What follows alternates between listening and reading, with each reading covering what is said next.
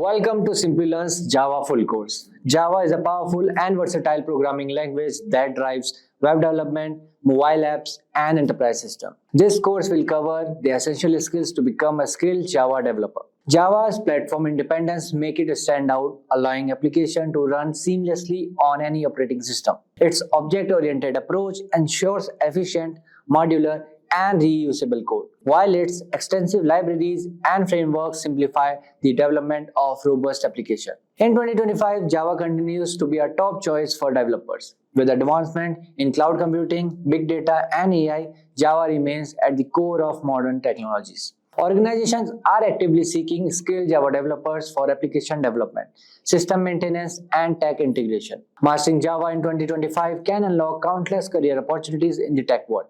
And you can advance your career as a multi-stack developer with a full-stack developer course. Master MongoDB, Express.js, React, and Node.js, along with Git, HTML, CSS, and JavaScript to build and deploy interactive applications in collaboration with IBM. This 6 months online bootcamp offers hands-on learning through professional projects, advanced AI coding tools, and job assist services. Join us to gain expertise in full-stack development and secure your future in tech. You can find the course link in the description box below and the pinned comment. So without any further ado, let's get started. Top 10 technologies to learn in 2025.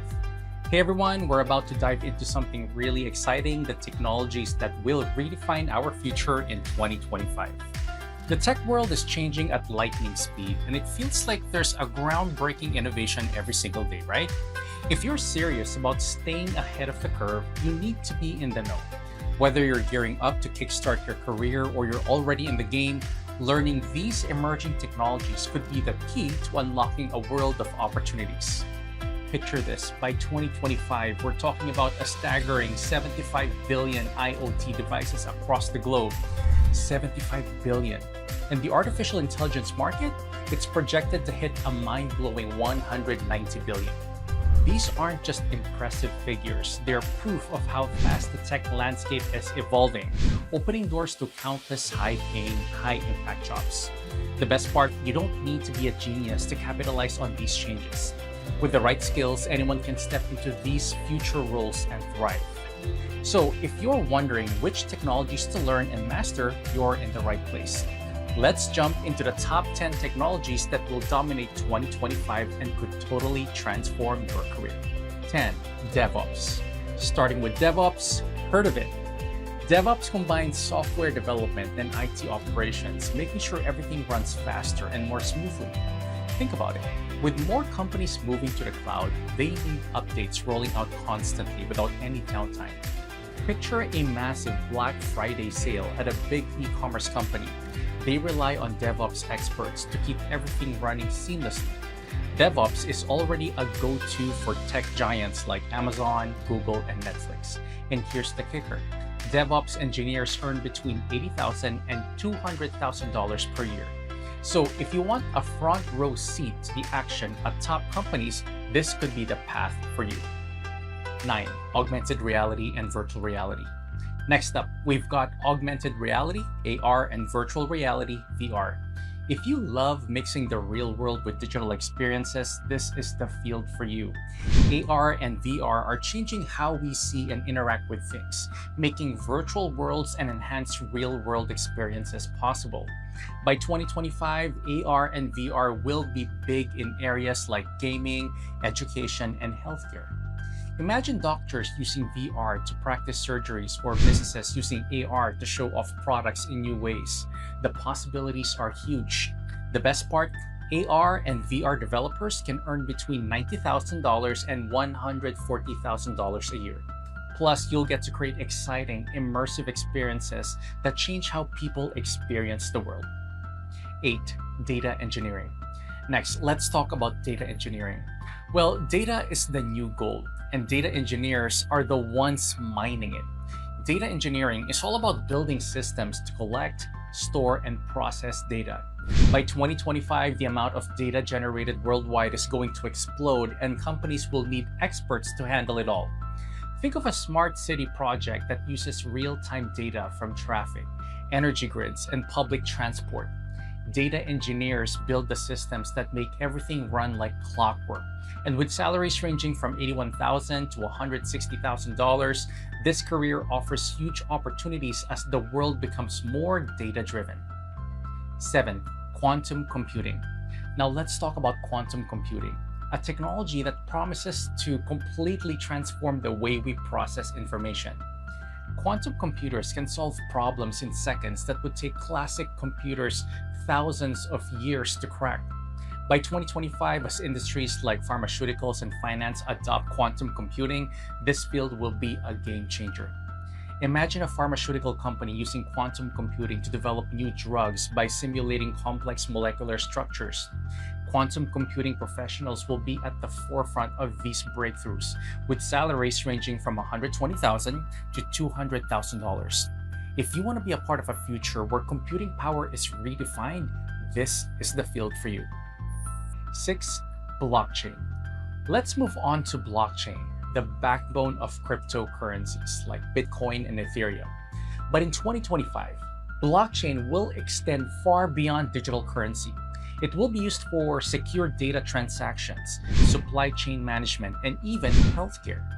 Picture a global pharmaceutical company using blockchain to track drug shipments from manufacturer to distributor, ensuring safety and compliance along the way. Blockchain developers are in high demand with salaries ranging from $100,000 to $180,000. If you're interested in security, transparency, and decentralized systems, blockchain could be the perfect tech to dive into. 5. Cloud computing. Cloud computing is another major player. Imagine businesses running their entire IT operations in the cloud, scaling up or down depending on their needs. By 2025, as more companies move their systems online, cloud experts will be essential to keep everything running smoothly. Think of a huge financial institution moving all of its services to the cloud. They'll need cloud computing specialists to manage this massive shift securely. And the rewards are impressive. By 2025, AR and VR will be big in areas like gaming, education, and healthcare. Imagine doctors with salaries ranging from $120,000 to $170,000. This is your chance to help businesses save millions and improve their flexibility, all while working at the cutting edge of technology. 4. Cybersecurity. With everything going digital, cybersecurity is going to be a top priority in 2025. As hackers become more sophisticated, businesses and governments will need experts to protect their sensitive data and systems. Imagine a hospital relying on IoT devices to monitor patients' health. Cybersecurity experts are there to ensure these systems aren't hacked, keeping patients safe. Cybersecurity professionals can earn between $90,000 to $160,000 a year. And beyond the money, you'll have the satisfaction of knowing you're protecting people and organizations from digital threats. It's a role that comes with responsibility, but also great rewards. 3. Generative AI. Here's a real game changer. Generative AI. This technology is revolutionizing how content is created, whether it's text, images, or music. By 2025, industries across the board will be using generative AI to spark creativity and automate processes. For example, a film studio might use AI to generate storyboards or rough drafts of scripts, and professionals who know how to refine and guide this technology will be in high demand. With salaries ranging from $100,000 to $175,000, this is a field that lets you work on cutting-edge AI advancements and be part of a tech revolution. 2. Data science now. On to data science, one of the most sought-after fields today and beyond.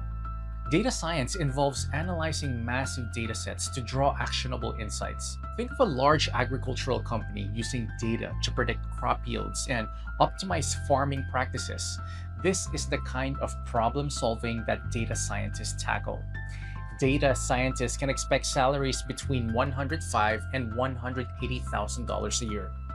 What makes this role exciting is the intellectual challenge of working on real-world problems and seeing your analysis drive critical business decisions. If you love numbers and problem solving, this is the perfect field for you. 1. Artificial intelligence, AI. Finally, at the top of the list is artificial intelligence. AI is all about creating machines that can mimic human intelligence, from speech recognition to decision making. By 2025, AI will be deeply embedded in industries like healthcare, finance, and transportation. Think of self driving cars or AI powered diagnostic tools in hospitals. This technology is going to change the way we live and work. AI specialists can earn between $110,000 and $200,000 or more annually. It's one of the most impactful fields in tech today, offering you the chance to work on innovations that could reshape the world. So there you have it, the top 10 technologies to learn in 2025. Each of these fields offers exciting career prospects, great salaries, and the chance to work with cutting-edge technology that's changing the world. Remember, the key to success in tech is continuous learning. The tools and languages may change, but the core concepts will always be valuable. Start exploring these areas now, and by 2025, you could be at the forefront of technological innovation. The future is digital, and with the right skills, you'll be ready to thrive in it. By 2025, if you are not using AI to code, you might be falling behind. That might sound extreme, but the truth is, AI is changing how we develop software at lightning speed. Whether you are a beginner or an experienced programmer, AI tools are opening up new opportunities you might not have thought possible. In this video, I will show you the top AI coding tools that will make you feel like you have got a full team of developers at your disposal. No matter if you are working on web apps, mobile projects, or data science, AI coding assistant can seriously boost your productivity. Before we get into the list, let me quickly explain what AI coding tools actually are. These tools use advanced machine learning to enhance your coding experience. They can suggest smart code completion, generate full code snippets, and handle repetitive tasks for you. Think of them as a helpful assistant, always there to make coding faster and easier. So now let's check out the best AI coding tools used in 2025. Before jumping to the demo part, here is a quick info for you. Dive into the future of AI with a generative AI and machine learning course in collaboration with ENICT Academy IIT Guwahati. Learn tools like ChatGPT, OpenAI, Hugging Face, Python, and more. Join masterclasses led by IITG faculty, engage in hands-on projects, and earn executive alumni status. This generative AI and machine learning course enriches your career journey with comprehensive coverage of machine learning, deep learning, NLP, generative AI, reinforcement learning, computer vision, and more. Combining theory with hands-on practice, it offers live virtual session, project with integrative labs, and masterclasses by IIT Guwahati faculty. So find the course link from the description box below and the pin comment. So welcome to the demo part of best AI coding tools for 2025. So in this, I will show you top 5 coding AI tools, right? First, we will start with ChatGPT. So I'm not talking about the simple one because simple one is everyone know, but recently ChatGPT launched GPT 4.0 with Canvas. So we'll open this. Here I will write, give me login page code using HTML, CSS and CSS. Okay. See the magic. See, like this. So right now it's in beta version. Okay. So I guess those who have paid version, so they can, use this. So now, see here. What if I want to change these background color, only particular background color? I don't want to change all the code, but I just want to change these color, H2 color, or you can say display, it will block or something else. Okay, I want to change the padding of this particular class, right? So here what I will do, I will select this, and one pop-up will come, ask ChatGPT. So now you can just, here you can write, please change background color to blue. I don't know which color is that, but again I want to change it to blue. See, it will change only the background color. See, rest will be the same, right? See here, edited. So this is the best upgrade I can see with ChatGPT with coding, for coding. Okay, so let's see one more. Okay, so here what I will do, let's change the padding. Okay, here I will write increase, what is this, border radius, okay. See, here is 8, it will increase. See, it did 16, and the rest all is same. So this is one tool, okay, ChatGPT 4o with canvas. The second is Gemini.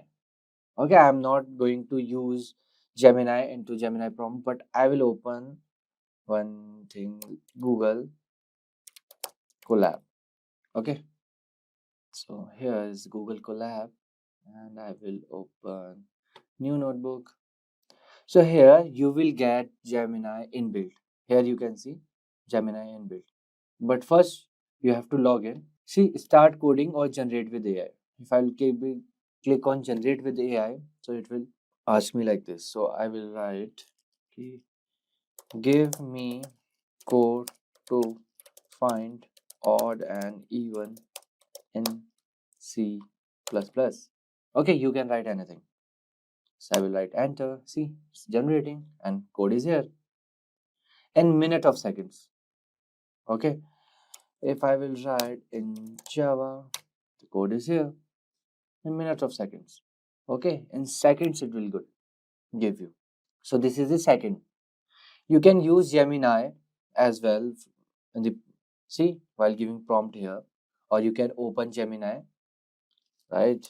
You can open Gemini as well, but it's better if you are using Gemini for code, so use in Google Colab. Why? Because you can use or you can run code directly. Okay, let's try to run it. Let me run it. See, it's running. Wait. Okay, some error is there. Invalid syntax. Why? Okay, why it's giving error? Because I opened this, it's notebook only. Okay, this is the Python notebook, right? That's why it's giving error. Okay, let me run this in Python. Oh my god. See, it's running nicely in Python because it's Python notebook. Okay, so these are the odd numbers and these are the even numbers, and numbers are already given here, right? So this is the second one, and the third one is Claude. Okay, I have to log in it first. So here, so in Claude as well, we have many models. You can say Claude 3.5 Sonnet and Haiku is there, and some more things are there. Okay, and here I will write. Okay, please give me code to make snake game in Python. Okay, so see, now it's generating. So some tools are to generate code from the scratch, and some tools are the suggestions tools. Okay, we will see the next one, the suggestion tool, what I am talking about. Okay, so here all the details for this particular code, and yeah, so third model is Claude. So this is how you can use Claude. So there are many models of Claude, like I told you already, 3.5 Sonnet is there, Haiku is there, and there is one more. Okay, where I can't see. Okay, but again, it's it's paid thing. Okay, and the next is Codium. Okay, so I will show you Codium. This is the Codium, right? This Codium is this. So I have already installed this Codium into my VS Code. Okay, see, Codium generate control plus I. See, this is the command. Just write. This is again Python one. Okay, give me code to find the prime numbers in Python. Okay, just submit, and the code will be here. See, okay, code will be here. Or if you write here, find the prime numbers. See, it will give you suggestion. Okay, if I will write define prime, and then see, again suggestion.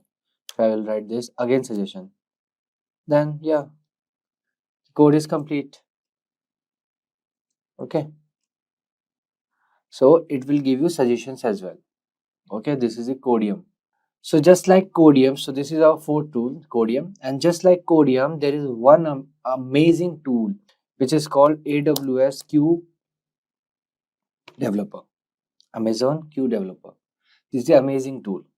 Okay, so recently they jumped into this thing, AI coding, and you can install it to Visual Code directly as well. Okay, you can go here, and from where the extensions are there, you can write Amazon Q here. Okay, this thing you can install. Okay, it's like this Codium only. Let me show you some videos. Where are the videos? Okay, so how Codium works. Okay, not here. I will show you in this. See, this is how Codium works. Again, same thing. See, if you write this, again the suggestions will come. Okay, lambda function to publish user, like Codium. Okay, so the fifth one is our Amazon Q. Okay, so there are many models like Copilot. This GitHub Copilot is there. GitHub Copilot is there for this AI coding, AI developer tool. And if you are curious to make a website within a second, so there is one more app called, not app, this tool, you can say, WebSim. Okay, see what you like to create today. I will write here Amazon, but okay, let me first, so but they use Sonnet 3.5, means Claude. They are using Claude. So I will write here, I want to create Amazon.in. See, it will create website for you. No coding, nothing, all directly it will give you website. Okay, it's loading, I guess. So this is how you can use WebSim. Right? See, OnePlus Node, this came. Okay, I just gave Amazon.in and the website is here within a second. Okay, so these are some important tools to learn or how to use them in 2025. For 2025, using AI tools for coding is essential to be in the race. Okay, so these are some coding. In today's era, the internet and smartphones have become an integral part of our lives. We use our phones for almost all of our day-to-day tasks. Earlier, we used to shop at malls, queue up in front of banks, and make our travel bookings at travel agencies. But now, we can do all this in the comfort of our homes using smartphones. All of this is possible because of a high-level programming language called Java. Hi guys, welcome to this video that will tell you everything you need to know about the class-based, object-oriented programming language Java. Java is an object-oriented programming language that is used in a distributed environment on the internet. It is a high-level language that is easy to read and understand. Java is popularly used in console, graphical user interface, web and mobile applications, game development, and also to make embedded systems. Apart from these, Java is also used to develop software for devices. It is used not only in computers and mobiles, but even in electronic devices like televisions, washing machines, air conditioners, and so on. Online forms, banking, and shopping are possible because of Java. Java is a computer-based programming language invented by James Gosling and Sun Microsystems in 1991. He had a single motto while creating the language. It was write once, run anywhere. This meant that the code would have to be written only once, but it could be used anywhere. They named this language Oak because of the oak tree outside Gosling's office. Later, it was named to Green, then to Java Coffee, which was named after the coffee from Indonesia, and finally to Java in 1995. There are 3 editions of Java. Each programmer can learn any of these editions based on the application they want to make. Firstly, we have Java Standard Edition. This edition contains core libraries like java.lang, java.util, etc. Secondly, we have Java Enterprise Edition. This edition has APIs like JMS, EJB, JSP, servlets, etc. And lastly, we have Java Micro Edition, which is used to program Java in cell phones, set-top boxes, handhelds, and so on. Java is an object-oriented programming language based on C and C++. However, it is improved and simplified to solve the errors in programming. Java files are converted to bitcode format using a compiler and then executed by the Java interpreter. The whole Java code is run on the Java virtual machine, which provides a runtime environment. Now, the main concepts in Java are its methods and classes. A method is a block of code that performs a task only when it is called. Consider this example. While watching TV, you use the TV remote to change channels. Each button on the remote performs a different task. Methods in Java are the same. We can have methods to add 2 numbers or email a person or to convert kilometers to meters. A group of methods make a class. Classes are used to organize code, just like how fruits, vegetables, and clinical products are divided into different sections in a supermarket. There are a lot of features in Java. Let's start by looking at them one by one. It has a simple syntax and is very easy to understand and learn. Java language is robust. It eliminates errors that occur in the C and C++ languages. Java also has features like garbage collectors and exception handling. This makes Java very unique. The most popular feature of Java is that it is platform independent. Here, compilation happens in bytecode, and because of this, Java can run on any machine. It is a very secure language as it contains no virus. Java has a feature of multi-threading. The feature of multi-threading helps Java do multitasking. Java is a portable language as it can run on any platform, and data type sizes are set permanently. So Java program has a fixed size of the code. The last of all, Java is not as fast as C and C++, but provides higher performance than any other language. Now let's see OOPS concepts in Java. Java has 4 concepts: abstraction, encapsulation, inheritance, and polymorphism. In Java, we use objects and classes related to the real world that makes the code easier to make and understand. Abstraction means showing the relevant information that is needed for a task. Encapsulation makes the Java code secure. Data is stored within the classes, and it is not easy to access the data. The next feature is inheritance. As the name suggests, the attributes and characteristics of one class can be inherited by another class. Because of this, coders take less time to create the code. Lastly, we have polymorphism, which means using the same method for different tasks. In Java, we can use the same object or variable in 2 different places where their tasks will differ. Who is a Java developer? So Java developer basically is a professional computer software developer who uses Java programming language to build the software. Now Java developer mainly uses Java to build software for desktops, mobile phones, and also develop software for similar electronic devices such as a smartphone, tablet, etc. Now to become a Java developer, we need to have at least a bachelor's degree in relevant stream, preferably computer science. Later you might want to join an internship or a training exercise that involves a project or some highly recognized certification like Oracle Certified Java Developer. Then your dream job in your dream company. So this was a simple walkthrough or roadmap to become a Java developer. Now moving ahead, we have our main topic for today's discussion, that is the skills required to become a Java developer.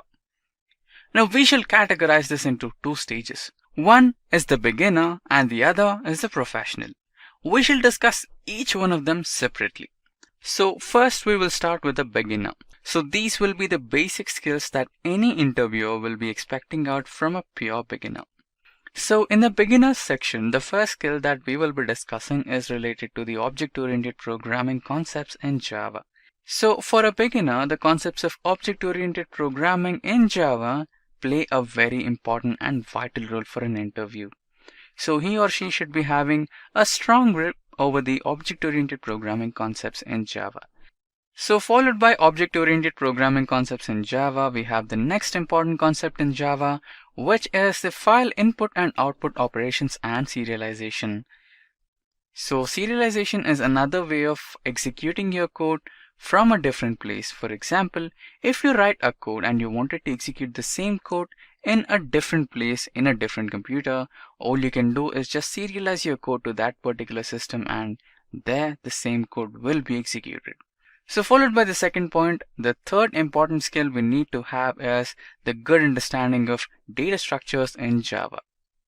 Data structures or Java collections are the most crucial parts of programming. So for a beginner, it's really important that you have a good grip over all the Java collections. So followed by that, the next important skill you require is to learn how to handle exceptions. So exception handling plays a vital role in real-time programming. So you better have that. Next, after exception handling, we have the good understanding of JVM and memory management. So JVM basically is the Java virtual machine. So what happens in Java is you write a code and that particular code is compiled and converted into bytecode. So this bytecode will be transferred to JVM, and then JVM executes your bytecode and results in an output. So you need to have the good understanding of JVM and the memory management concepts in Java for a beginner level.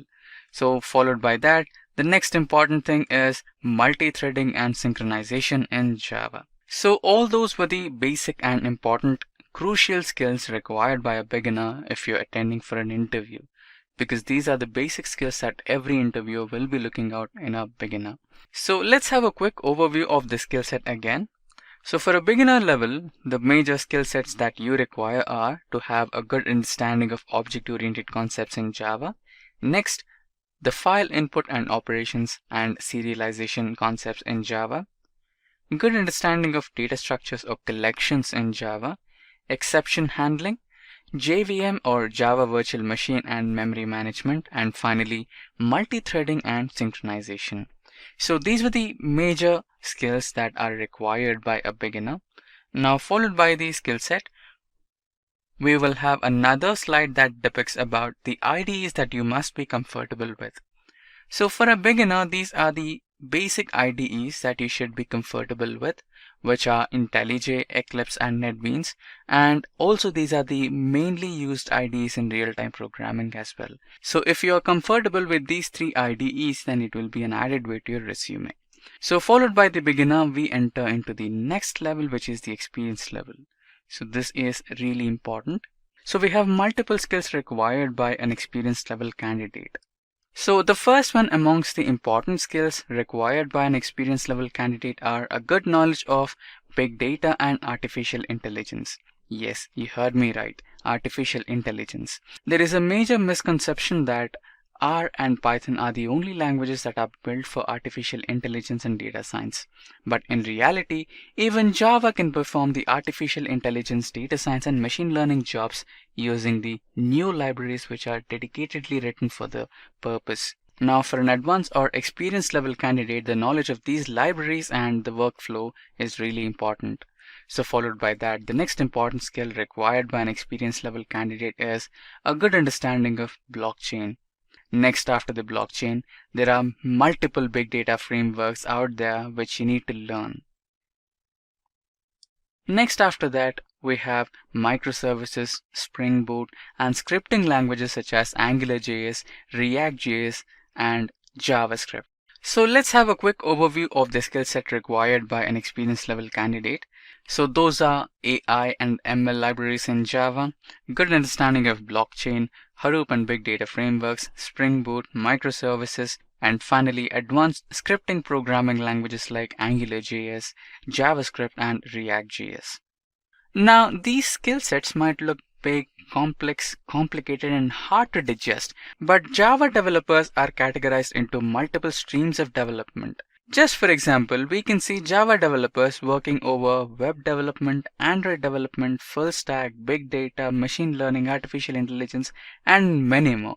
Now let us consider three most popular streams where we find Java developers, which are the web development areas, Android development areas, and finally the full stack development areas. So first we will discuss the skill set required by a web developer. So for a web developer, these are the major skill sets required, which are the good knowledge of Java Servlet Pages or JSP, popular markup languages such as XML, HTML, and next after that we have model view controller. So one should have a good understanding of model view controller or MVC architecture. Followed by that we have good knowledge of web technologies like CSS and JavaScript, and finally Java applets. So the important frameworks for a web developer to be well versed with are Apache Struts, Play, Google Web Toolkit, and finally Grails. So these are the popular frameworks that are currently in trend and used by Java web developers. So followed by the web developer, next we have is the Android developer. So an Android developer is a software developer who specializes in designing applications for Android Marketplace.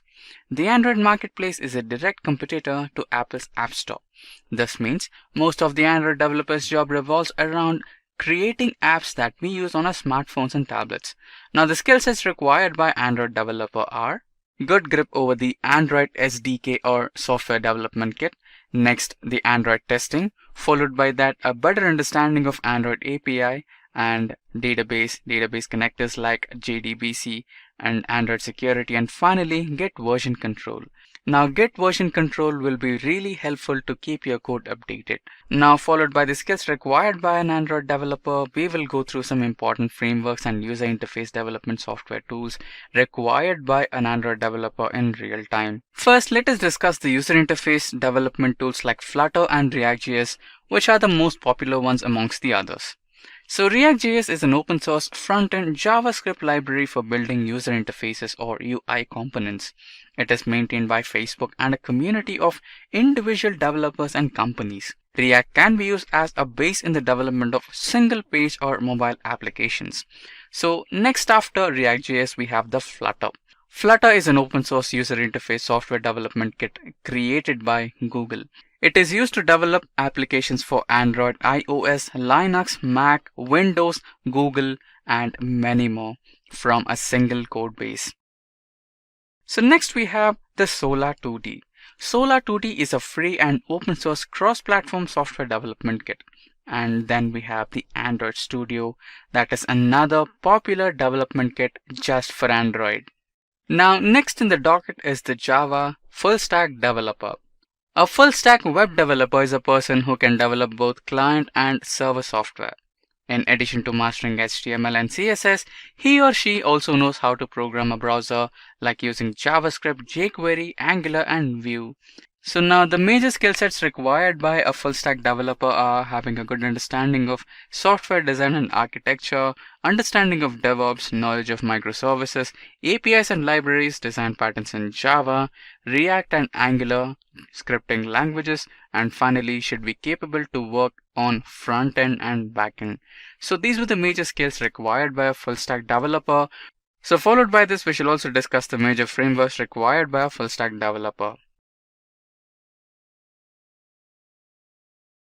So these are the major tools, frameworks, and scripting languages that are supposed to be known by a full stack developer.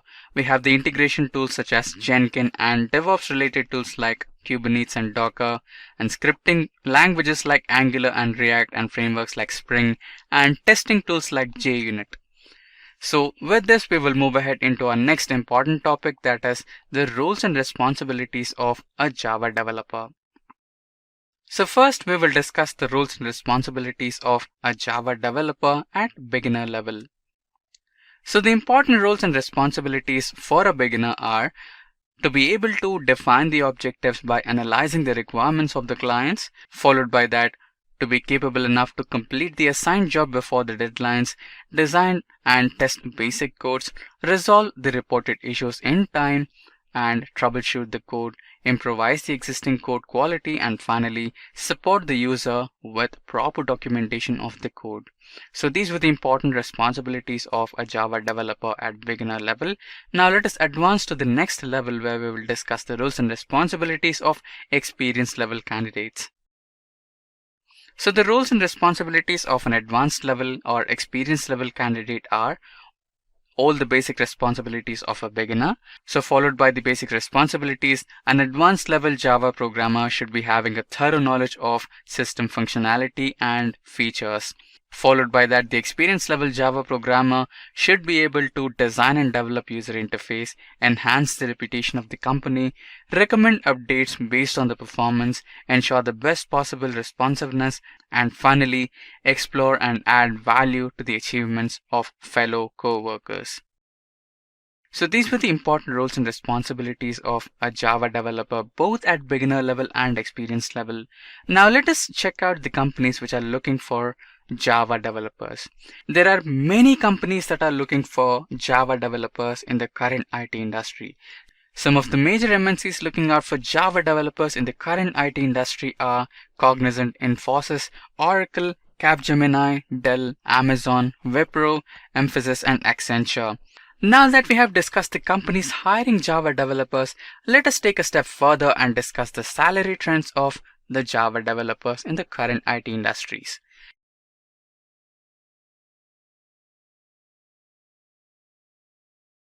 Now let us discuss the salary trends of Java developers in India first. So the salary trends for a Java developer who is going through the beginner level or an internship level start from 2 lakh to 4 lakh rupees per annum. Similarly, for an experienced level Java developer, the salary trends start from 5 lakh and go up to 10 lakhs and above based on your experience level and skill set. Now let us go ahead and discuss the next country, which is the United States of America. So for a Java developer at beginner level, America offers $55,000 to $80,000 per annum.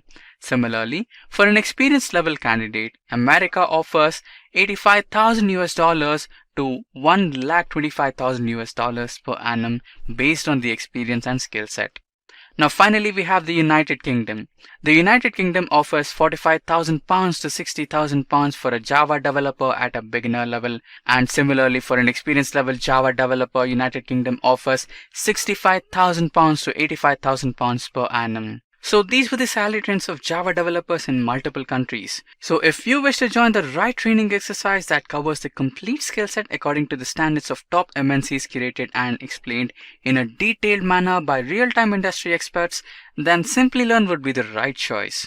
If you visit the Simplilearn official website for Java related training, then you can find the Simplilearn has beautifully organized all the major topics of Java in a result oriented manner that will be helpful for both beginners and professionals. So the key features of Java training offered by Simplilearn will have 70 hours of blended training, hands-on coding and implementation of 2 web-based projects.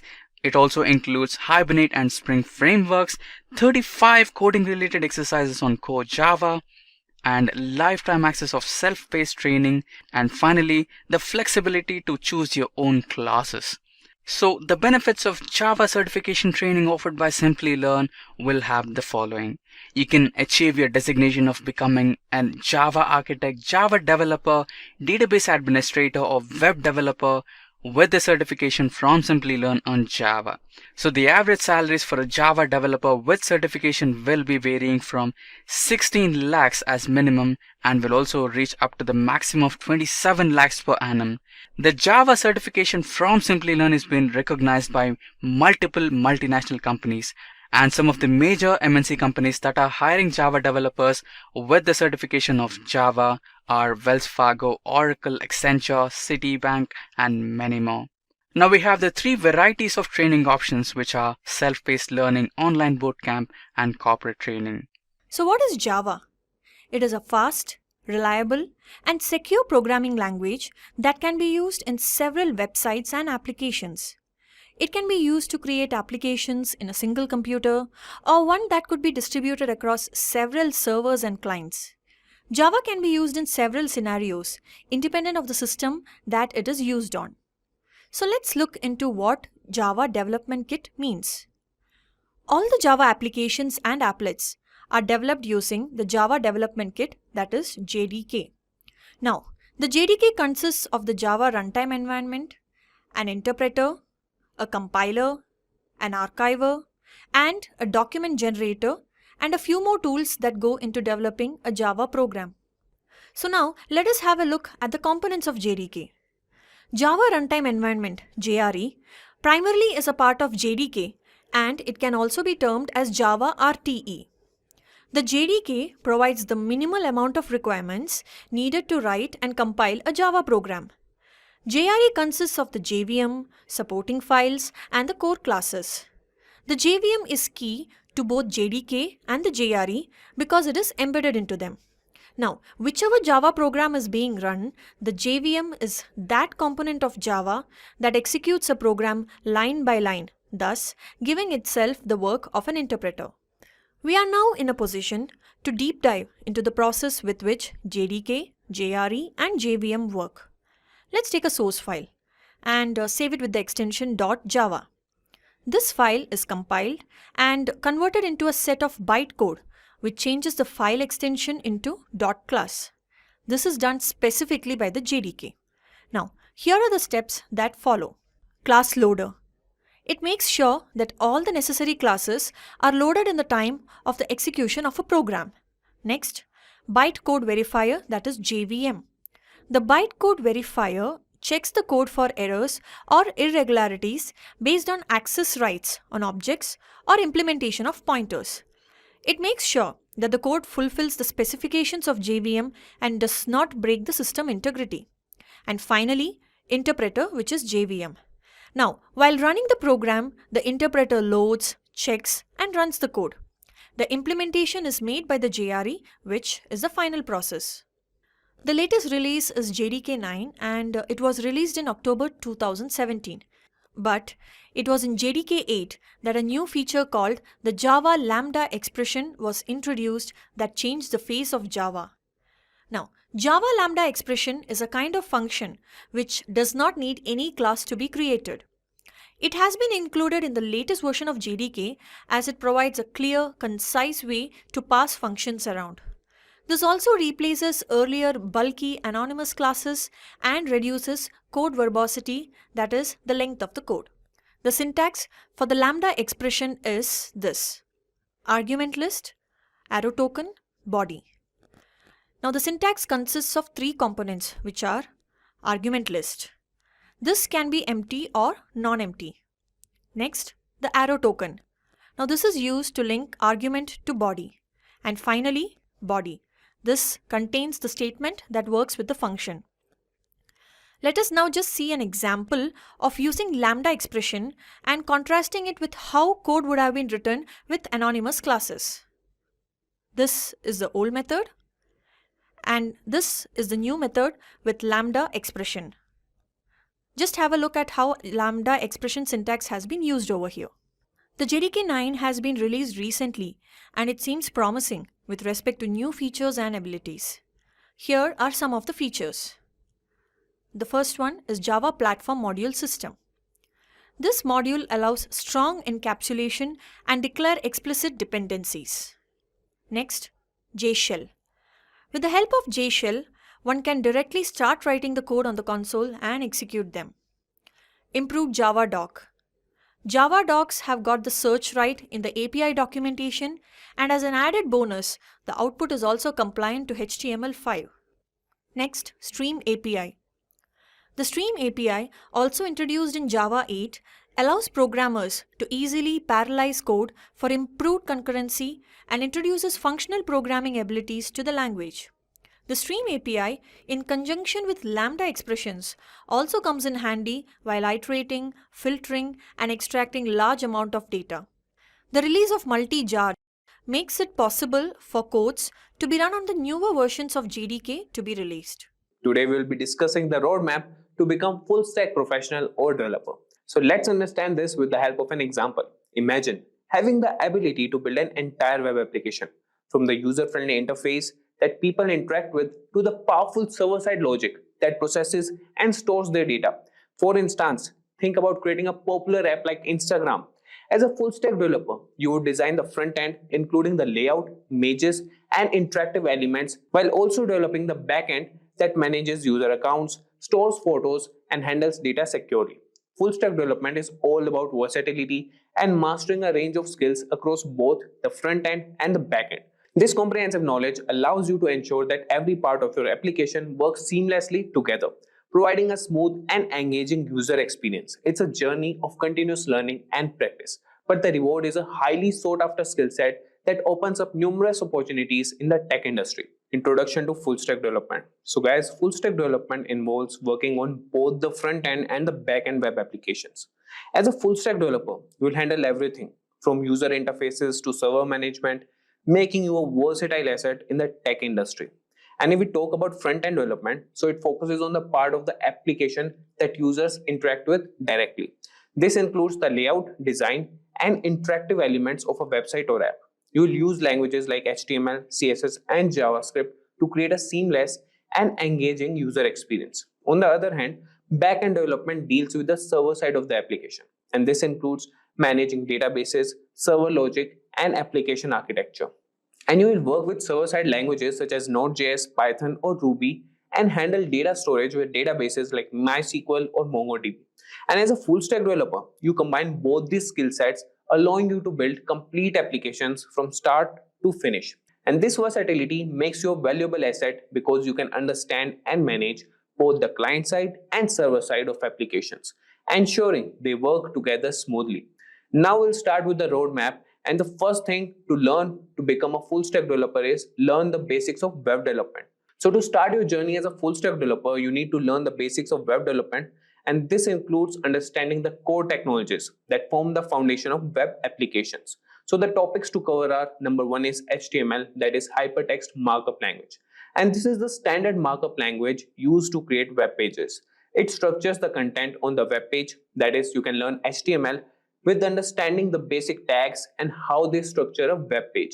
And for the HTML project, you can create a simple web page with headings, paragraphs, links, and images. Now moving to the next technology, that is CSS, that is cascading style sheets. So this language is used to describe the presentation of a document written in HTML. It controls the layout, colors, fonts, and overall style of the web page. And to learning that, you can explore how to style your HTML using CSS. Learn about selectors, properties, and values. And you can style your HTML page by adding colors, fonts, and layout adjustments. And then comes the JavaScript. So it's a programming language that allows you to create dynamically updating content. And you can control multimedia, animate images, and much more. And you can understand the basics of JavaScript such as variables, functions, loops, and events. And you can add interactivity to your HTML pages such as form validation for a simple image gallery. And with a solid foundation in these basics of web development, that is HTML, CSS, and JavaScript, you can now move on to mastering front-end frameworks and libraries that will enable you to build more dynamic and responsive applications. So now you have got the basics of web development. It's time to dive deeper into front-end frameworks. And these tools help you build more complex, interactive, and efficient web applications. So you can cover the number one, that is React. So it's a JavaScript library for building user interfaces, particularly single page applications where you need a fast and interactive user experience. And then comes Angular, that is a platform and framework for building single page client applications using HTML and TypeScript. And then we have Vue.js, that's a progressive JavaScript framework used for building user interfaces and single page applications. If we talk about how you can learn them, so you can learn React. You can start by understanding the core concepts of React such as components, JSX, state, and props. And you can build a simple application like a to-do list or a weather app to get hands-on experience. And if we talk about Angular, you can explore Angular's core features such as modules, components, services, and dependency injection. And you can create a simple project like a task manager or a data dashboard to practice these concepts. Now talking about Vue.js, you can get familiar with Vue.js reactivity system, directives, and components. And you can develop a small application like a note-taking app to apply what you have learned. And you could have another examples and use cases, that is for React, you can build a dynamic user interface that updates in real time. And similarly, you can go with Angular and Vue.js. Now with a strong grasp of front-end frameworks and libraries, you have now equipped to create engaging and dynamic user interfaces. Next, we will explore the back-end development to understand how to manage server-side operations and databases. So understanding back-end development. So after mastering the front end, it's essential to understand back-end development. And this involves handling server-side operations, databases, and application logic, which are crucial to building fully functional web applications. And we can cover number one is server-side languages. So you can learn languages such as Node.js, Python, or Ruby. So these languages allow you to write the logic that runs on the server. And after that, we can learn the frameworks. And you can explore frameworks that simplify backend development like Express.js or Node.js, Django for Python, and Ruby on Rails for Ruby. And then comes the databases. So you can understand both SQL, that is MySQL or PostgreSQL, and NoSQL, that is MongoDB databases, which are used to store and manage data.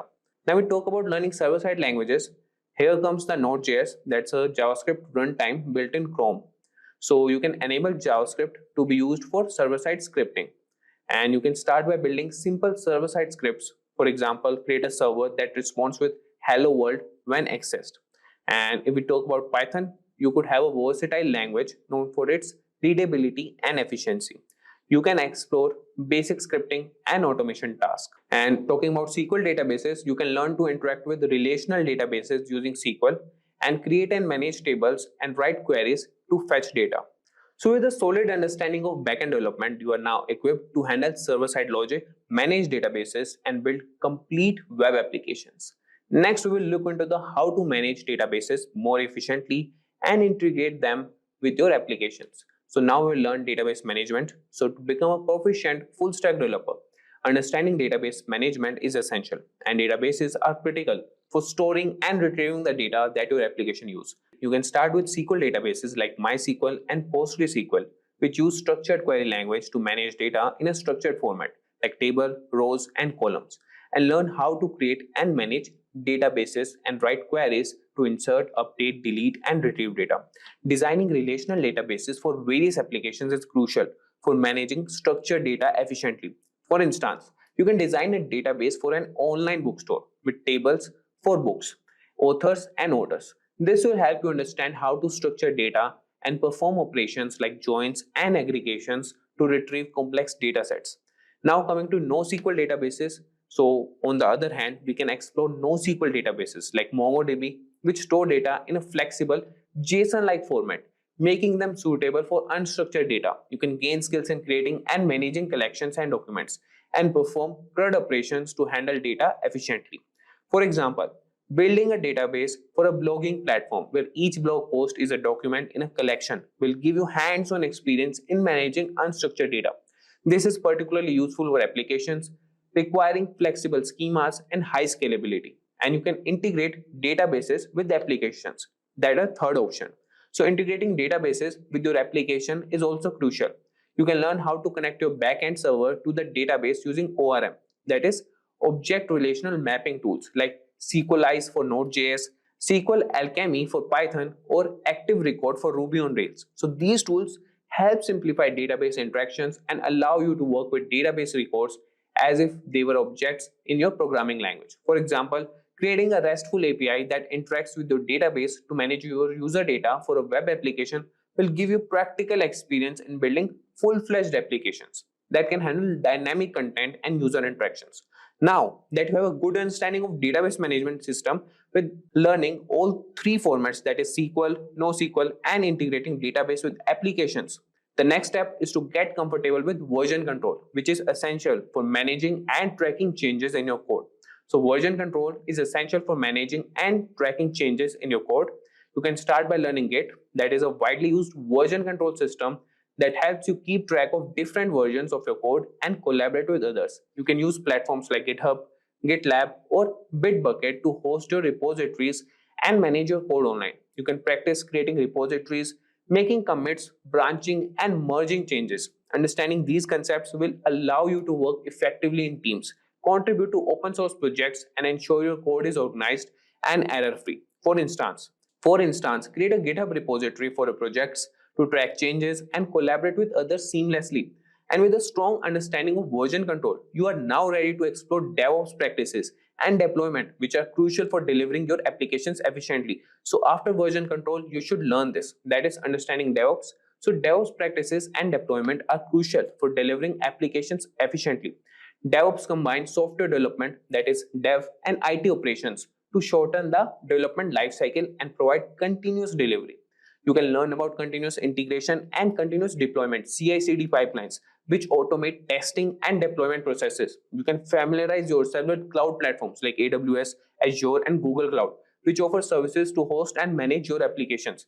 And practicing deployment on your projects on these platforms will help you understand how to manage servers, databases, and networking, ensuring your applications are always available and scalable. And with knowledge of DevOps and deployment practices, you are well equipped to deliver robust applications. Next, let's focus on building projects and creating a portfolio to showcase your skills. So, building real world projects and creating a portfolio are essential to showcase your skills and attract potential employers. So, start by developing projects that incorporate both front end and back end technologies. Examples include an e commerce site, a blog platform, or a social media app. Document your projects well, highlighting the technologies used and the challenges you overcame. Create a personal portfolio project or website to display your projects, share your resume, and provide a way for others to contact you. This portfolio will serve you as a testament to your capabilities and make you stand out in job applications. Now that you have a solid portfolio, you are ready to start applying for jobs and advancing your career as a full stack developer. So keep learning and building to stay ahead in the dynamic field. And now coming to last point, that is stay updated and keep learning. So the tech industry is constantly evolving. So it's crucial to stay updated with the latest trends, tools, and best practices. Join developer communities and follow tech blogs and participate in online forums like Stack Overflow and Reddit. And you can attend webinars, conferences, and workshops to network with other professionals and learn about emerging technologies. And you can continuously take online courses to keep your skills sharp and learn new programming languages or frameworks. So by staying updated and continuously learning, you ensure that your skills remain relevant and you can adapt to the ever-changing landscape of full stack development. So with that, guys, we have come to the end of this session.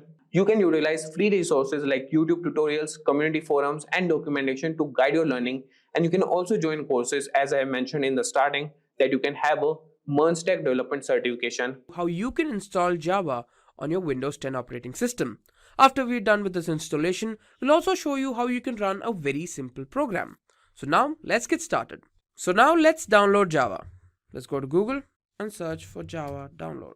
We'll go to the link we see here, oracle.com. So now here we have the web page.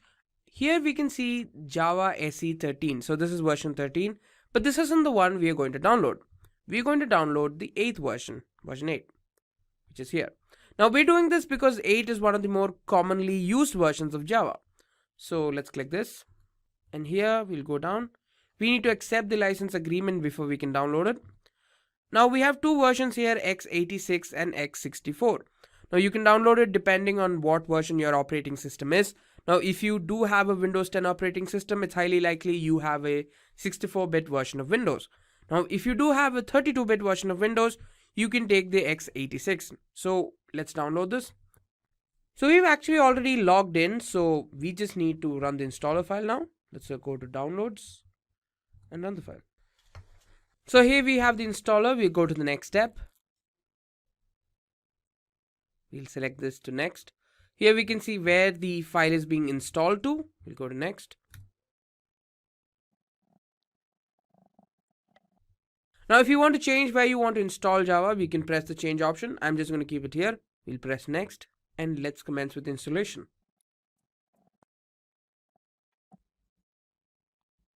And there we go. The installation is now complete.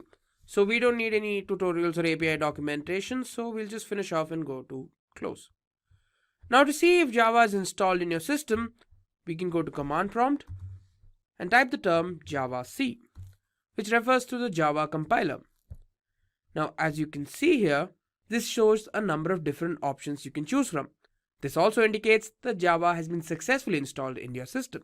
Now if the installation was not successful, you'll see something like javac is not recognized as an internal or external command, operable program, or batch file. But since we've done it successfully, this is what will be shown. Now we're going to set an environment variable. Now what exactly is an environment variable? Now assume you have a file which has a .java extension. This environment variable tells the computer that the Java program needs to be called to run this particular file. So to set the environment variable, we'll need to go to control panel. Here go into System and Security, go to System and select Advanced System Settings. And then this shows up. Now before we go into environment variables, we'll need to go to where the Java file was installed. So let's go to this PC, C drive, program files, and here let's go to Java. So let's go to JDK, which is the Java Development Kit. Let's go to bin here and copy this path. We'll go back to environment variables, select path here, and then press on new, paste this, and OK. Now we'll go back and go to JRE, to the path of JRE, which is Java Runtime Environment. We click on this, bin again, and copy this path. Select this one, new, and paste that. And there we go, the environment variables are now set. Now let's talk about running that simple program I told you about. Now this is possible with the help of an IDE. An IDE, or Integrated Development Environment, will give us a platform to code Java. We will be using Eclipse and IntelliJ as they are popular and commonly used. That being said, there are several other IDEs that are available in the market. So now let's work with Eclipse. Let's go to Google and search for Eclipse. We'll go to this link, press download. And then this shows up. Let's click on download. Now we've already downloaded the software, so I'm just going to directly go into the install phase. Downloads and select Eclipse. With this, you can see that there are multiple options for you to choose from. So we're going to select Eclipse IDE for Java developers. Now you have other options like for C and C++, JavaScript, PHP, and so on. But let's go to the first one, and here you have the details. You can change them if you want, but I'm just going to go ahead with installation now. Press accept now. Here we remember accepted licenses and press accept. And then here as well, we'll remember accepted certificates. Select this one and accept selected. And there you go, the installation is now complete. Let's click on launch now. So here we are setting up a directory as a workspace. I'm not changing it here, so I'm just going to go with launch. Here we have the Eclipse workspace. Now let's close this first. And here we have the package explorer. Now in case this doesn't show up, you can go to window, show view, and select on package explorer. So now let's go to file, new, and Java project. We need to set up a project name. I'm going to call it my project 1. Go to next. We'll go to source. So this is where the source code for your program is going to be stored. Then let's finish. And now we'll click on my project 1, go to source, right click, new, and create a class. I'll name the class my class and create it. And here we have it. So now let's write a simple program to multiply two numbers. So now let's write the main function.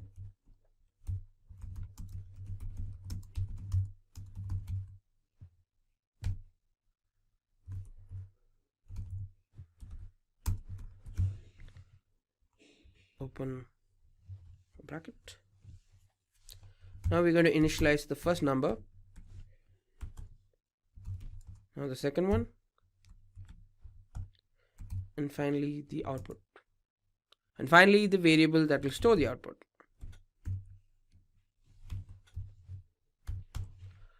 Now we'll just give them a simple print statement.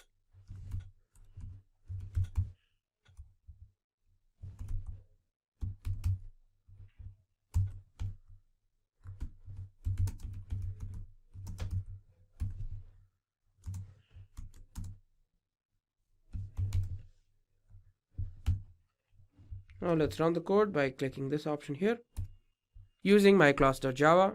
And there we have it. Here the product is shown to be 100, indicating that the program is running successfully.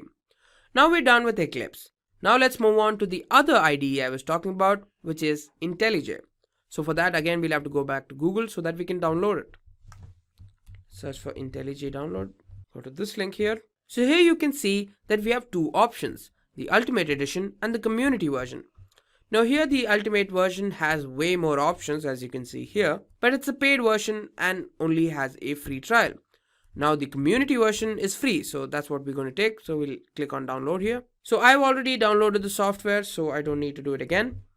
So I'm going to go to downloads, and so here we go. Let's just click on next. Select the location where you want to install it. Press next. Now we will add a 64-bit launcher shortcut on the desktop and create associations. So basically this means that these are the different file extensions that this will support. So .java, .groovy. And now let's go to the next step. We'll install now and we'll wait. And there we go. The installation is now complete. Let's not import any settings. We'll accept the privacy policy. We'll set defaults. Now let's create a new project. So here make sure your project SDK is set to the version of Java you've installed. Make sure this isn't blank. We'll go to next. Here you need to select this option, which is the create project from template, and we are now going to create a command line application. Press next. Name the project, which I'm going to call my project 2. You can change the location if you want. I'm just going to keep it the way it is, and then click on finish. So now we're going to create a simple program through which, based on the user's input, we can determine whether a number is even or odd. So first we're going to import the package scanner through which we can take the user's input.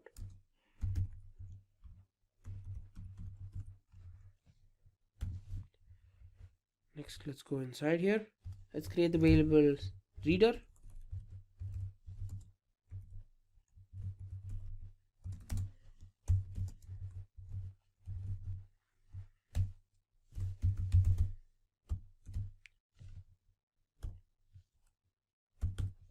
Now let's ask for the user's input.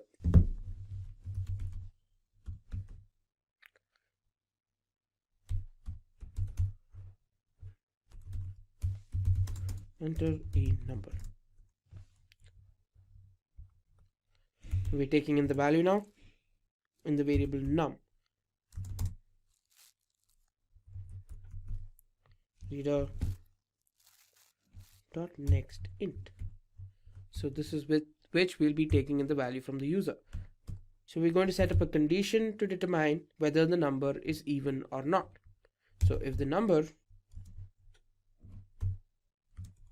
when divided by 2 provides the remainder 0, it indicates that it's an even number. We'll show them then.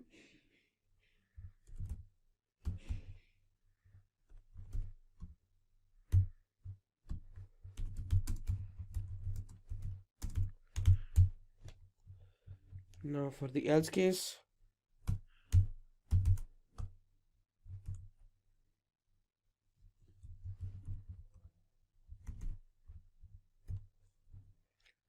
the number is not even.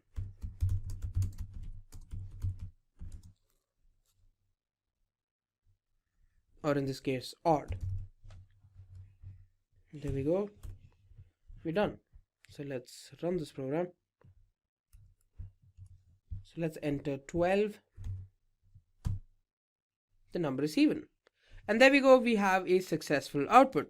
This indicates that the program is running successfully. Today, we will be covering topic how to learn coding using Gemini.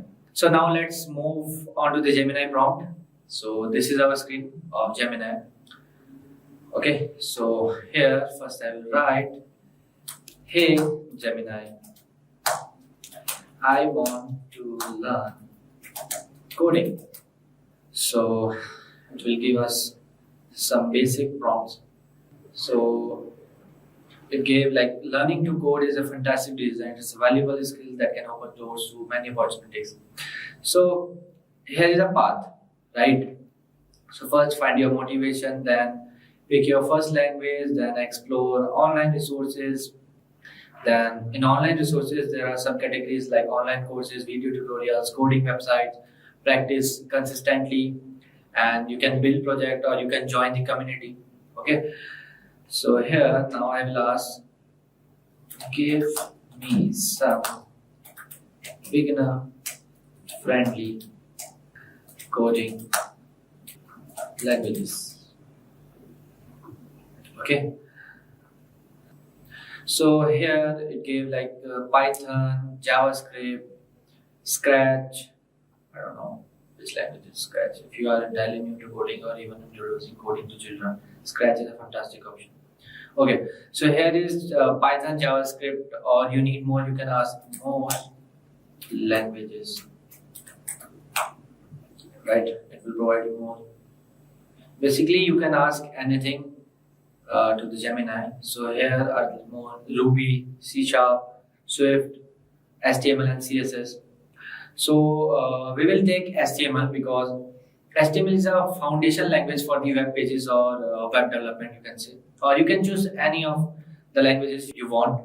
So here I will write, give me study plan to learn HTML language, right? So now it will provide us a proper week wise study plan. So here you can, okay, I can ask phase 2, phase 1. So for what I will do, I will stop it and I will ask, give me week wise study plan. Okay. So here is a quick info for you. If you want to switch careers with AI and ML, then try giving Simplilearn's postgraduate program in AI and machine learning from Purdue University in collaboration with IBM. This course teaches in-demand skills such as machine learning, deep learning, NLP, computer vision, reinforcement learning, generative AI, prompt engineering, ChatGPT, and many more. So don't forget to check out the course link from the description box below and the pinned comments. So here you can see. So here is a week by week HTML study plan, beginner to building website. So this plan offers a more structured approach with dedicated activities for each week. So week 1, foundations of HTML, in which activities are the understand the core concept of HTML, like hypertext markup language, HTML full form, and its role in web development, right? Some resources are there and video tutorial you can watch and website is there. Like week 2, coding your first web page.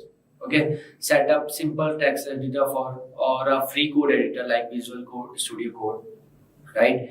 And resources from here you can get. Let me ask. I want week wise topics, right?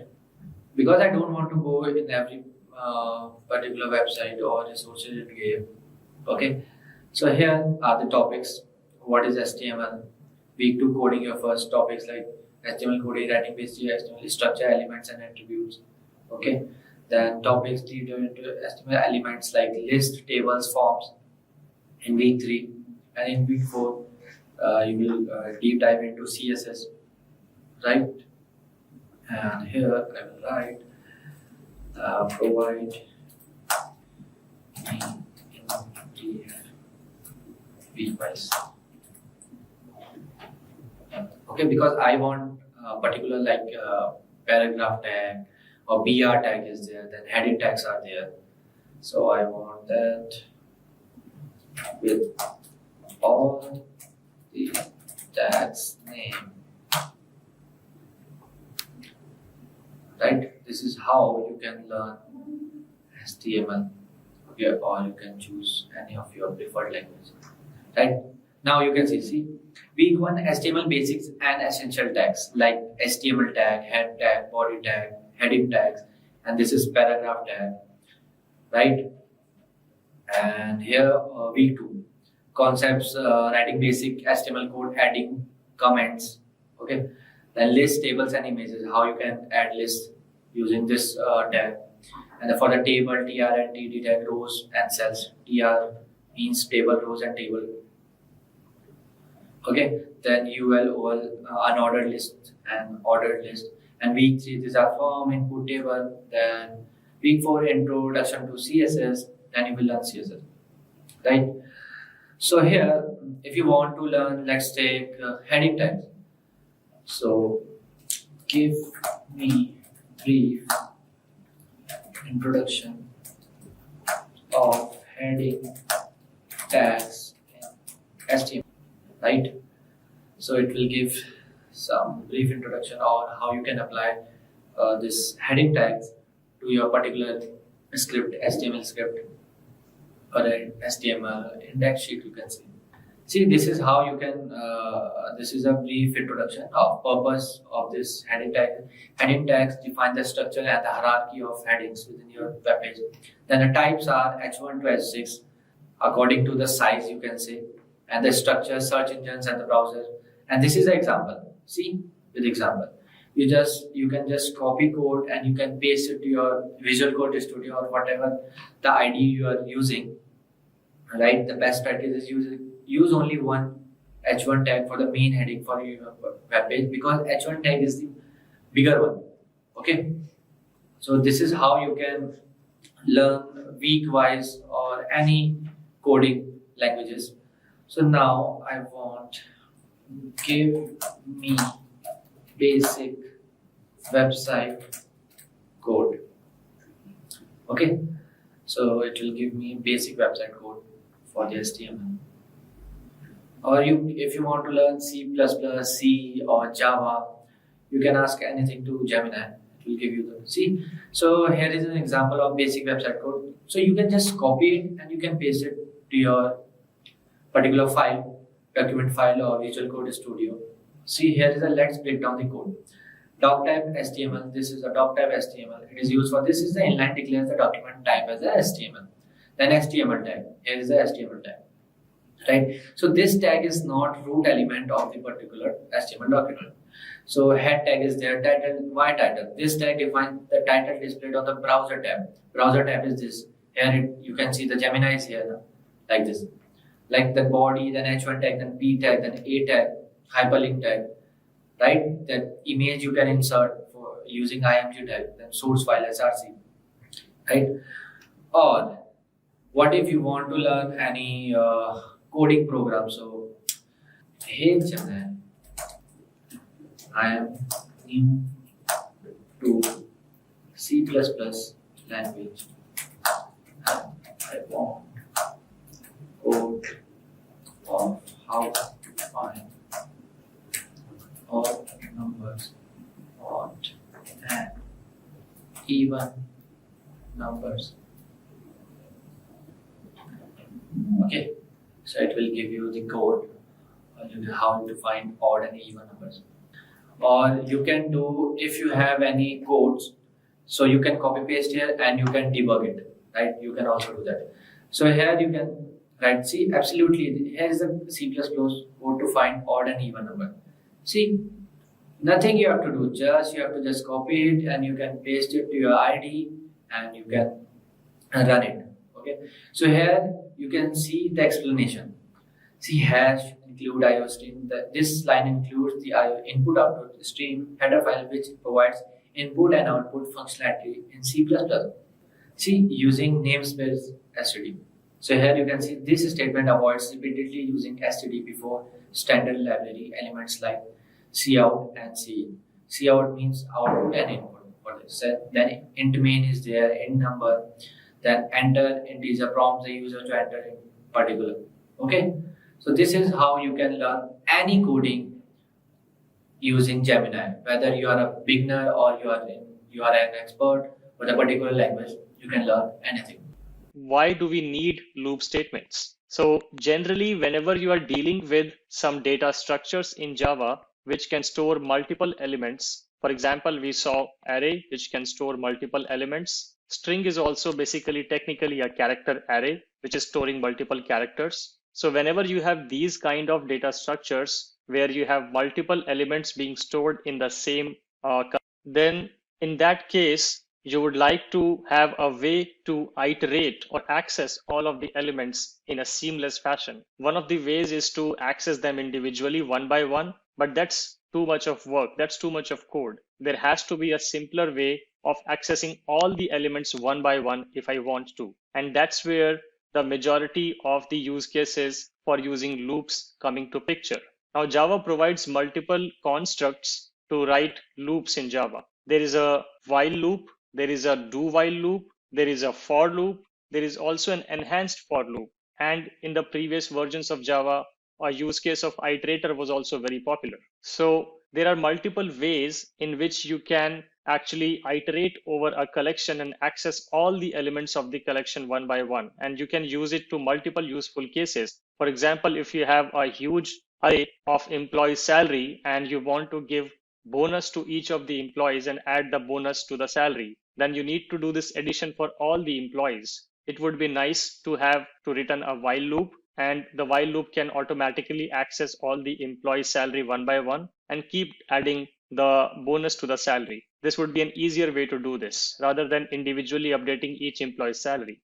And the first loop statement we are going to understand is a while loop. So the syntax of while loop is very straightforward. You write the while keyword, you enter the actual condition which will be evaluating to a Boolean true or false. So you write the expression which will be a Boolean expression, exactly similar to the conditions which you use to write in your if statements. So you write your condition which will evaluate to either true or false, and then you write your statement. And these statements will keep executing till the time this particular expression evaluates to true. So generally the way it works is that it will enter the while block, it will evaluate the expression. If the expression becomes true, then the statements inside this particular while block will be executed. And after the execution of the statement, it will again go back, again evaluate the expression. We call them steps basically. So it will go to the next step, again evaluate the expression. If this still holds true, it will again go inside,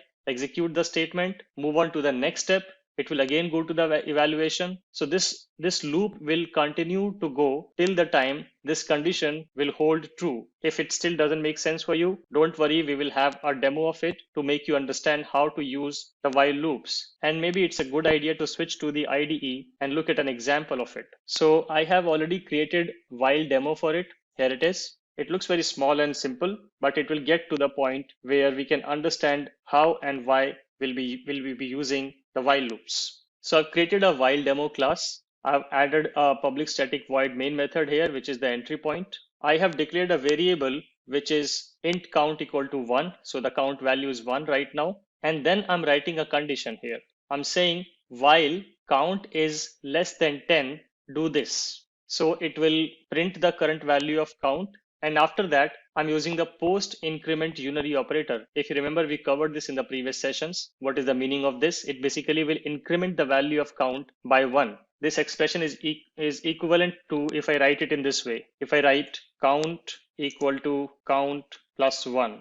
This is exactly the same as this. No difference. So this will have the same impact. I will just remove this line because we already have the count plus plus here. So if we try to understand this, we are basically incrementing the count and then checking the condition again. So at first time, it will be 1 less than 10. Yes, that is true. It will go inside and print the count value, the current count value, which will be 1. And then it does count plus plus. So now the count value becomes 2. It will again go back here, again check the condition saying is 2 less than 10? Yes, that is true. So the while condition again becomes true. It will again go inside this, print the current value of count, which is 2, then do count plus plus. So it will again increment the value of count. So now the count value becomes 3. Again, go back here at condition and saying is 3 less than 10? Yes, that is still true. Again, come here, print the 3. Again, go here, make count as 4. 4 less than 10, prints 4. Again, count plus plus, count becomes 5, and so on and so forth. It will keep doing that till the value becomes 10. So at a step when count plus plus results in the count value being updated to 10, it will go here and say is 10 less than 10? Now that is not true because 10 is equal to 10, but 10 is not less than 10. So this condition will become false and it will exit of this while loop and it will come here and it will execute if there was anything written after the while loop that will be executed. So that's the idea, that you want to do something till a particular condition holds true. Then you can use the while loop, define your condition and execute the statements and try to do something which changes the state of this condition. Here I'm changing the count so that every time a new evaluation happens. If I comment this will result in an infinite loop because 1 will always be less than 10. I will not be incrementing the count here and it will keep running forever. It will never stop. It will just keep printing 1, 1, 1 every time till your computer program runs out of the memory. So always remember not to end up into an infinite loop. That's probably one of the biggest mistakes any beginner programmer does. So please try to beware of that particular loophole, not try to run an infinite loop. Always try to write something in the code block which can change the state of the condition, and also make sure that that state condition sometime should become false. You should also make sure that that always becomes false, because if I do this, then this condition will always remain true, because it is already 1, then it will become 0, then it will become -1, -2, -3, so on and so forth. But that value of count will forever be less than 10. And again, you will never be able to exit this loop. Your program will be stuck in this loop till your program runs out of the memory. So always remember to write a statement or a statement of execution in your code block, which can change the state of the condition, which results in some eventual time when this condition becomes false. This condition has to become false eventually, otherwise you will never come out of the loop. Always remember that. So if we run this program now, let's observe the output. So we can see here this particular statement is printed for 1, 2, 3, 4, 5, 6, 7, 8, 9, and that's it. After 9, the moment the count plus plus resulted into the count value becoming 10, it checked that condition and then it just came out of the loop because 10 is not less than 10 and the condition became false. So always do something inside your code block which results at least of one scenario where this condition becomes false. And that is how you can use the while loop. Now you can see this is a pretty generic code and you can write any kind of condition here, write any code you want to execute here, and then do something to change the state of the condition as well in a positive way, in a way which results this particular condition to be false at some point of time. And then your while loop will run fine. So this is all I wanted to cover in terms of the while loop. Hello guys, let's get started with today's topic, which is about how to use do while loops. So let's understand when do we need that and how do you actually use that.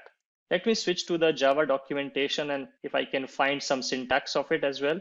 Yep. So as you can see here, if I just highlight this portion, this is how you actually write a do while statement block. So you write do, you start a code block, you write some executable statements, and then after the code block ends, you write a while expression and end it with semicolon. This is the syntax basically. It starts with do or curly braces, some executable statements, a while block or a while statement basically with an expression ending with a semicolon. Let's understand this with the help of a program to understand the structure better. So for this, I have created a sample program here, which is called do while demo. Again, having a public static void main method, and it has a variable which is count and it is initialized as 1. Then I write do, I write this code block or the curly braces, and then I am just printing the value of count. Then I am incrementing the value of count, and then I am writing a condition which says while count is less than 10 and semicolon. If you compare this with the previous demo we ran, if I just put them side by side, we had while condition statement and the state change condition. Here we have do statement, condition change statement, and then we check the condition at the end.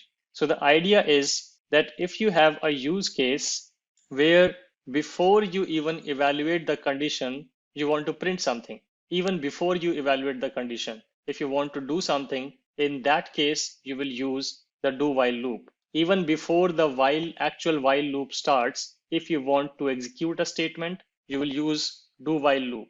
For example, if you want to print the initial value of the count even before the condition checks, then you can use do while loop. If that is not your use case, you can use a simple while loop, which is described here in this program. So coming back to the do while, so I say do, and then I'm saying print this particular statement without checking anything. This condition will be executed for the first time without any condition check at all. This will just work as is, like a normal Java statement. After that, I'm incrementing the value of the count, and then I'm checking the condition. So remember, when this particular condition is being checked, the first increment has already happened. But in the while case, we did the comparison before even the first increment. The first comparison happened with the original value of count. But here, the first comparison is happening with the incremented value of the count. Hope you get the difference in a better context now, that you will use this when you want to write some initialization code before you actually hit the condition. So this condition will be evaluated with 2 less than 10, and then the value will be printed. Let's print this example, and we'll also try to play around with this example a bit more to build our understanding better. If I run this program, there is no difference in output if you compare this with the previous program we ran for the while. So it prints the count value. So this is coming here. Then it increments the value. Then it checks the condition saying is 2 less than 10. Yes, that holds true. If that holds true, it will go back to statement number 9, again print this, again do an increment on the count, and again check the condition with the updated value of the count, which will say 3 less than 10 now. Similarly, print the value, increment, check. This will continue to happen till this particular condition becomes false. And once this condition is false, it will exit out of this whole do while loop, and it will go to the line number 12. And if you have any statement written there, you can that statement will be executed in this case. So let's try to change some values here, and let's see if we can make sense of this program if we change the value. Let's say if I put 11 here, what will happen now? Let's run this program. You will say now you will see that this particular output is displayed which says count is 11. So what happened here, that count was 11, it entered the do while block, it went to this particular statement which said count is 11, then it incremented the value, so the value became 12, and obviously 12 is not less than 10, so it did not print it again. It only printed once, even if the first time the condition was checked, the first condition execution itself resulted in false. Still, line number 9 got successfully printed. And that's the whole idea behind using the do while. What if I change this value to 10? Let's see what happens. And after that, we'll run one more combination to just make it more interesting. This time again, count is 10. Line number 10 will be printed as count is 10. Then at line number 10, the count is incremented to 11, and 11 is not less than 10. So in this case, the loop ends and it will move out. Now, what happens if I do this? If I say less than equal to here, let's run this program and interpret the output. Now, again, only one statement is printed because in this case, the count is 10, 10 is printed here, and we are saying 10 plus 1, 11. 11 is still not less than equal to 10. And that's why the loop just exits. Let's make it 9 and see what happens. Now you see two values. So count is 9. It enters the do while loop, goes to statement number 9, prints the current value of count, which is 9, then increments the value to 10. Then at line number 11, this while statement is executed and the condition is checked. Is 10 less than equal to 10? Yes, 10 is not less than, but 10 is equal to 10. So this condition will hold true. It will go back here, print count is 10, make count 11, again check the condition, is 11 less than equal to 10? No, it's not. And then the condition will return to false and loop will be exited. So hope this will give you a better understanding now, since we ran different permutations and combinations of the values and we saw when this will be executed and when this will not be executed. But the bottom line is very straightforward, that whenever you want to write some pre-processing logic, even before checking the very first condition of your loop, then in that case, you will be using a do while loop. Otherwise, a normal while loop or a for loop will absolutely work fine. Hello guys, let's get started with today's topic, which is about for loops in Java. So far we covered about while loops and do while loops, and we also saw different examples of using different types of data structures like arrays. But one of the core requirements whenever you are working with any kind of collection is to iterate over it. Exactly similar to what I explained in the do while and while lectures, that you would often require to iterate over a collection or a data structure. And for that, one of the most sophisticated and easiest way to do that is using for loops. So let's understand the syntax of for loop first, and then we will also look at an example of it in the Eclipse IDE. So I have just opened the official Java docs here. So if you see, this is basically the syntax of a for loop statement. So let's understand it. And let's also try to compare it with a while loop so that we can understand how it compares with the while loop. So if we see the syntax, we first see the term initialization, then we see the term termination, and then we see the term called increment. Now, if I try to compare it with a while loop, there also you basically did these three things. You first initialized a variable outside the while loop, which is called initialization, and then you wrote a condition, which is your termination condition. You wrote a condition saying, let's say, while I is greater than 10 or while I is less than 10. So that is the condition, which is also the termination statement. The loop will continue to execute till that condition evaluates to false, and that's when the loop terminates. That's why we call it as termination. And then the third piece of it is the increment, the I++, which we used to do in the while loops. So these three portions together make or constitute any kind of loop in any kind of programming language. And for loop, if you see, the kind of code which you use to write in a while loop in multiple lines, where you first initialize a variable, then you write a condition in the while block, and then inside the while block, you use to increment the variable. All of that can be done in a single line in the for loop. And that's why I said it is the most sophisticated and easiest way to write loops in Java. So you write all of these three things, the initialization, the condition, and the increment or decrement values in the single line, and then you start with the curly braces and you write the code which you want to keep executing till the condition evaluates to false. That's the basic syntax of it. So let us try to understand this with the help of an example. So here I have opened a class which is called for demo, and this is a class which will demonstrate the usage of a for loop. So again, we have a public static void main method, which you can see here, which is the entry point. And then I use the keyword for. I put standard braces or the brackets, and then I do the initialization. So this part is the initialization part.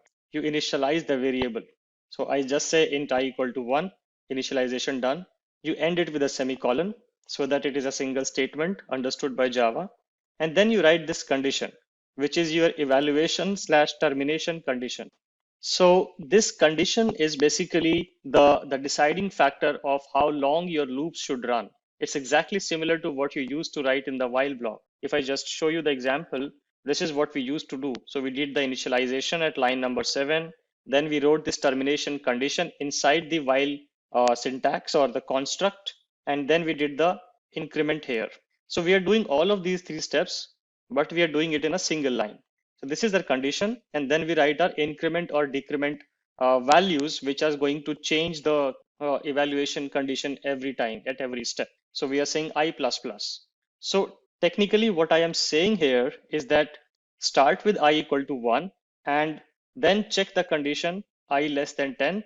So in the first step, it will be checking if 1 is less than 10. If the condition holds true, go inside the for loop, execute the statement at line number 7, and then go back to this particular statement. So we do I++. So I becomes 2, and then you again go back to the condition. And again you check if 2 is less than 10. Yes, it is. So again you go inside the for loop and do whatever is written there. There can be multiple statements here. For now, I have just written one system.out.println. So that happens. And once all the execution is finished inside the block, it will again go back to the increment. Does the increment, so 2 plus 1 becomes 3. Again does the evaluation.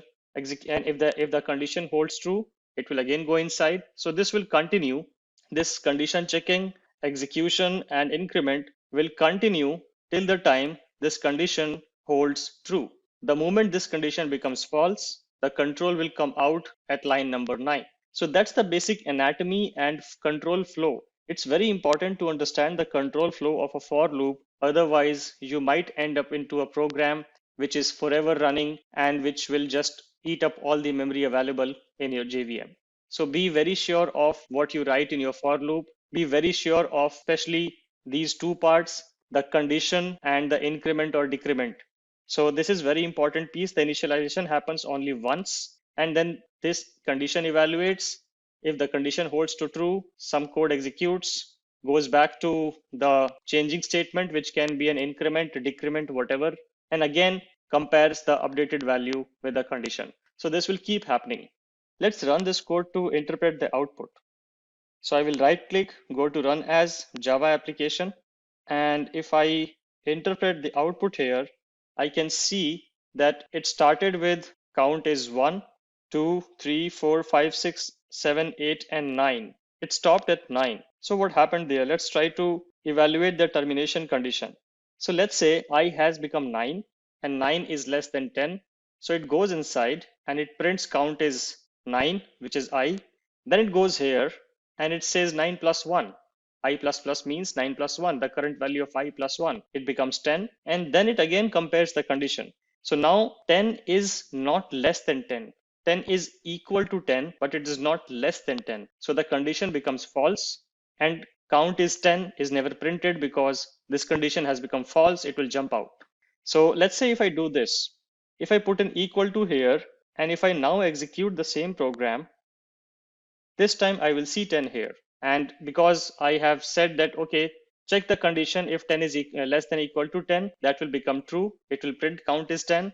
Then it will increment and the count will become 11. The I will become 11. And then it will check 11 is less than or equal to 10. No, it is not. So condition becomes false and the control comes out of the loop. So that's how you should always try to interpret the loops. You can also run some infinite loops. For example, if I say I equal to 1, I leave it that, and I say I minus minus. So what happens? I equal to 1, 1 is less than 10. Yes, it goes here, prints the value, and then I decrement the value. I don't increment the value, I decrement the value. So whatever value comes out will always be less than 10, and this loop will run forever. For fun, let's try to run this, and I will have to kill this program manually, but just to show you what happens and what you should not do in your Java program. So you see, it will continuously keep printing the values till the program runs out of memory, till it eats up all the available memory. It is forever running. It will never stop because the condition will never evaluate to false. This condition will forever be true. So the loop will run forever. So I'm just going to kill the program, but this is something which you should avoid whenever you are writing Java code. And this happens quite often with beginner programmers. Hello guys, and let's get started with enhanced for loops in Java. We generally use the enhanced for loops for scenarios whenever we have to iterate over a collection of items or an array of items. Those are the most popular and common use cases of using enhanced for loop. And this for loop is even simpler. Like I said, it's even simpler than writing a classic for loop. And the syntax is simply like this. You again start with for, put the standard brackets, and then let's start from the rightmost because then I will be able to explain it better. You specify the collection in the rightmost side of the bracket. The collection can be an array, it can be a list, it can be a map. So whatever different kind of collections which are available in Java, and we are going to cover collections in detail. So don't worry if you don't understand what are lists and what are maps and what are sets. We will go into detail of each of these one by one in the upcoming sessions. But the idea is that you put the collection to the rightmost, then you put a colon, and then you put a representation of the member of this collection. So for example, here this numbers is basically an int array. So this int array means that this array can only hold integer numbers, and that's why we write int here, because this array is only having integers. Then we put any placeholder variable name. This can be anything. You can even write it as I if you want to. You can write it as anything, any variable name which you want to write. This is a temporary variable. So now this code is going to execute in a manner that it is going to iterate over this array one by one, starting from the first element, going till the last element. You don't need to write any initialization code. You don't need to write any termination condition code, and you don't need to write any increment or decrement code also. And how these three values are actually taken care of, let's understand that as well. So when we talk about the initialization, as I have put an array here, a data structure here, the automatic initialization index is going to be the first index. So when we do the iteration, when this for loop is going to execute, it is automatically going to initialize a temporary variable with the value at the first index, which is the index 0. As you know that array is a 0 index based structure. Then comes the condition part. So the condition evaluation is going to be again based on the size of the array or the size of the data structure which you are using. It is going to start from the first index, which is the index 0, and it is going to iterate till the array's last element is reached. So technically start from the index 0 and go till the last element. That's your evaluation condition. And then comes the increment part. So at each step, after it has successfully accessed the first element, automatically the index is going to be updated to pointing to the next element. So if it starts from here, once the first step iteration is complete, I is automatically going to be incremented to index 1, and then it will basically, this I will be holding 2. Then in the next iteration, the same I is going to be holding 3. Similarly, I will keep holding the new value of the collection item one by one till the collection item's last element is reached. So this is the basic premise, that you can write a collection variable here and keep iterating over it, and this whatever variable you write here will hold the current item's value one by one. So in the first step, this I is going to hold 1. In the second step, this I is going to hold 2. In the third step, this I is going to hold 3, and so on and so forth. That's the basic idea. So now let's run this program to see what kind of output do we get. So you can see we basically are able to print all the elements of the array. And that's probably one of the most popular usage as well, that if you want to just print all the elements or access all the elements of a array or a collection one by one, then just use enhanced for loop. So you can see at each step, it is printing the value of I, and the value of I is basically the subsequent elements of the array. That's the whole idea with enhanced for loop. Under the hoods, if we talk about how does it work under the hood, it is actually using the classic for loop construct itself. But for developers, it is making it easier because it knows that if you are iterating over a collection, you will start with the first element and you will go till the last element. So it knows the initialization value, the termination condition, and it also knows the increment condition. And that's the reason you will use enhanced for loops in Java for iterating over collections. Hello guys, let's get started with nested for loops in Java. So in front of you, you can see an example which I have prepared for nested for loops. And in this particular example, I have created a two-dimensional array. As you can see on the line number 6, I have created an integer array and I have put two square brackets here, which are basically symbolizing that this is a two-dimensional array. So this two-dimensional array is going to hold technically a 2D matrix. And we are going to use the concept of nested for loops to print this 2D array in a 2D matrix style, where you will be able to see the rows and columns clearly.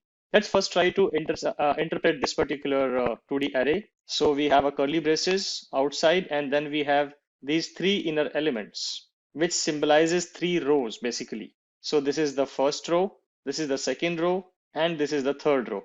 And then each of the rows have three elements each, which symbolizes the column values or the item values. So it's basically a 3x3 2D array, which has three rows and three columns. So we can say that this is basically a 3x3 array, which has 3 dimensions on the row side and 3 dimensions on the column side, or just a 3x3 matrix or 3x3 2D array. So as we know that in case of arrays, everything starts from 0. So technically, if we talk about the indexes, it would be the index 0, index 1, and index 2 on the row side.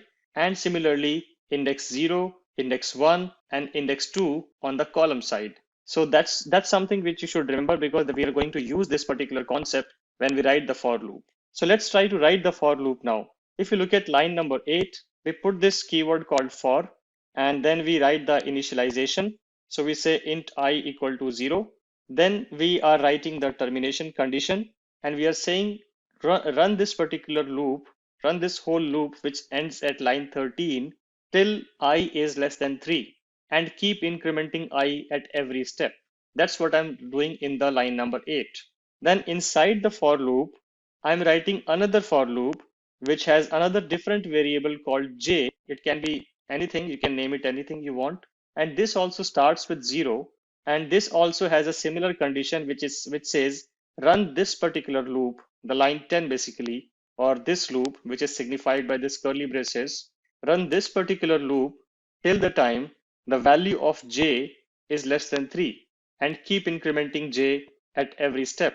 And at line number 10, print the element of array which has the current value of I and the current value of j. These are basically the positions. These are not the elements. The element would be represented by this whole, but print the element which is at current I and j's position values. That's what this code means. So let's try to do a dry run on this particular code to understand how this is going to work. So at first we have I equal to 0. 0 is less than 3 and it goes inside. It initializes j as well with 0 and 0 is also less than 3. So this condition went true. That's why we went to line number 9, and line number 9 condition also went to true. So we went to line number 10. Remember that in this particular case at line number 10, the values of I and j are 0 and 0 respectively. And we are saying print the array of 0 and 0. So 0th rows, 0th column element should be printed. So this is the 0th row because this is the first subblock, and this is the first element. So in this case, in line number 10, 2 should get printed. Then it goes here and it increments the j to 1. So 0 plus 1 becomes 1. It again checks the condition, is 1 less than 3? So yes, 1 is less than 3. It goes here. Remember, it did not go up at line number 8. It just came back from line number 9. So when it comes here, I is still 0, but j has moved from 0 to 1. So now we are trying to access the element which is at 0th row, first column, which is going to be 7. So 7 is going to get printed. Similarly, on the next iteration, j is going to get incremented from 1 to 2. And again, the condition will be evaluated. So 2 is less than 3. All good. It will again come back to line number 10. And now it will say print the value of 0 row, third or the second column or the third element. So 0th row, third element, which is the 9. So 9 will get printed. Then again, j will be incremented and j will become 3. 2 plus 1, 3. And now the condition will be evaluated. Is 3 less than 3? No, it is not less than 3. The condition becomes false. So it breaks out of the loop, goes to line number 12, prints an empty line because we are not writing anything here. So it will just print a blank line. And now it will go back to line number 8's condition and it will do an increment of I. And now I will move from 0 to 1. And now the evaluation will happen. Is 1 less than 3? Yes, 1 is less than 3. So it will again go to line number 9. Again, initialize j with a fresh 0. The previous j got destroyed the moment you came out of the loop. So this is a new j. So this j again gets initialized to 0. 0 is less than 3. It goes here. Remember, I was 1 in this time. So now it will print the value of this 2D array, which is sitting at 1, 0. Basically, second row, first element. So second row, first element, which is 3. Again, j is going to get incremented and it will become from 0 to 1. So 1 is less than 3. Yes, it will again come here and it will print the value of the array, which is sitting at array of 1, 1 for a row equal to 1 and column equal to 1, which will be 6. Similarly, j will get incremented again. Again, 2 is less than 3. Come back here, will print 1. Then again will increment j. J will become 3. 3 is less than 3. No, it's false. The condition is false. So it jumps out of the loop, goes to line number 12, prints a blank line, again goes back to 8, line number 8, increments I, and I now becomes 2. 2 is less than 3. Yes, it will again go here, initialize j again with 0, and again does the same thing for the row 2 and column 0, 1, 2. And again, it will come out of the loop. This time, again, when it will go here, the value will become from 2 to 3, and 3 is not less than 3. So then it will break out of the outer loop. So the idea is execute the inner loop for every value of the outer loop. Remember this line because that is how you will be applying your knowledge of nested for loops to be used in certain condition. So whenever you have a scenario where you have to iterate over a collection based on a certain value of another collection, then you can use nested for loops. Or you have a scenario where you have to iterate over 2D or 3D arrays. For example, if we were dealing with 3D arrays, then you would have seen 3 nested for loops here, and where it will apply the same logic that iterate over all the collections, all the values of the inner loop on a particular value of the outer loop. Then increment the value of the outer loop and do the same thing again. Iterate over all the values of the inner loop based on a fixed value of the outer loop. So let's run this program and let's see what kind of output do we get. So like I said, our motive, our target was to print this in a matrix style. And you can see that it is printing in a sort of a matrix representation. So the first row gets printed here, then the second row gets printed here, and then the third row gets printed here. If you try to decipher it, it will work exactly the same way as I explained.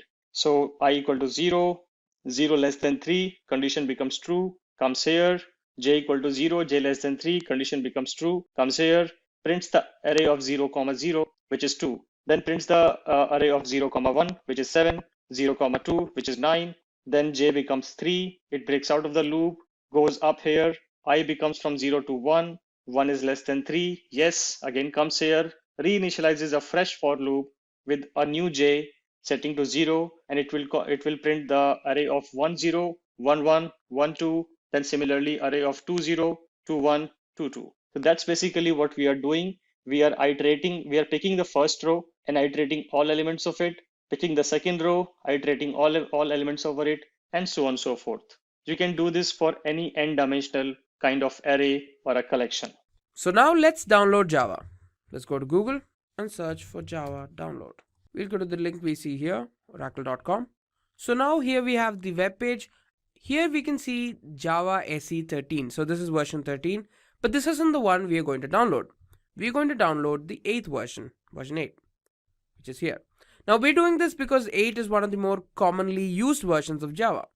So let's click this, and here we'll go down. We need to accept the license agreement before we can download it. Now we have two versions here, x86 and x64. Now you can download it depending on what version your operating system is. Now if you do have a Windows 10 operating system, it's highly likely you have a 64-bit version of Windows. Now if you do have a 32-bit version of Windows, you can take the x86. So let's download this. So we've actually already logged in, so we just need to run the installer file now. Let's go to downloads and run the file. So here we have the installer. We'll go to the next step. We'll select this to next. Here we can see where the file is being installed to. We'll go to next. Now if you want to change where you want to install Java, we can press the change option. I'm just going to keep it here. We'll press next, and let's commence with the installation.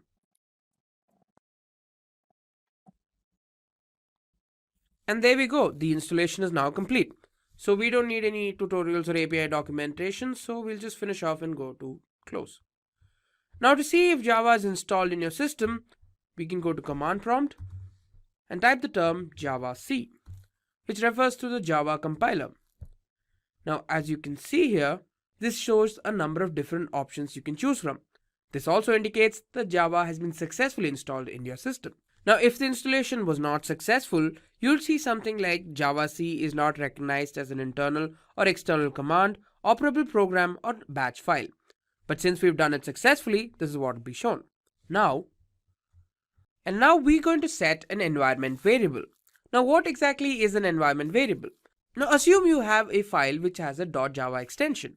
This environment variable tells the computer that the Java program needs to be called to run this particular file.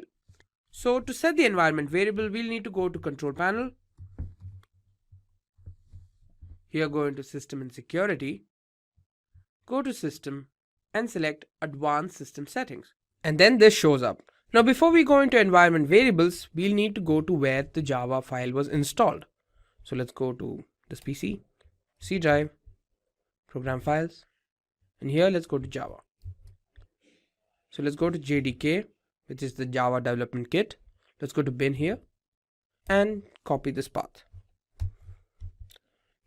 We'll go back to environment variables, select path here, and then press on new, paste this, and OK. Now we'll go back and go to JRE, to the path of JRE, which is Java Runtime Environment. We click on this, then again, and copy this path. Select this one, new, and paste that. And there we go, the environment variables are now set. Now let's talk about running that simple program I told you about. Now this is possible with the help of an IDE. An IDE, or Integrated Development Environment, will give us a platform to code Java. We will be using Eclipse and IntelliJ as they are popular and commonly used. That being said, there are several other IDEs that are available in the market.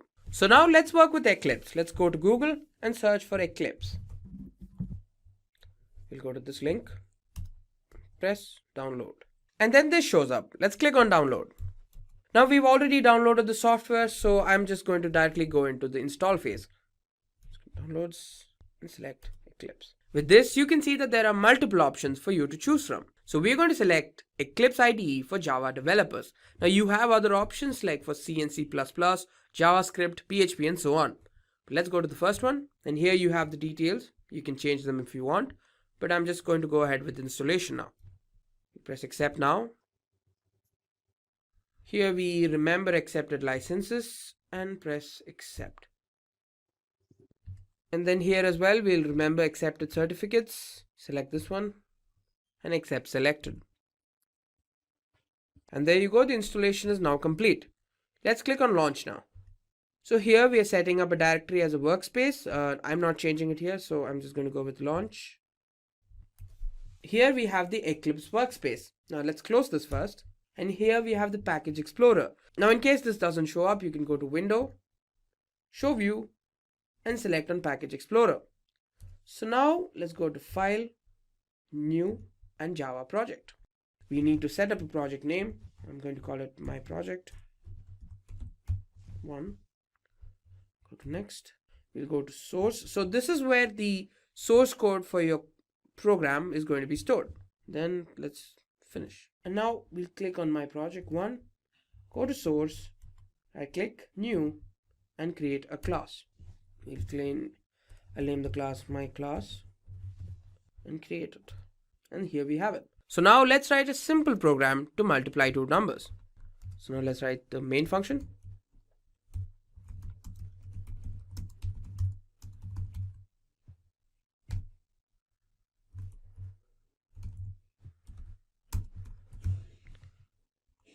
Open a bracket. Now we're going to initialize the first number. Now the second one. And finally the output. And finally the variable that will store the output.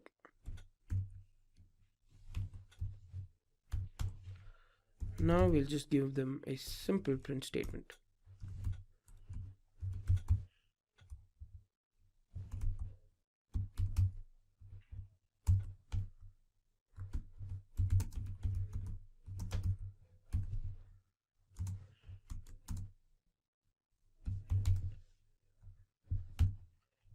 Now let's run the code by clicking this option here using myclass.java, and there we have it. Here the product is shown to be 100, indicating that the program is running successfully.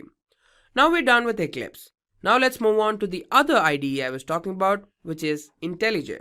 So for that, again, we'll have to go back to Google so that we can download it. Search for IntelliJ download. Go to this link here. So here you can see that we have two options, the Ultimate Edition and the Community version.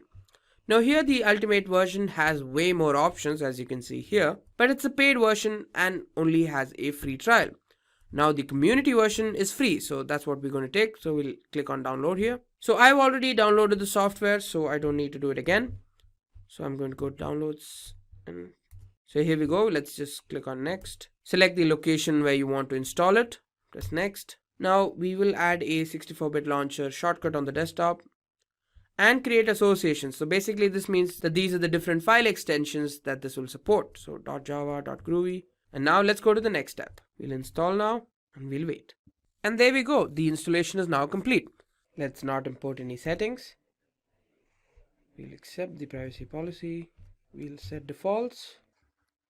Now let's create a new project. So here make sure your project SDK is set to the version of Java you've installed. Make sure this isn't blank. We'll go to next. Here you need to select this option, which is the create project from template, and we are now going to create a command line application. Press next. Name the project, which I'm going to call my project 2.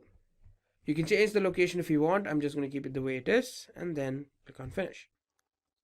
So now we're going to create a simple program through which, based on the user's input, we can determine whether a number is even or odd. So first we're going to import the package scanner through which we can take the user's input.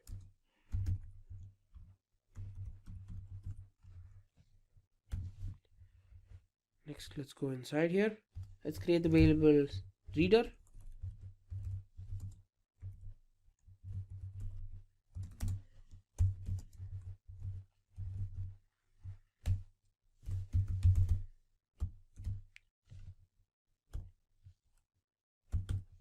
Now let's ask for the user's input.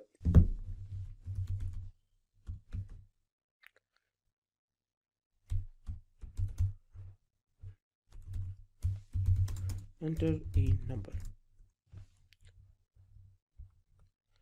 We're taking in the value now in the variable num. Reader dot next int. So this is with which we'll be taking in the value from the user. So we're going to set up a condition to determine whether the number is even or not. So if the number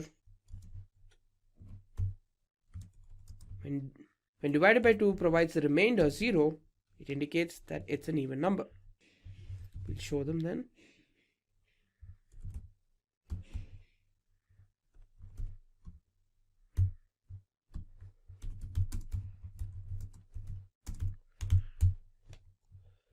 Now for the else case,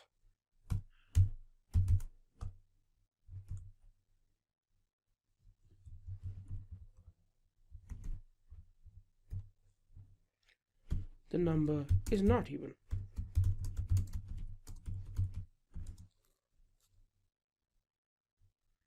Or in this case, odd. There we go. We're done. So let's run this program. So let's enter 12. The number is even. And there we go, we have a successful output. This indicates that the program is running successfully. Let's begin with the fundamentals. So the first one in the fundamentals is the data types. So every programming language has a data type.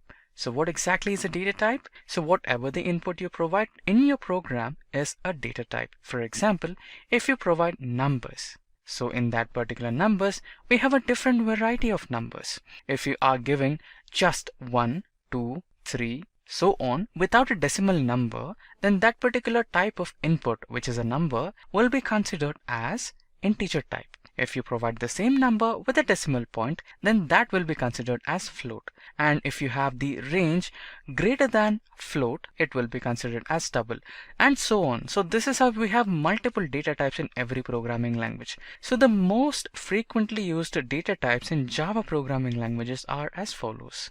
At first we have the byte, followed by that we have short, int, long, next float, then double, boolean, and finally char. Apart from this, we also have few other data types, but these are the most frequently used ones for all the basic programmings. So this is made for beginners basically. So you can take a quick screenshot of this particular slide so that you can have a quick overview or reference to all the data types in Java programming language. So I hope you have taken a screenshot of this. Now let's begin with the next concept. So in the next concept, we have the keywords and variables. So all the programming languages have variables and keywords. So variables are used to store the values. So for example, consider that you wanted to run some automatic operation on two different values, that is 5 and 10. So in order to do so, you might want to create a variable which stores them. For example, you wanted to store the value of 10 in a certain variable A and the 5 in a certain variable B. So if you apply the arithmetic operation, that is a is equals to a plus b, then the value of a, which was previously 10, will be updated to 15. So here you can see the value is varying, and also it is storing the result. So this is why the variables are used in a program, in order to store a value.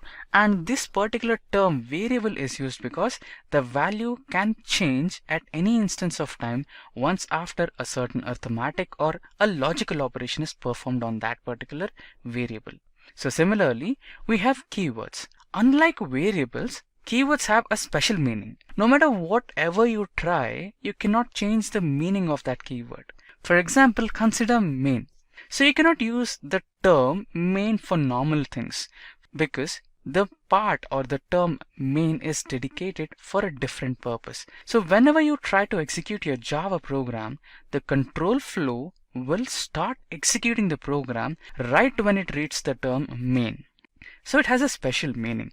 Similarly, you have other keywords such as int, so that is dedicated for integer type of values, and float for float type of values, that is a decimal values, and byte for byte, char for character type data, string for string. So every keyword or every term with special meaning which is predefined and cannot be changed is called as a keyword. Now let's see the most frequently used keywords in Java programming language. So similar to the previous one, we have a table here. So in this particular table, we have the most frequently used keywords in Java. So you can see we have boolean, final, byte, native, and we have void, switch. So switch is a conditional statement. So we have if it is also a conditional statement. We will go through these conditional statements as we proceed in our tutorial. And you can also see the protected. So this term, which is protected, public, so this is basically the access modifier.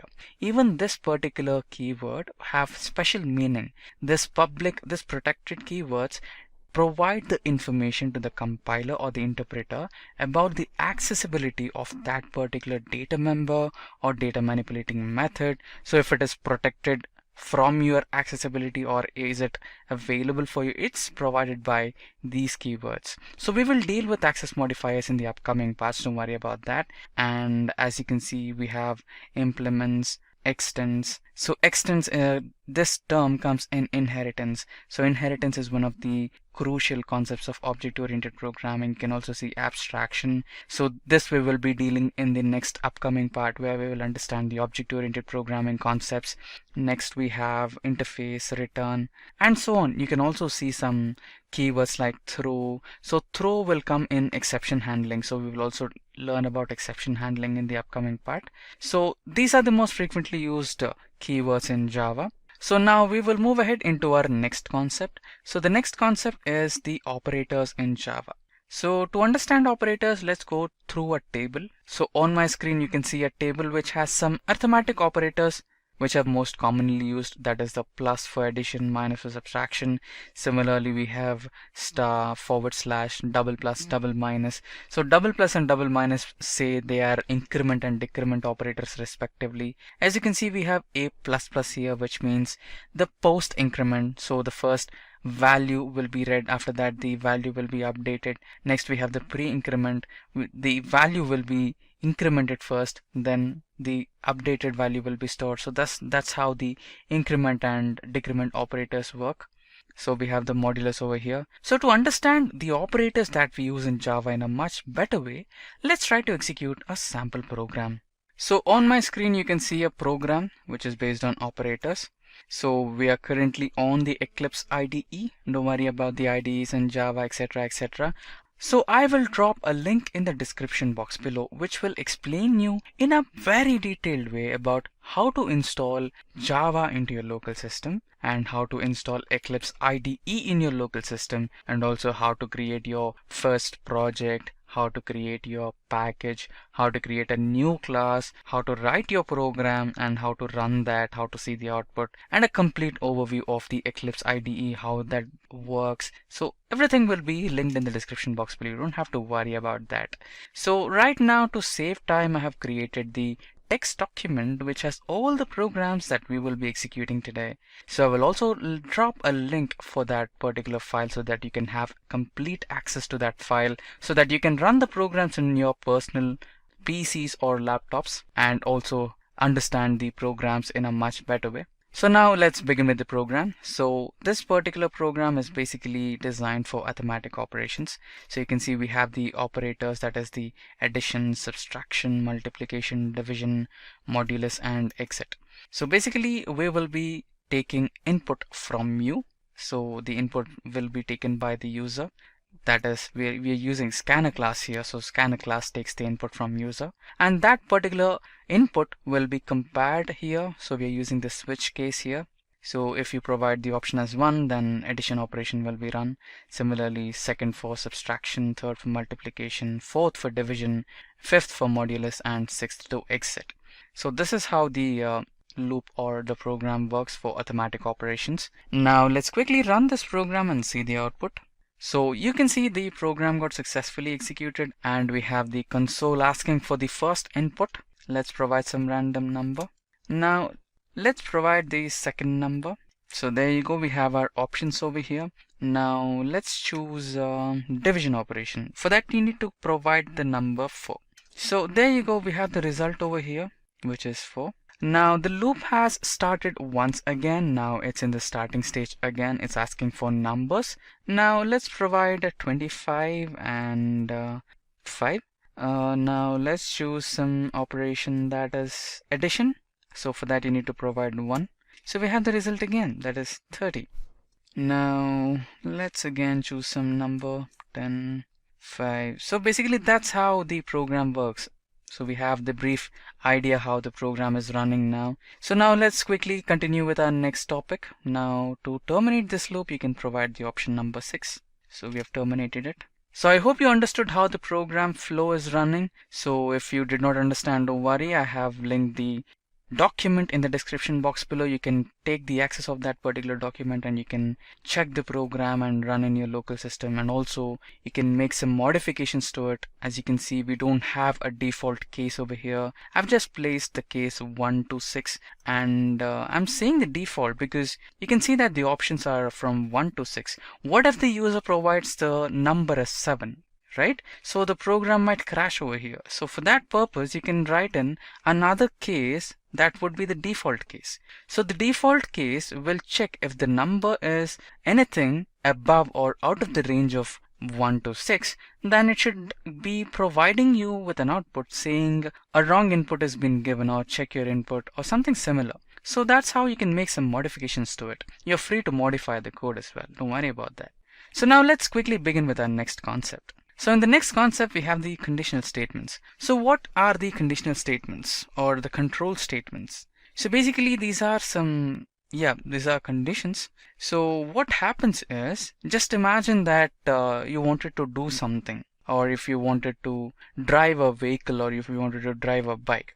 So the condition you will apply on your mind is, if I know driving, then I will do it. If not, I'll not do it. So that's what you do, right? So basically you apply a condition on your mind and you do it if it is capable of doing, or if you are capable of doing it. So in the same way, the conditional statements play a major role in computer logic. So before writing a code or before you start your program, you provide the condition.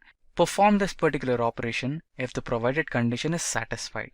So similarly, you have these 3 conditional statements in Java, which are if else, and nested if. So we use these conditional statements in Java to implement our logic. So we will understand the conditional statements, particularly if else, and nested if, in a much more detailed way by practically running some programs based on these 3 types of conditional statements.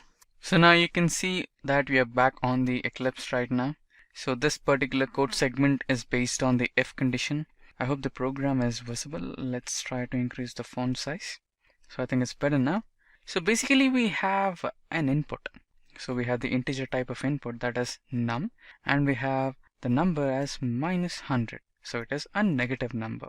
And after that we have the if condition. So this is where the conditional statement is provided. So the condition is, if the number is greater than 0. If the provided number is greater than 0, then the control should enter the loop, which is this particular segment, and execute the statements present inside that particular loop. So here we have one single statement, that is a print statement that says the number is positive.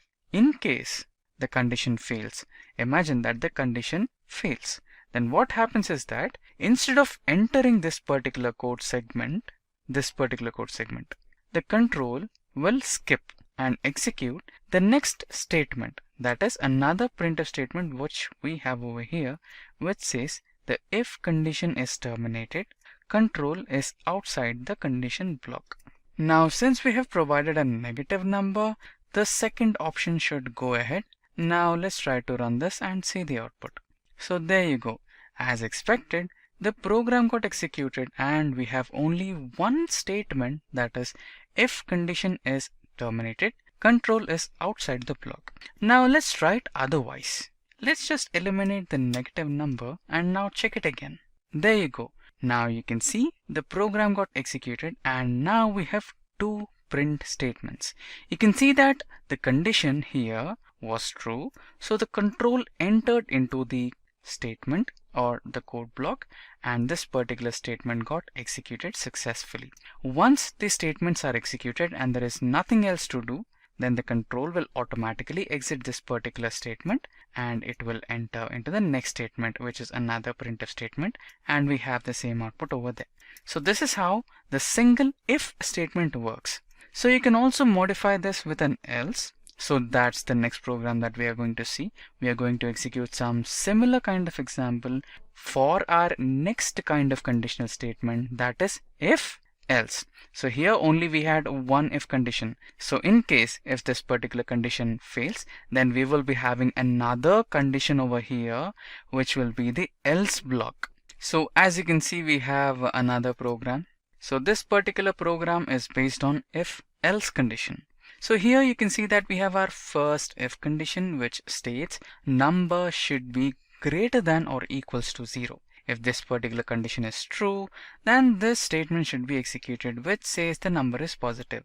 Else, if this condition fails, then what you must do? The control should avoid entering this particular segment and it should directly hit the next segment where we have the else block, which has another statement which says the number is negative.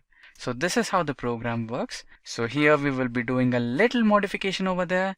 Instead of taking an input which is previously defined as it was in the previous example where we had given -100 previously, we are going to do it a little differently.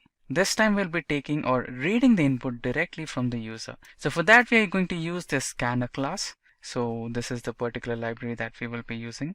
So we have imported java.util.scanner.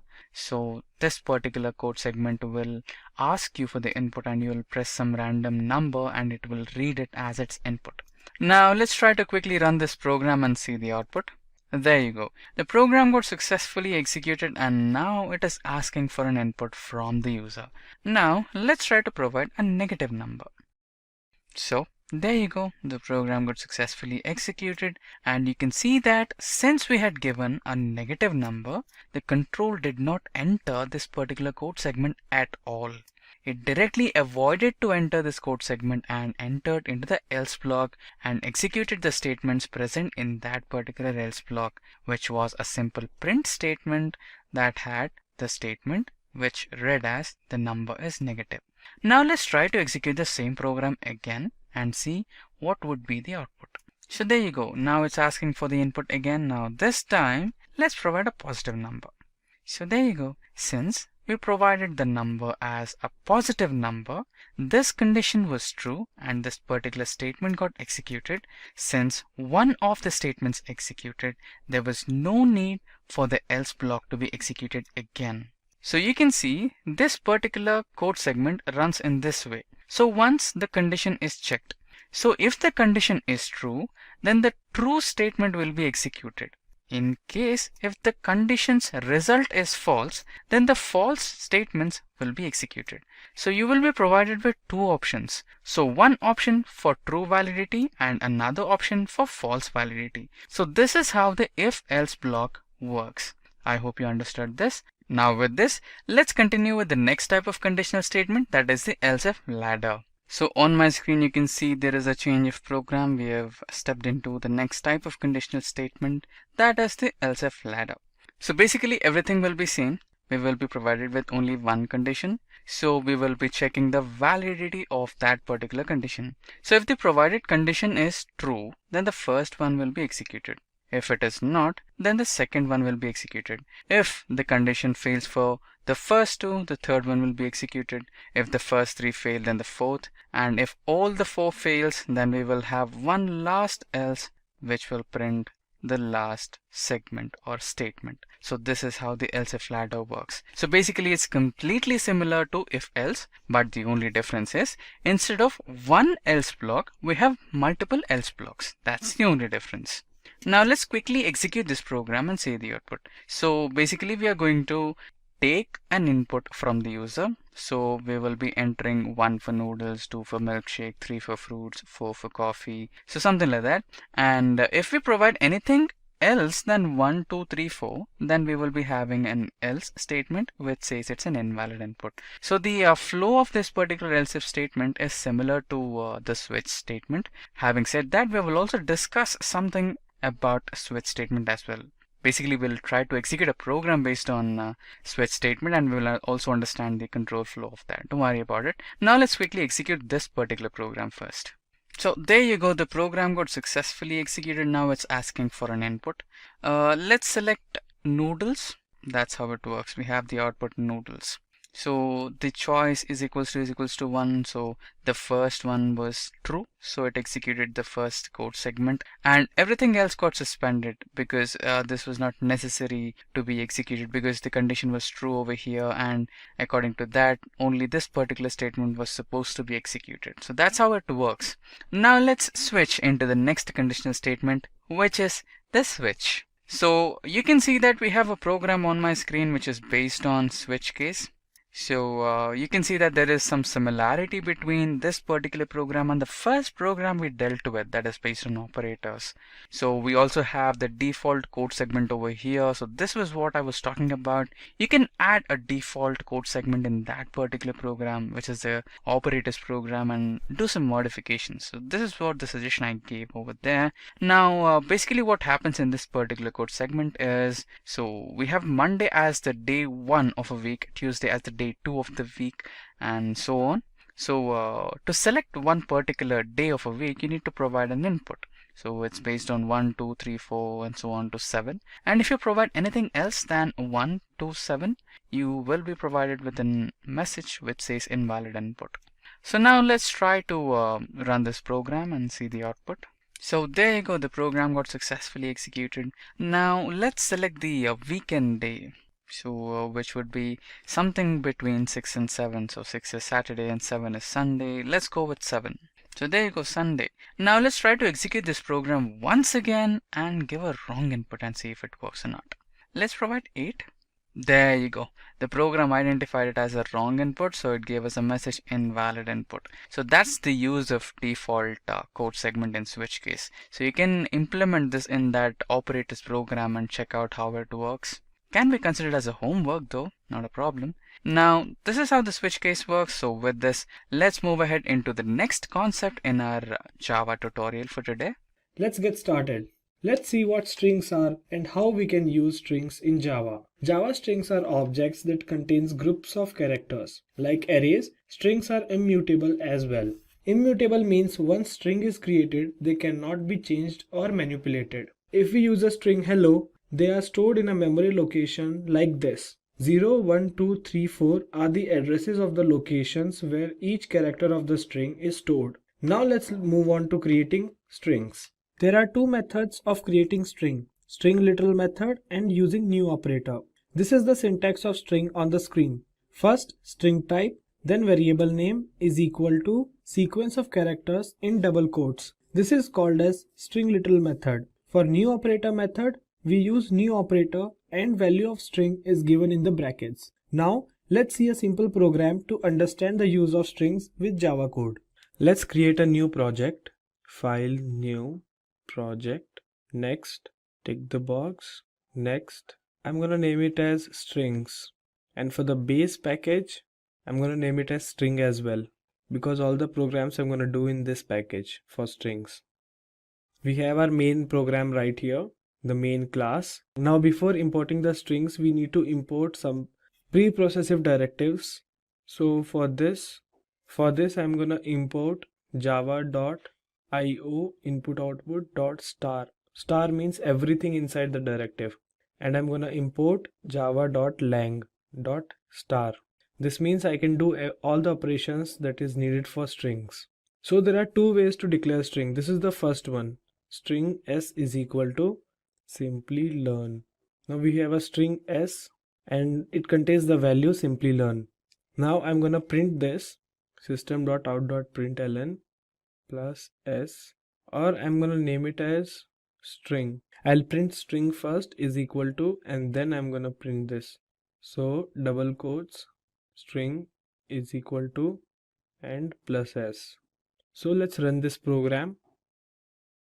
And there we go. We have string is equal to Simplilearn. So it took the value of s and printed that. So let's see the next type of string, how we can declare the string.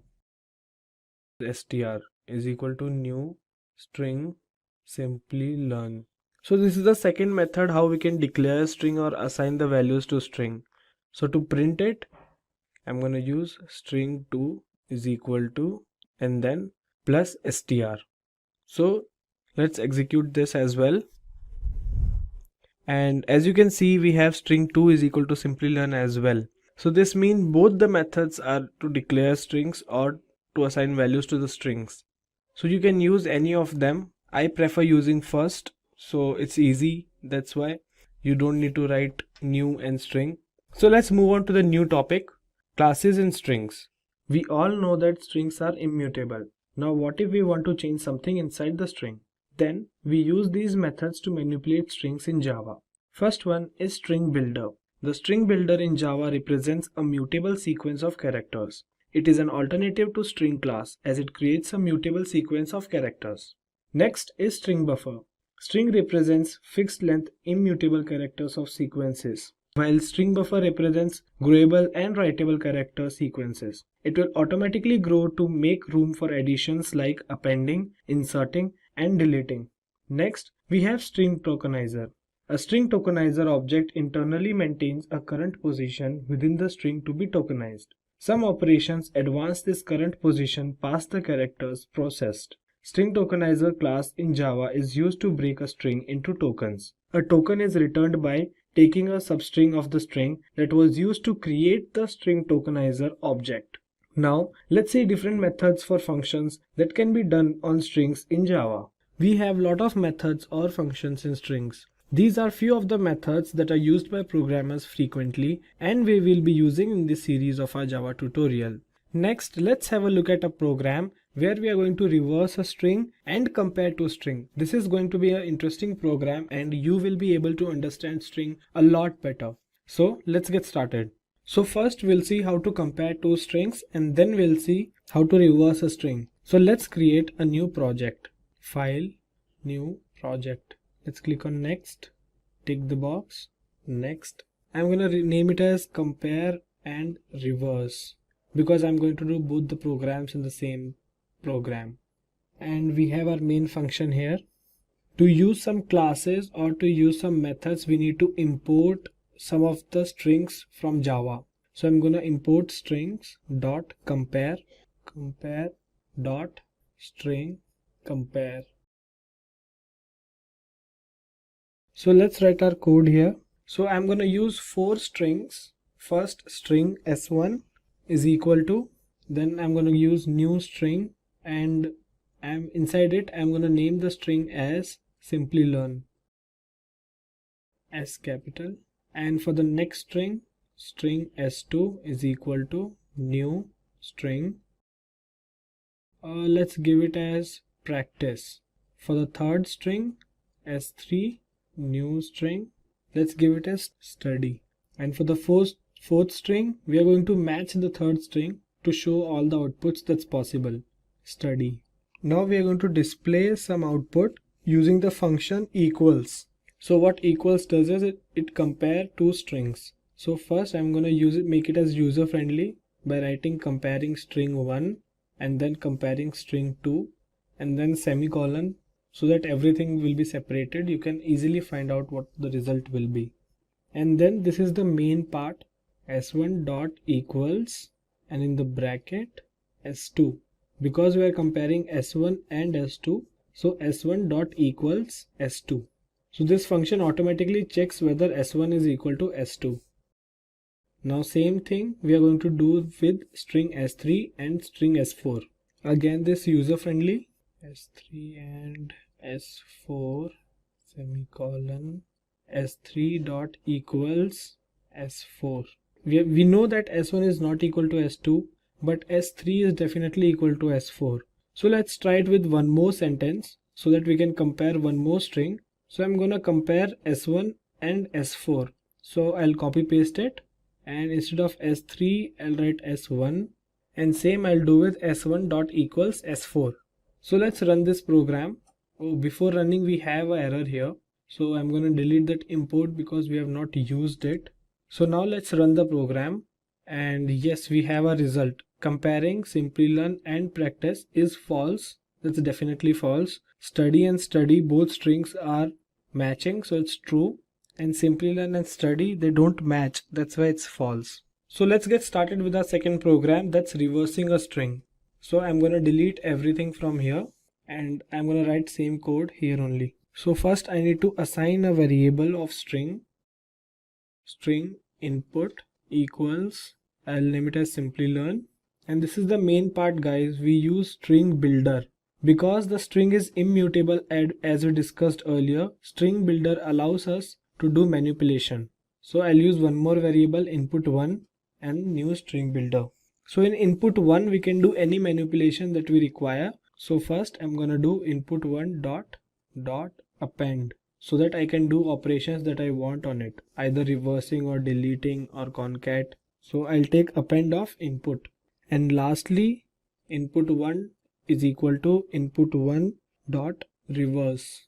This function reverses the string that is there in input1. Now to print the value of the reverse string is, and then input1.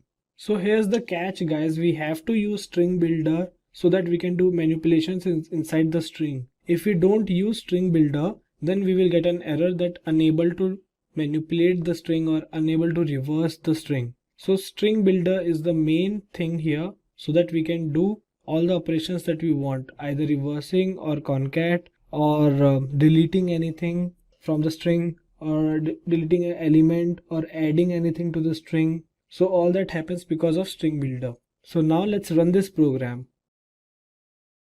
And there we go. We have a result. The reverse string is the reverse of Simplilearn. Now let's try it with something that is palindrome. So we have our language Malayalam. If we reverse this, we'll get Malayalam. So this is kind of palindrome string, and see the result. Our reverse string is also Malayalam. So this is how you reverse a string. So this brings us to the end of this video. We learnt about strings, the functions for strings, and the methods we use in strings. And lastly, we learned how to compare two strings and how to reverse two strings. So as I described earlier, that array is basically a container which can store values or a sequence of values or sequence of numbers or sequence of characters into itself. We can think of it as a box which can store all the values in a continuous fashion. As you can see here, this is just a pictorial representation, and this is coming from the official Java docs. And you can see that if we create an array of size 10, then we have these 10 blocks created here. You can see 1 to 10th. So the whole length of boxes, the number of boxes here are 10. But the way arrays are designed is that the index is basically used to access the element in this particular box. The index of the boxes start from 0. So it goes from 0 to 9. So remember, the array length is 10.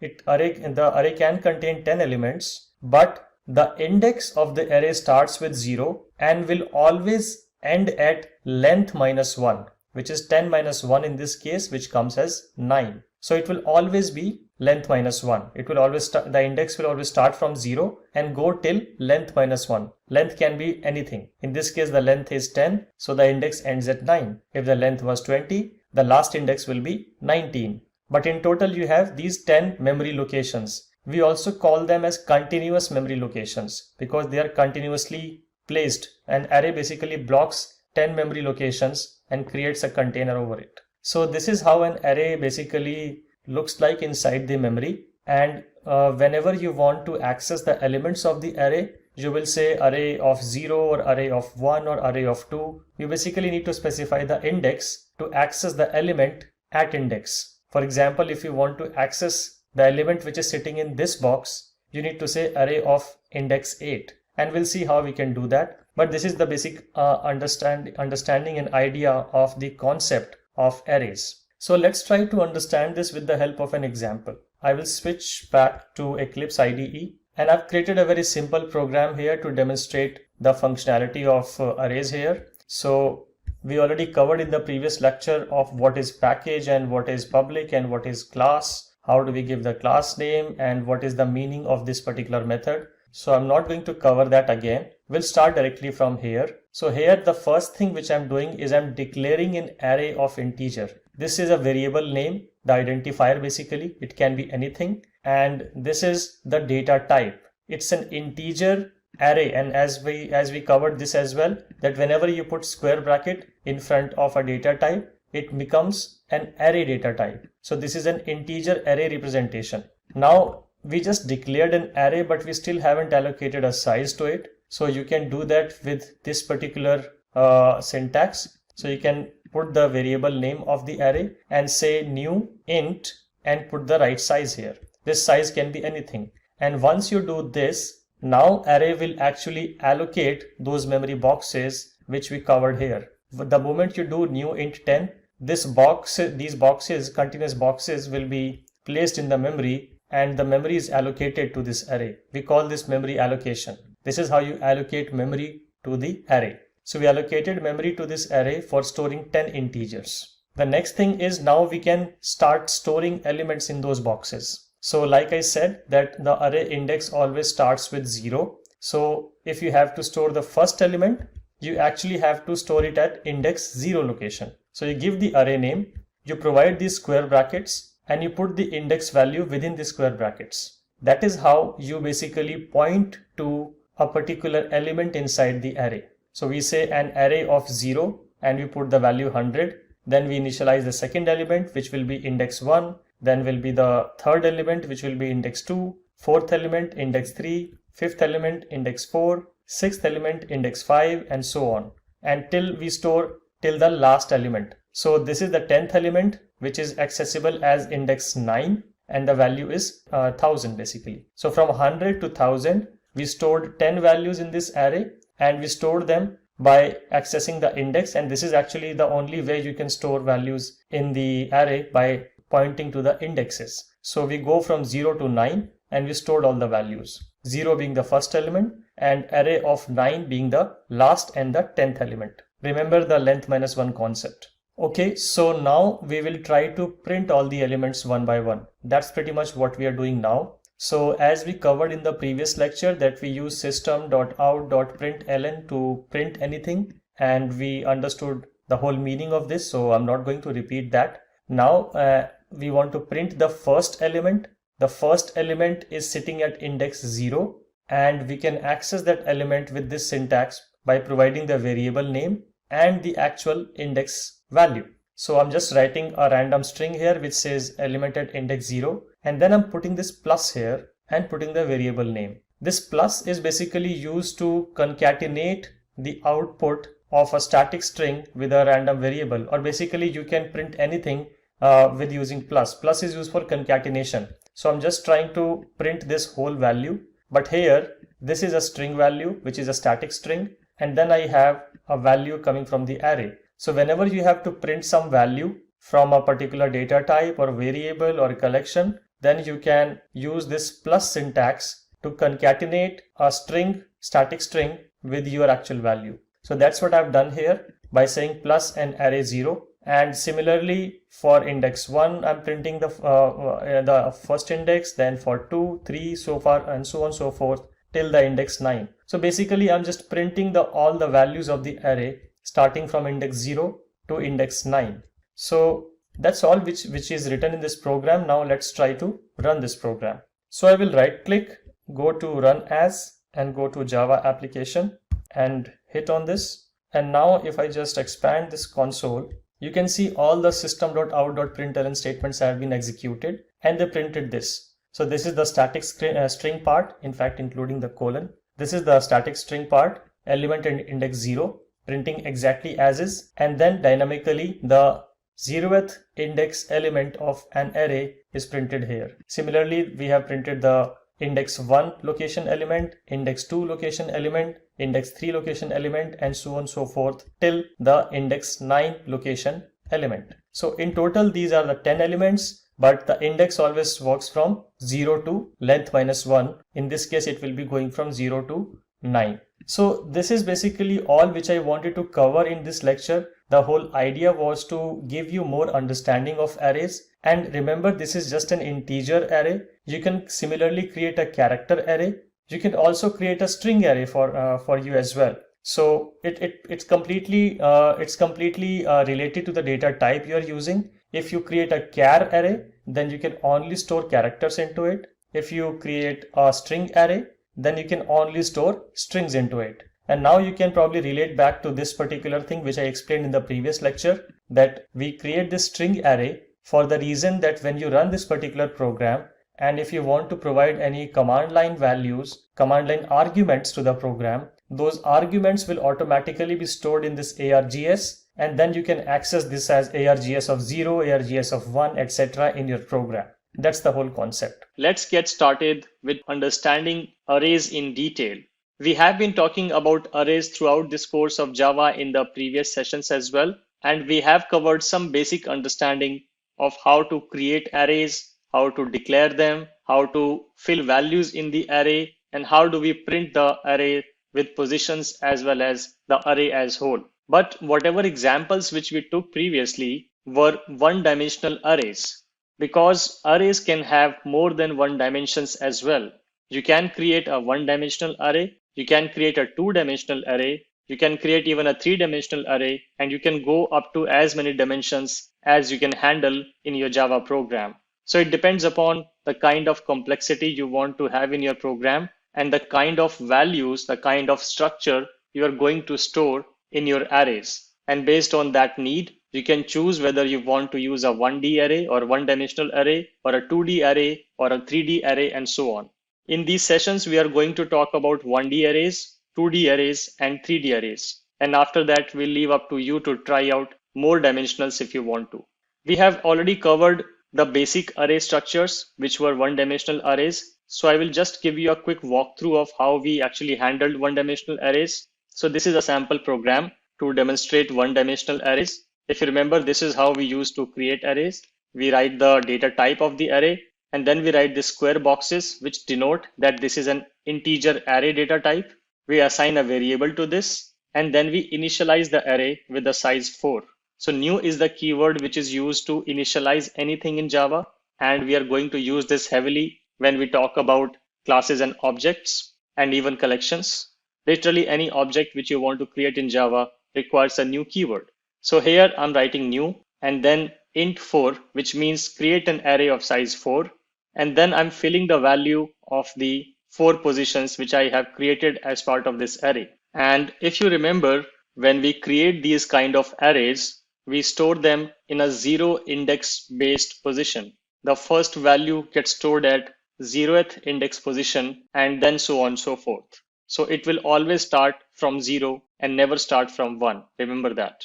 And after that, we just print all the values of individual positions of the elements in the array. And if I just run this program, all of the elements of this particular array should be printed one by one. So if I just show the full console of the output, we can see that element at index 0 was 10, element at index 1 was 20, element at index 2 was 30, and element at index 3 was 40. So this was just a quick refresher of how one-dimensional arrays can be written.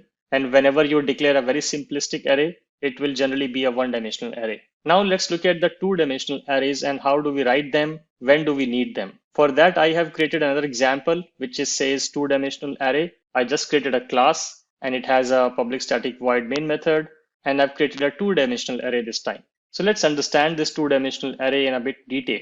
And when do we need that? Generally, you would need to use two-dimensional arrays whenever you are trying to do any matrix calculations. If you understand what do you mean by matrix, it's basically a 2x2 structure which stores the values in the form of rows and columns. So imagine a table of 2 rows and 2 columns, then it will be a 2x2 matrix. So if you want to store that particular table in a Java program, you would need to store that as a matrix, as a two-dimensional matrix, rows being the one-dimensional and column being the other dimension. And that's what we are doing here. And if you want to store that 2D matrix in a Java program, the approach and the procedure for it is pretty similar to how you create a one-dimensional array with slight changes. The first change is instead of a single square bracket, you're going to write 2 square brackets because it is a two-dimensional array. So remember, the number of square brackets you are going to put while initializing and declaring the array is the number of dimensions which your array is going to have. Since this is a two-dimensional array example, that's why you see 2 brackets here. If this was a 3-dimensional array example, you will see 3 square brackets here, and so on and so forth. So that's the first part of it. Second part to understand is to how to store the data. Remember, I told you always imagine the structure of rows and columns whenever you are trying to store a two-dimensional array in Java. So what are rows and what are values, and how do you represent them while you declare and initialize a two-dimensional array? So you start with the curly braces as a normal 1D array, but inside the curly braces, you create nested curly braces blocks. You can see 3 blocks here. They start with their own curly brace and end with their own. Then this curly brace starts here and ends here. And then this curly brace starts here and ends here. Idea is that you provide this outer curly braces to define the overall structure. And then inside each of the curly braces is going to represent a row in your two-dimensional array. So each of these values, these blocks, is going to represent a row. So I can say that this is the first row, this is the second row, and this is the third row. And if I try to visualize it in terms of columns, then this is the first row, first column, first row, second column, first row, third column. Similarly, second row, first column, second row, second column, second row, third column, and third row, first column, third row, second column, and third row, third column. So individual values are going to be represented as columns, and the whole curly braces is going to be represented as arrays. That's the basic mental idea or mental image you should have while declaring a two-dimensional arrays. Remember to declare the rows inside the nested curly braces, and whatever elements you have will automatically be indexed as columns. Another thing to remember that since this is an array data structure, everything starts from 0 and nothing starts from 1.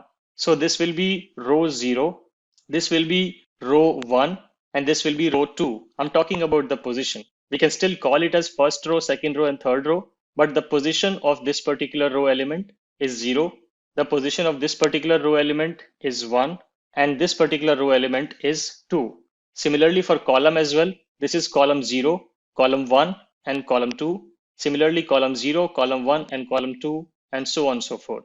Once you understand this data structure well, and you have defined it correctly, then everything should fall in place. If you want to do a matrix addition, or if you want to do a matrix multiplication, or a dot product, all of the kind of calculations can be performed using the 2D array concept.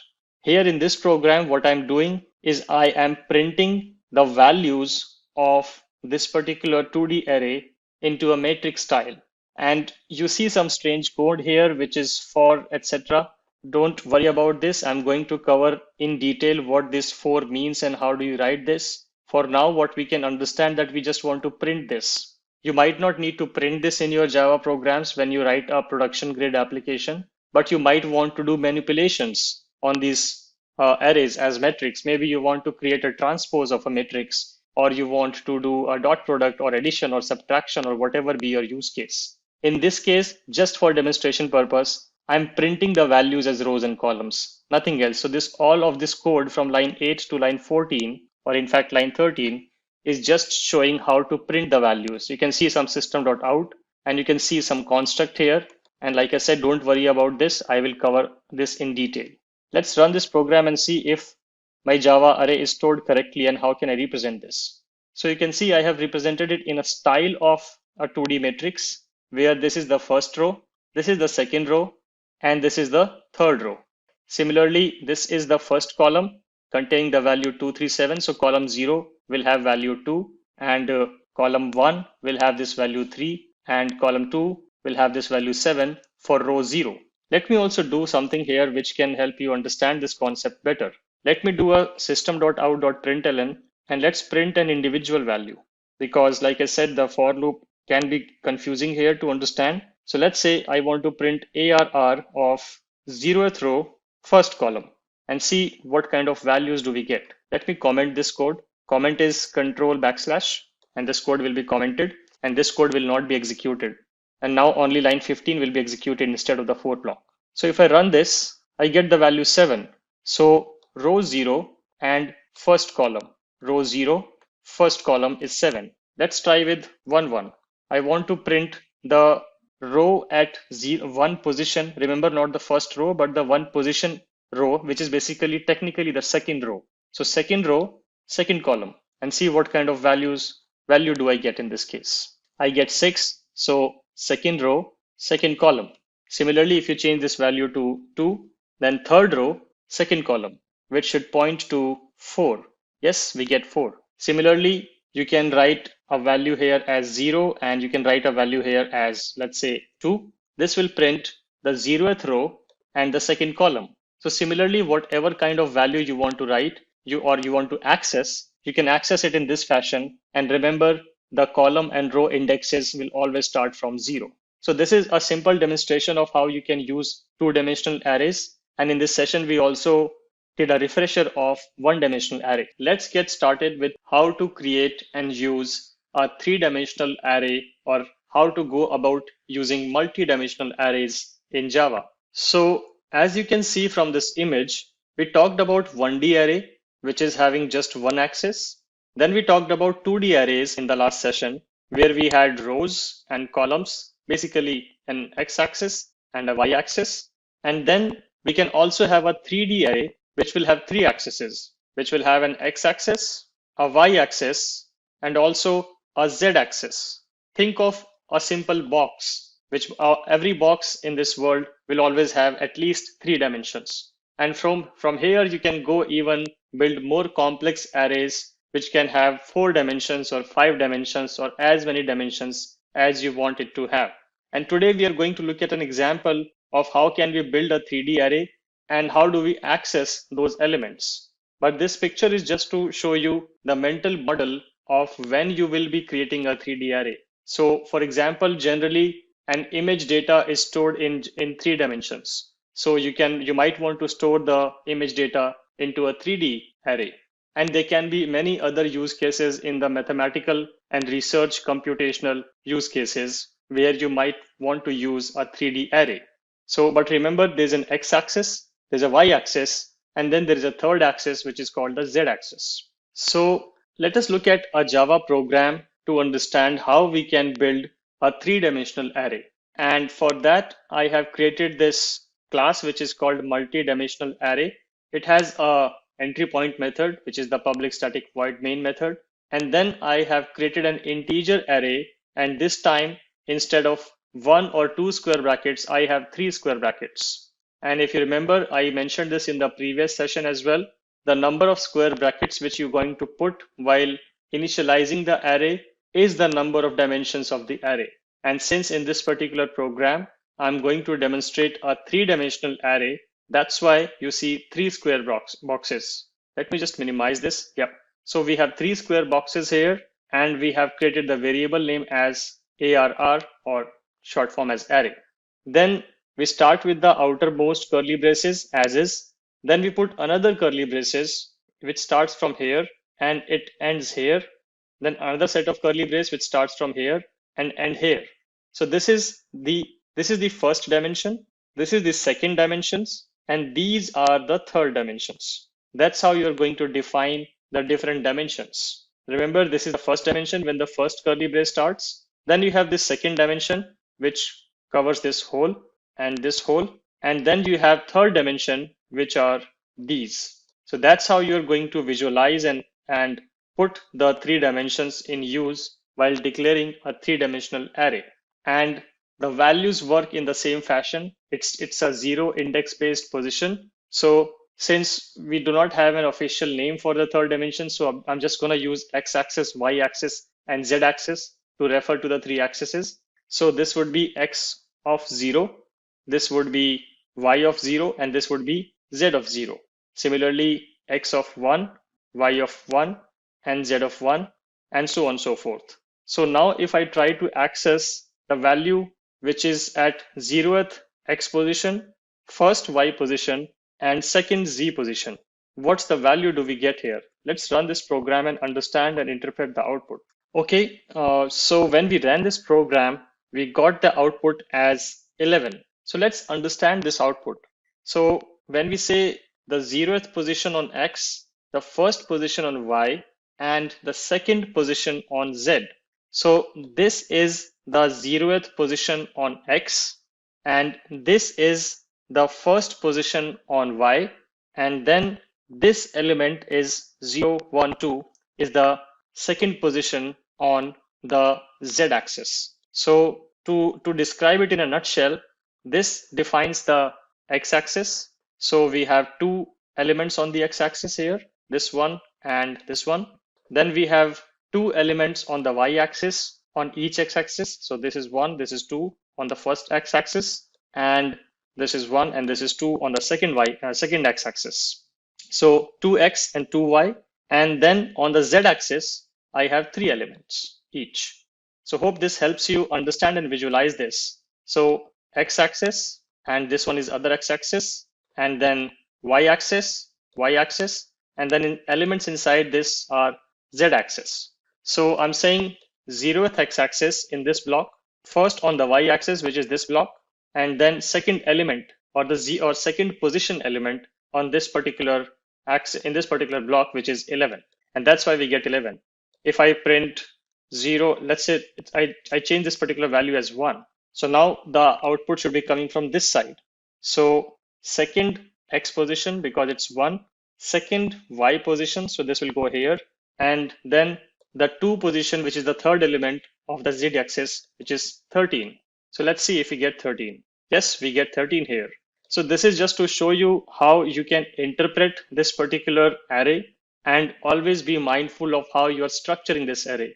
If your structure is gone wrong, then your program will become useless, and it will give you a lot of unpredictable outputs which might not make sense and which may introduce errors in your program. So be very careful how you define the structure of the elements here. That's the key. And after that, you just need to understand the x-axis, the y-axis, and the z-axis. Always remember all the axes start from 0. So when I say 2, I'm basically referring to the third element and not the second element. So this is all I wanted to cover in this particular session, where we describe how we can use a 3-dimensional array. And from here, you can go to any lengths. Like I said, you can add more square brackets here and go to 4-dimension or 5-dimension or 6-dimension. But remember, the more dimensions you add, the more complexity of the program will be having. The program will become more and more difficult to debug and understand. So always try to take a wise call as to how many dimensions you want to use in your array. And software developers need to stay up to date on the latest advancements regarding the tools, frameworks, programming languages, and apps to achieve success. Master the latest coding tools, strategies, and techniques through Simplilearn software development courses. By enrolling in any of these certification programs, you will gain expertise in skills like Agile, Java, DevOps, HTML5, CSS3, AWS, JavaScript, ES6, SOAP, and REST and GSP. With hands-on experience in tools like Angular, MongoDB, you will catch the eye of top recruiters. So what are you waiting for? Hurry up and enroll now. A year of experience is preferred to enroll in these courses. You can find the course link in the description box below and pinned comment. Welcome to this tutorial on objects and classes in Java. This is a part of our Java tutorial series where we will be covering everything you need to know to master Java. Let us look at what we will cover today. First, we will talk about objects and we will implement 2 programs on IntelliJ to learn about objects. Then, we will move on to classes in Java where we will see an advanced program to learn classes more in depth. So what are objects? An object is an instance of a class. Let's have a look at an example. In this example, animal is a class and dog is its object. The object dog has states and behaviors.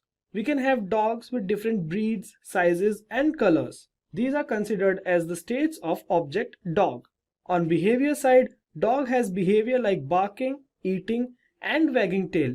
So an object has its own states and behaviors. Now let's look at an example using Java code. There are many platforms to run Java program. So for this video, I'll be using IntelliJ. So let's create a new project. Let's name it as project 1 and finish. There we go. We have a new project. We have a class with main and we have a main function. So the code that we write should always be written in the main function. So let's create a new class to understand how the object is used. Let's name it as student. We need variables so that we can access the variables of this class. So I'm going to use student ID with the integer type, student name and student's age. There we go. Now we have these 3 variables that we can use. So let's go to our main program and start our coding. So we have a class named student. Now let's see how to create an object of a class. This is the syntax to create an object. Now the object here is S. I created an object S of class student. Now let's assign values to the variables. For this, we use the object S and use the dot operator, and we have options from which we can choose from that we declared in the class student. So for this, I'll use ID and give a value. Similarly, I'll give age and give a value. And finally, let's give a name.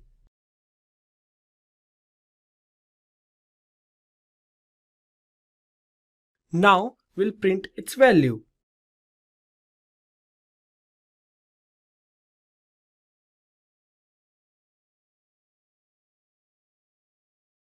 Now we are going to run this program.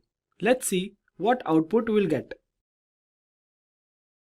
And there it is. We have name, that's Simplilearn, we have age and we have ID. Now let us see an example how we can use multiple objects for a single class. So let's get started. Let's create a new project and I'm going to name it as vehicles. Because I'm going to use cars and bikes in this program, so I'm going to use vehicles as a combined form. And yes, here we have a class main and a function main. Now I need 2 classes for this program. So I'm going to create 2 classes. First I'm going to name it as bikes and the second class I'm going to name it as cars. So let's create variables for these classes. So in cars, first I need string, name and I need the cost of the car. So cost can be integer as well because I'm going to use $sign in that. So I'm going to use string because of that. So same thing I'm going to do with bikes. Now that our classes are created, let's create objects for this class. So the process is same, but we are going to use different names for the object. First, the car class, and I'm going to name as car1. And yes, we have created the first object. Now to create the second object, similarly, I'm going to create 5 objects of the class cars. And I'm going to change the name for them. So I created 5 objects of the same class. So I'm going to create 5 objects of the bikes class as well. So bike one will be a bit longer. So I'm going to use B1 till B5. And I'm going to name them from B1 to B5. So now I'm going to assign values to the variables that I created in classes bike and cars. So first I'm going to go with cars and let's name it as Lamborghini. Similarly, car 2, Ferrari. So I'm going to use names of the cars that are very famous and costly so that anyone over the world can understand this. So let's name car 3. I'm going to name it as Bugatti. Similarly, car 4.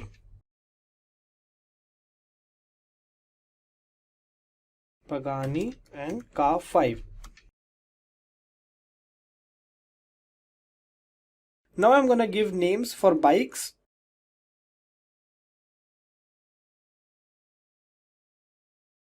I hope everyone will understand the names that I give.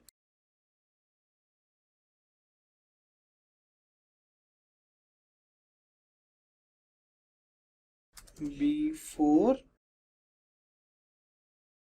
and B5, the last one, Yamaha. Now let's assign the cost for bikes and cars as well. So the procedure is same. So let's do it 130,000. Same B2. So B1 goes for Harley Davidson, B2 for Ducati, B3 for Suzuki, B4 for Ecos, and B5 for Yamaha. I'm gonna assign values for these values accordingly. For Ducati, $232,000. For Suzuki, 200,000. 300,000. And the last one, Yamaha, 500,000. Now similarly, I'm going to assign values for car1.cost till car5.cost.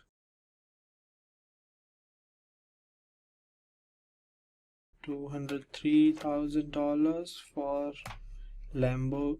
I think I can copy paste these as well. So let's copy paste. It will be a lot faster and easier to do. Car 2, car 3, car 4 and car 5. We don't need this. As per car 2, let's take it as 252,000 and let's make it as 3 million. As per this, let's keep it as 1,400,000 and lastly let's take it as 293. Now that we have assigned all the values for all this, now let's print it and get the value. I'm going to create a very simple program but a very user-friendly program. So it's going to be interesting for you guys. So we are going to ask the users what would they like, either bikes or cars. So we need to give them the options and our next program will be based on the options that the users select, not the options we give as the command. So let's do it.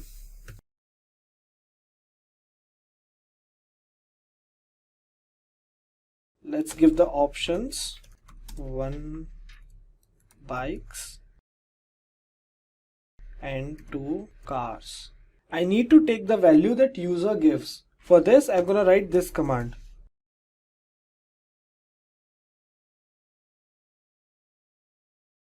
So I have not used scanner yet. So let's import scanner.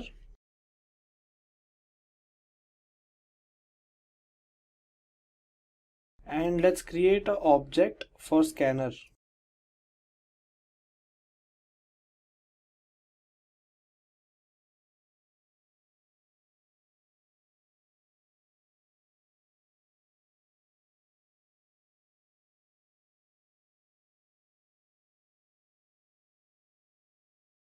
And yes, let's get back. So the data type of choice variable is integer.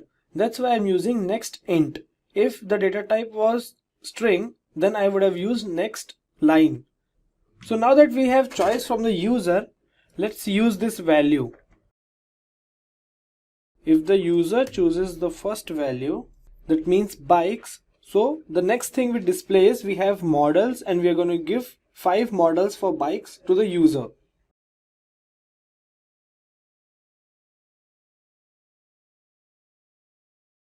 Here I am giving options to the users so that they can choose easily from number 1 to 5.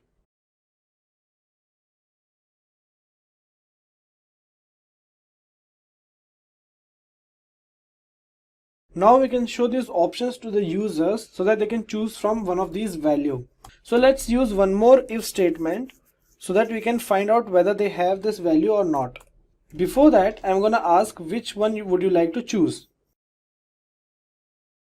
To enter the choice, I'm going to use one more variable, let's say n. So I'm going to store n. If n is equal to 1, that means Harley Davidson, then I'm going to show the cost of Harley Davidson.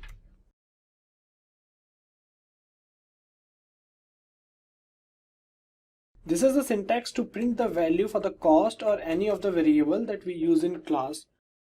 What if the user says second or third or fourth or fifth? So for that we are going to use else if statements. If n is 2, that means Ducati, so we have to show the rate of Ducati or the cost of Ducati to the user.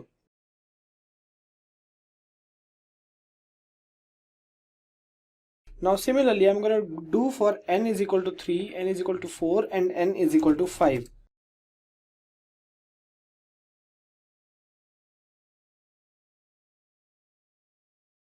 Now I'm going to do for n is equal to 4.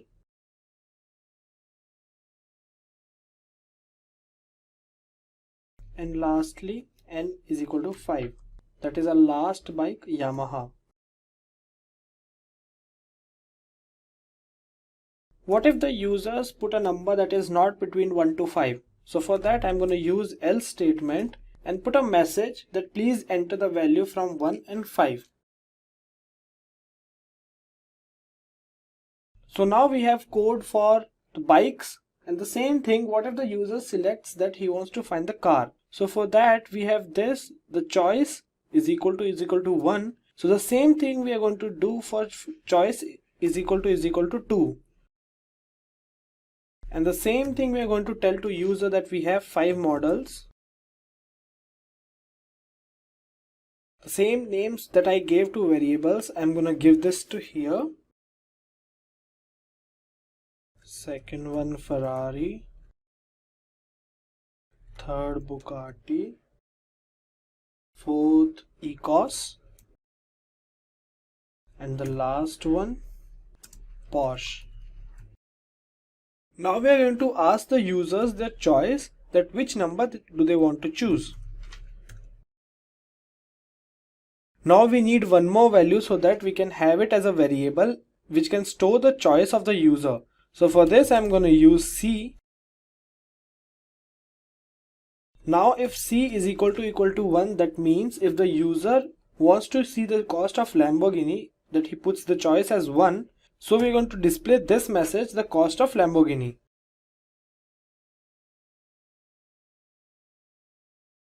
And we are going to use else if loop to enter the next values for C from 1 to 5. If C is equal to 2, that means the user wants to know the rate of Ferrari, then we are going to show the cost of the Ferrari. Same thing if the user enters 3 as the choice.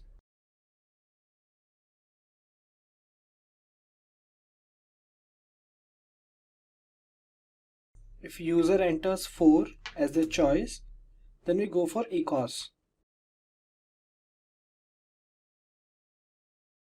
And the last one, if user enters the choice as 5, then we have to display the cost of Porsche.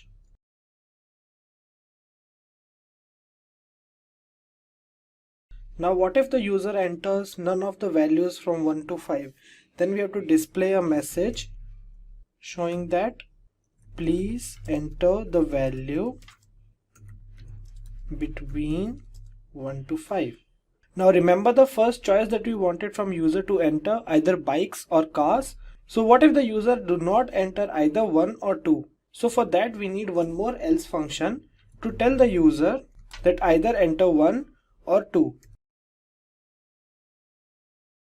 And with this we have completed our code. So now let's run this program. For this we need to go to run and then run main. There's a shortcut for it, that is Shift plus F10. So let's run the program. And yes, we have successfully executed the program. Let's test this program now. So enter your choice. I'm going to enter 1. And yeah, we have 5 models: Harley Davidson, Ducati, Suzuki, Pagani and Yamaha. So enter your choice. I'm going to enter 1. And yeah, we have our result. The cost of Harley Davidson is $130,000. So with this, we have completed our code. And please feel free to type this code in your own computer and try out all the permutation and combinations that you can with this program. So with this, let's move on to classes and understand the classes and their concept. Then we'll have a new program on classes. Now let's see what is a class. A class is a blueprint from which objects are created. A class describes state or behavior of an object. In this example, dog is a class. The variables in this class are breed and color. The functions or methods of the class dog are barking, hungry, and sleeping. We use objects of a class to use variables and functions of the class. With this, let's understand classes with a simple Java code. Let's create a new project. Next, tick the box and let's name it as automobiles. Let the base package be student, and yes, we have a class main. Now let's create some classes to do code on. I'll create a new Java class as cars, and then I'll create one more class with the name bikes, and then one more class automobiles. So I'm gonna connect cars and bikes with automobiles so that we can use that program in main and see what can we do with the classes that we create. In automobiles, I need some variables. I'll take private, double, and let's say fuel. And then same thing, private, double, and then year. And let's take one more, private, string, and brand. Now let's have getters and setters for this. So these are used to get the value and set the value for the variables inside the class. There we go. We have the getters and setters for it. Now let's go to class cars. So public class cars extends automobiles. So in it, I'm gonna create one more class or a constructor. And I'm gonna print a message. Say a new car has been created. Car has been created. Now the same thing I'm gonna do with bikes. Let's go to bikes and I'm gonna use the same thing, extends automobiles. This is because I can inherit all the variables from the automobiles class. So I created a constructor and I'm gonna print a message. A new bike has been created. So I have created class, cars, bikes, and automobiles. So let's go to main program. So this is where we should write our code. So I'm going to start with the code now. It's a very simple code. First I'm going to create the variables or the objects of the class with private bikes, bike. So one is car and one is bike. Both are objects for the classes. So I'm going to use these objects. Bikes, bike is equal to new bike. This is so that my object can function really well, and now I'm going to run it. It will take some time to run. And yes, there we go. Our program has executed, and the things that I typed, a new car has been created, a new bike has been created, are done. Now let's try something else using the classes. So I'm going to bikes. So I'm going to create a new method or a new function, public void kick for bike. So I'm going to print message. The bike has been started with kick. Bike has been started with kick. Now the same thing I'm going to do with cars. Now how does a car start? With the key. So I'm going to make a function, public key. And inside it I'm going to print the same message, car has been started with key. Oh, I should write void there to give the return value as void. So let's print the message, car has been started with key rotation. Let's write that as well. So in the main program I'm going to use objects to use those functions, and let's see what changes they'll do to our program. Bike.kick and car.kick. Let's run this. And there we go. First we used to have this two messages, but now these two messages are also there as well because we invoked those functions and methods that are there in class cars and bikes. So if I write bike.key or car.kick, this won't work.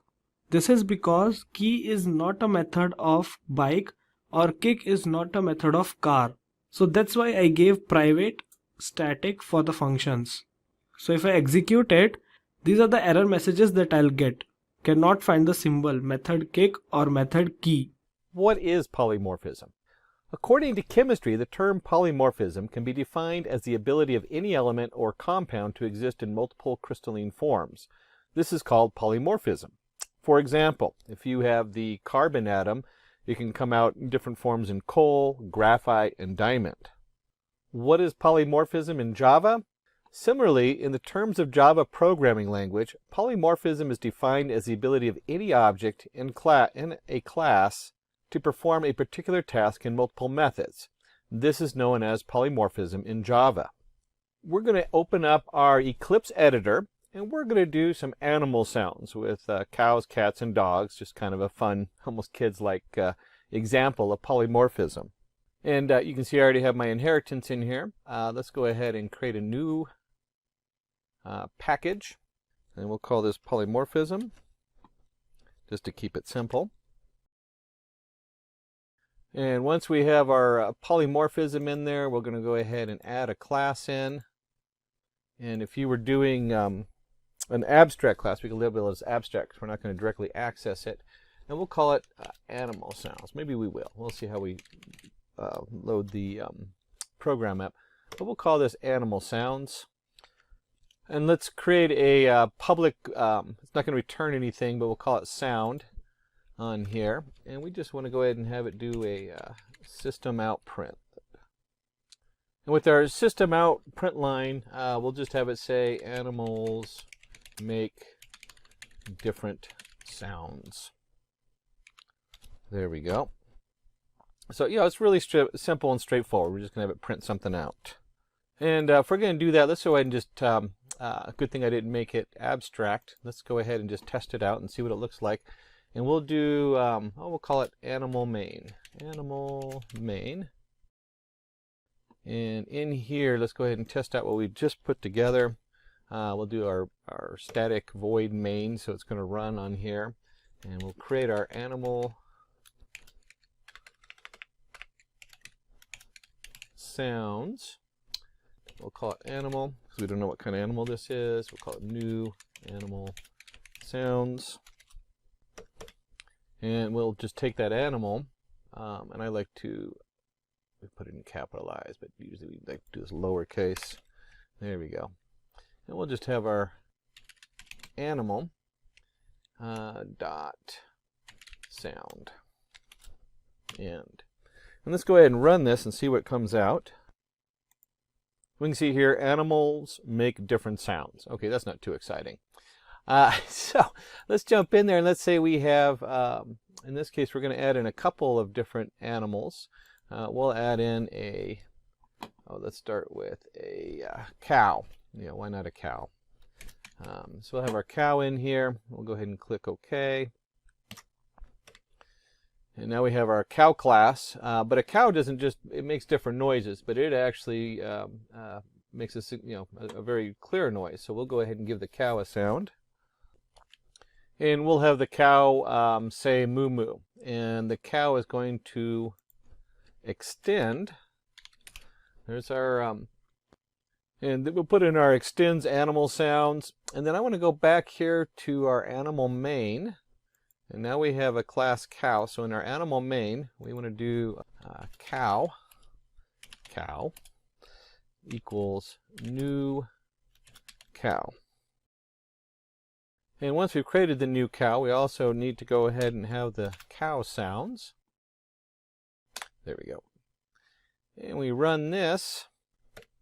You can see it comes out here and it says the cow says moo moo.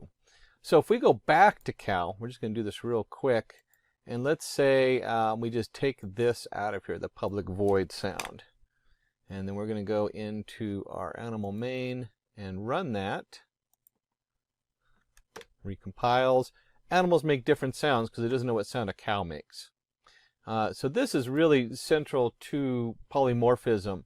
is we're taking something going on in the in one setup that we've brought in and extended from our animal sounds, and we've changed it to the cow says moo moo.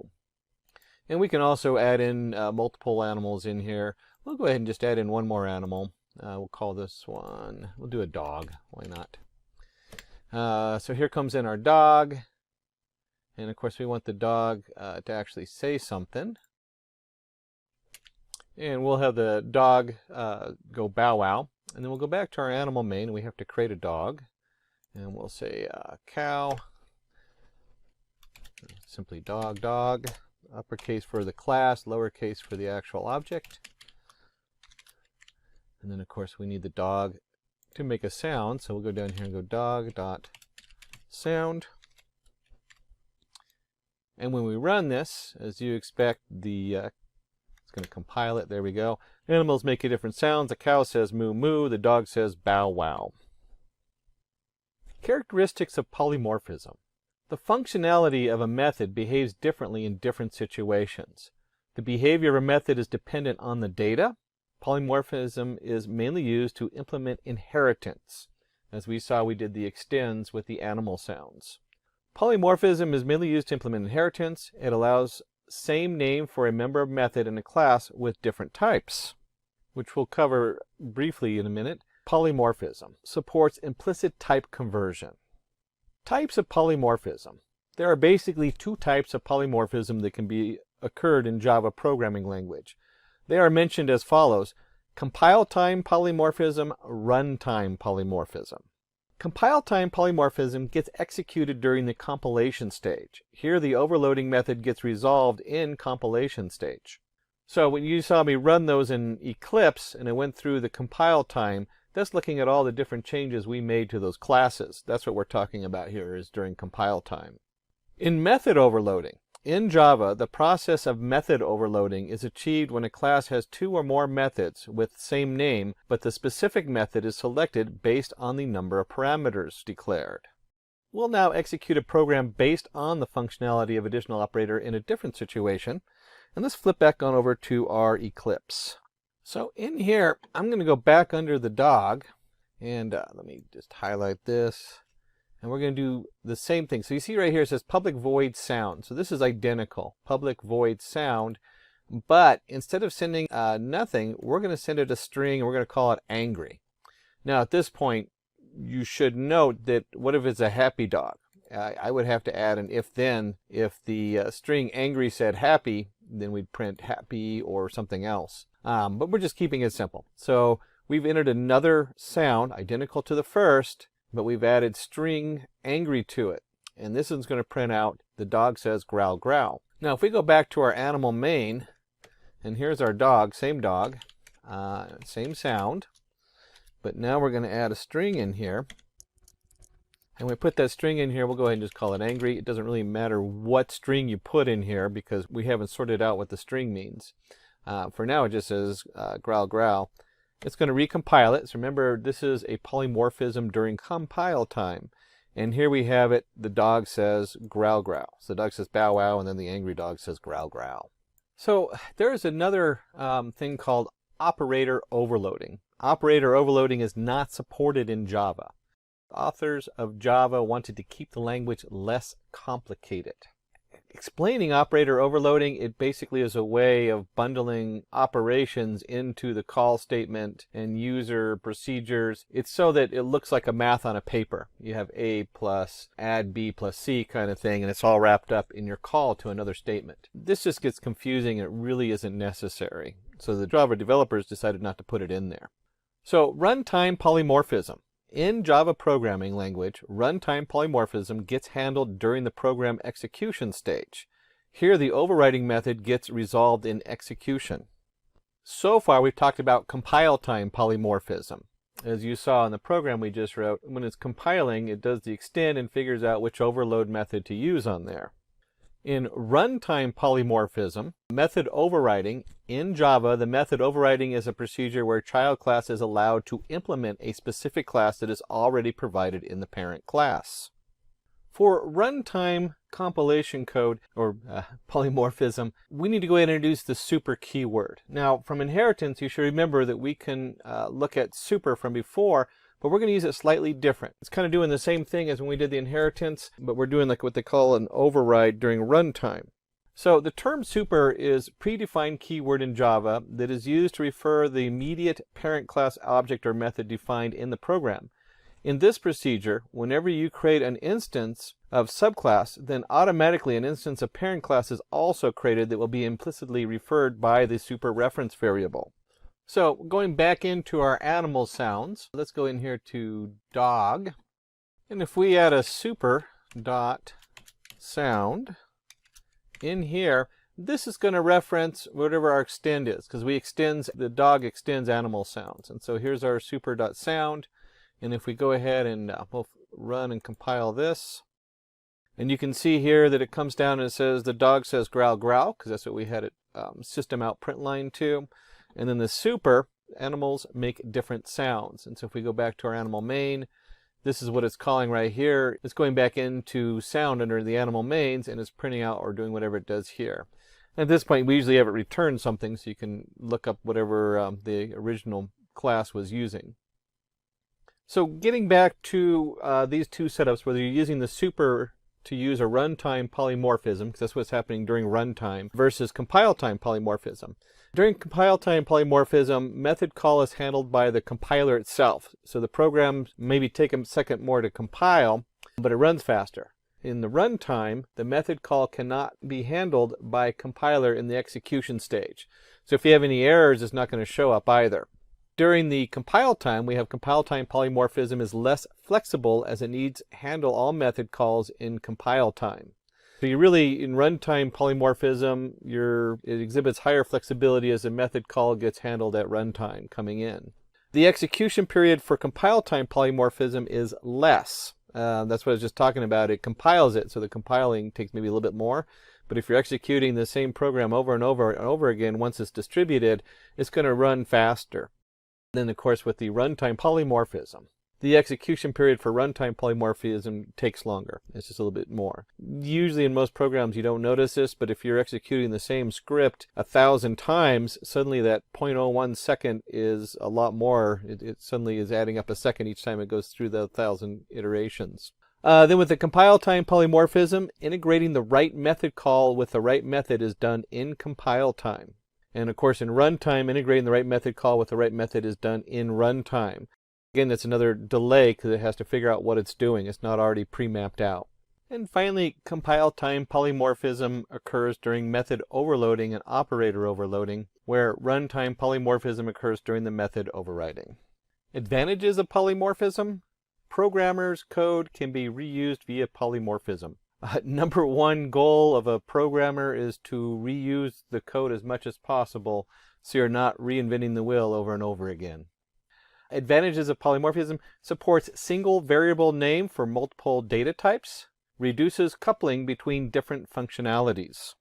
And some of the disadvantages of polymorphism that can come up is that polymorphism ends up raising performance issues in real time. You can see where as you're loading all these different things, you might end up creating loops you didn't know you were doing. Polymorphism reduces readability of the code. Sometimes your actual code, everything you look at in Java is polymorphism, all based on a primary object. So you could have a very complicated setup, and then actually it's very easy to read when you actually put your final variable in there. But when you're going through lines and lines of code, it can be really hard to figure out what's going on as you loop through all these different inherited modules or classes. Programmers find polymorphism difficult to implement. Just depends. The more you use it, the easier it is. Let's see the definition of encapsulation. Encapsulation is like a capsule. The whole code and data is bounded together into a single unit. Another way to think about encapsulation is, it is a protective shield that prevents the data from being accessed by the code outside this shield. As you can see, variables and methods are defined inside one class like a capsule. Now the question is, why do we need encapsulation? The main reasons are: first, better control of class attributes and methods. Second, class attributes can be made read-only or write-only. Third, it makes Java code very flexible. This means the programmer can change one part of the code without affecting other parts. Apart from these, encapsulation is mainly used to protect data and increase security of the code. As you can see, to protect the data, variables must be private and they can only be accessed through methods. Now, let's see Java code for encapsulation to understand the concept better. So now let's create a new project. Next, and I'm gonna name it as encap1. So here we have our main class. We can write the code here. So before writing the code, let me create a new class. Right click, new Java class, and I'm gonna name it as employee. So in this program, we are going to use a classic example of employee using employee name, ID, and salary. So in this class, let me create variables. First string name, then integer ID, and then int salary. So I can easily use these variables in our main program by creating object of the class. So let me just create the object. Employee is equal to new employee.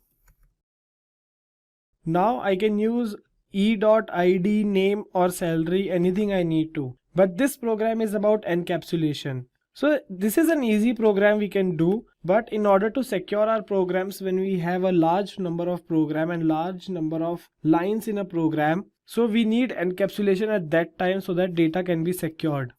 So for that, I'm gonna name it as private.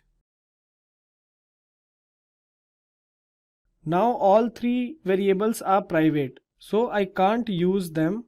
See, we can't see them anymore. If I write ID, we'll get a red color here. So if we go on it, we can see ID has private access. So that means we can't use it directly.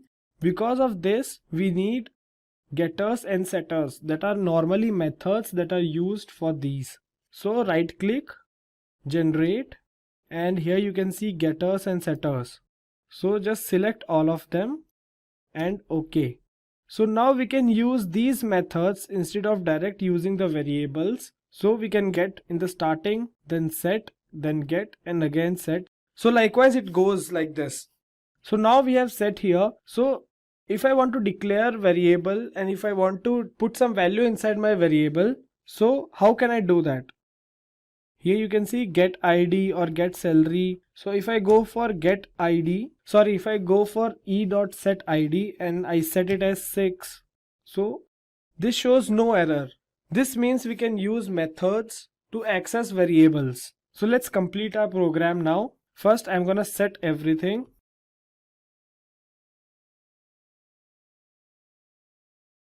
And lastly, e.set salary. Let's get it as 30,000.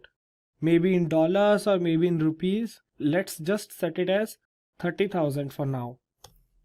So how I'm gonna print it? For this, I'm gonna go to a print statement and then name and not set name, but this time I'm gonna go with get name. Get name is to return the value of the name that I have given. So in this case, that's Simplilearn. And next will be ID and e.get ID. And lastly, salary, e.get salary. So this is a simple program that is used to define encapsulation. If we don't use private variables, that becomes a normal program. So when we use encapsulation, we are going to use private every time whenever we declare variables so that it's secure and no one can access the variables directly. So now let's run the program. And there we go. We have our result. We have executed the program successfully. And as you can see, name Simplilearn, ID 6 and salary is 30,000. So I hope you understood the concept of encapsulation. So the main concept of encapsulation is all the variables can be accessed through methods. So for this we use getters and setters that are inbuilt functions for IntelliJ or NetBeans or Eclipse. So with this, let's move on to our next program to understand it better and how we can manipulate these variables or methods using program. So again, let's create a new project. And this time I'm gonna name it as encapsulation 2 because it's the second program for encapsulation. And here we have our main program. Now this time I'm gonna use an example of cars. So let me just create a new class and I'm gonna name it as cars. So in this again I'm gonna create 3 variables that are private. So first I'm gonna get string name, then private string price, that means price of the car, and third one top speed of the car. So we can create the program that we did before as it is, but I'm gonna explain you more in depth how we can manipulate these variables or classes. So I'm gonna create a constructor for the class cars, and inside I'm gonna give it as arguments as string name, then string price and string top speed. And I'm gonna give it as this dot name is equal to name. This is so that the class can identify that we are going to give arguments related to that, and the class can return the values of it. So similarly I'm gonna give it as this dot price is equal to price, and lastly this top speed is equal to top speed. So with this we have completed our constructor for it. Now let's have getters and setters for the same thing for these 3 variables. So generate getter and setter, select all, and OK. This is a great feature that we have in Java, getters and setters. Otherwise we'll have to type the whole code. So with this, let's move on to our main program. We'll write the code here. First I'll create object of the class cars, and inside this I'm gonna give arguments, or inside this I'm gonna give values that I use in constructor to assign the values without using any c.getName or c.getPrice. So my first was name, so let me just name it as BMW. The second thing was price, so I'm gonna give it as $30,000. And the third one was top speed. So top speed I'm gonna give it as 200 km/h. So we have assigned all the values to the variables and we have created object as well, all in the same line. So this is another way of creating objects, or another way of assigning values to the variables that are private. So if I try to print these, they can be easily printed. So in the starting name and c dot, so this time I'm gonna give get name, so it automatically gets the value that I assigned to the variables through getters and setters. After that price c dot price get price, and in the end top speed c dot get top speed. So if I print this, let's execute it, and there we go, we have name BMW, price, and even the top speed. Now if I give spaces between them, it will look neatly. So let me execute it once more, and here you go, name BMW, price $30,000, and top speed 200 km/h. So this is one of our ways how we can declare variables or assign values to the variables without using any getters or setters. So in this method we used only getters to print the value that we have for variables. Now how can we manipulate the variables if we want to change value of them? Now for this again I can do set top speed or set price. Let the name be as it is. So c dot set price. So price I'm gonna set it as $50,000, and c.set top speed. Let me increase it to 250 km/h. So before printing that, so that we can differentiate which one is new and which one is old, I'm gonna print one more line, stats after updation. So now if I print these values, I'm just gonna copy paste it. So now if I print it, let's execute it. And here you go. First we have name, price and top speed, then stats after updations. That means after we set the value gets overwritten on the variables, and now we have a new price and top speed and all the details. So this is how you can manipulate variables or values inside the variables. What is an abstract class? The answer is, abstraction is one of the keys to achieving an object-oriented programming approach in designing a software. Here, the programmer tries to hide the complicated implementation of the code, which makes the software run smoothly.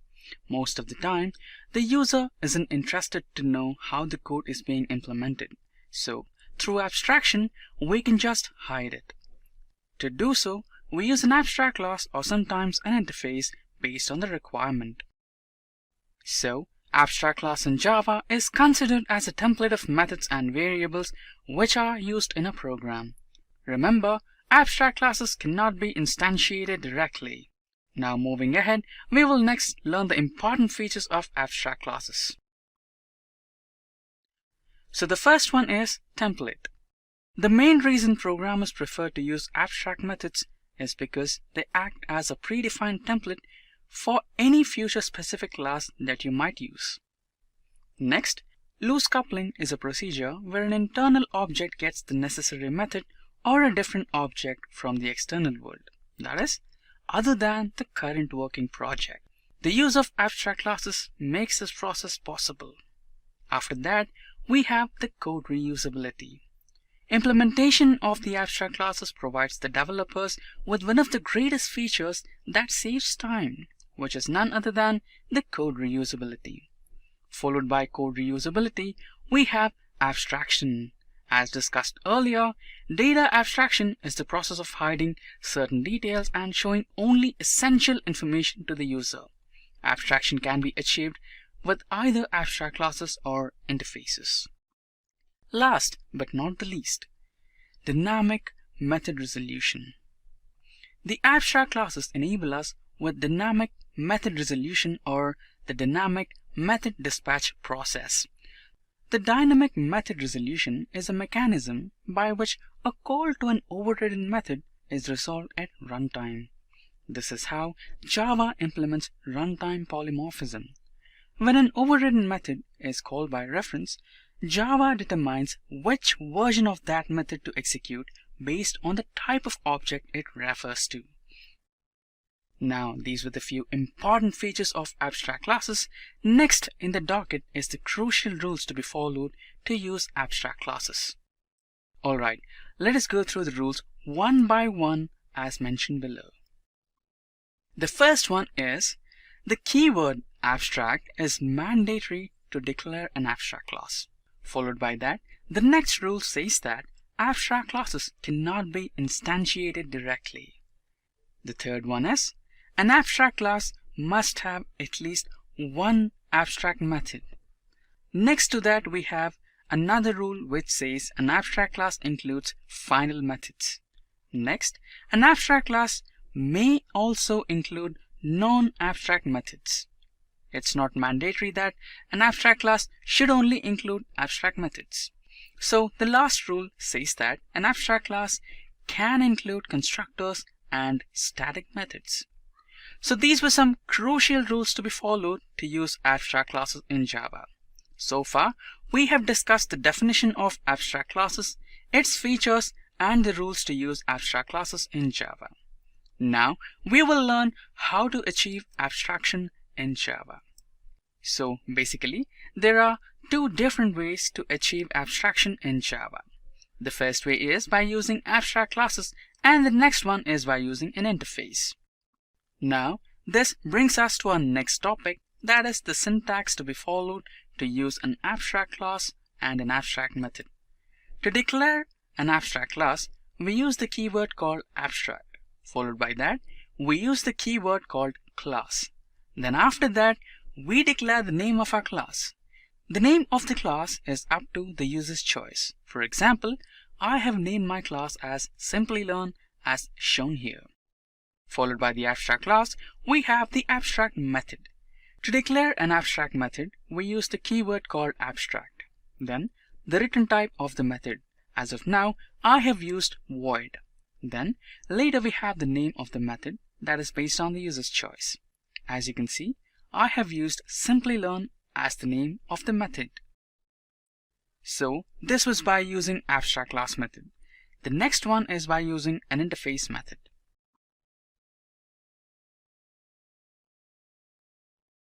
Now, what exactly is an interface? So, interface can be defined as a boundary between the method and the class implementing it. In Java, we use interface to achieve abstraction. In other words, we can also consider interface as a container which saves the signatures of the methods used in a program.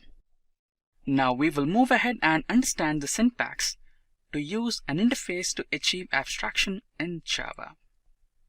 To declare an interface, we use the keyword called interface. Followed by that, we declare the name of a class.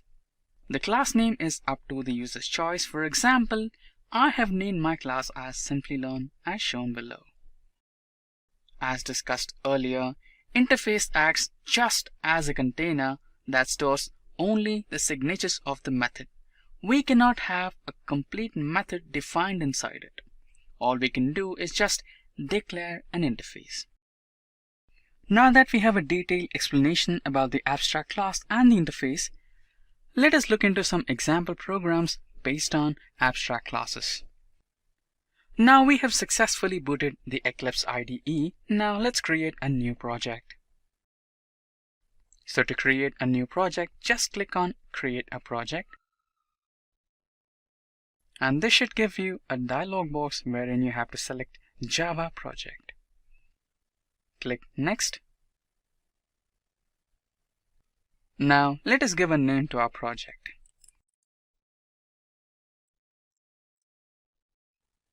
So Simplilearn will be the name of my project here. Now let me click on Finish to finish this process.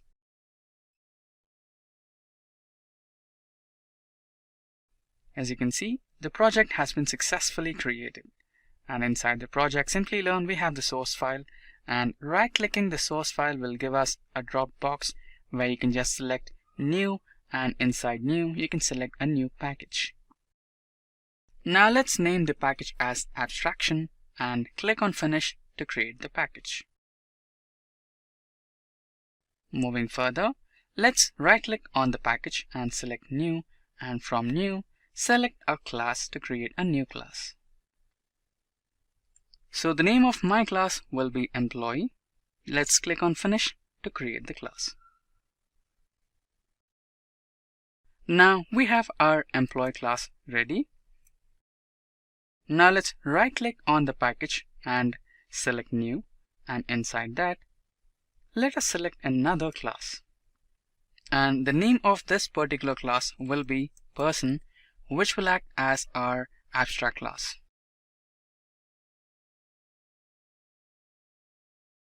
So as you can see, we have declared this particular class with the keyword abstract, and the name of the class is Person.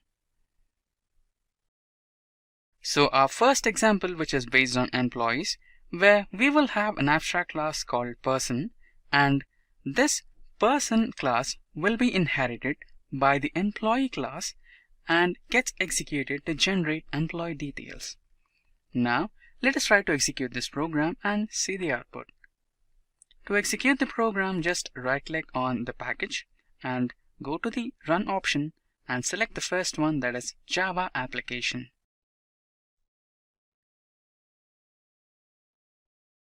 Now you can see we have the employee named Pavitra and the gender is female and the employee has logged in successfully.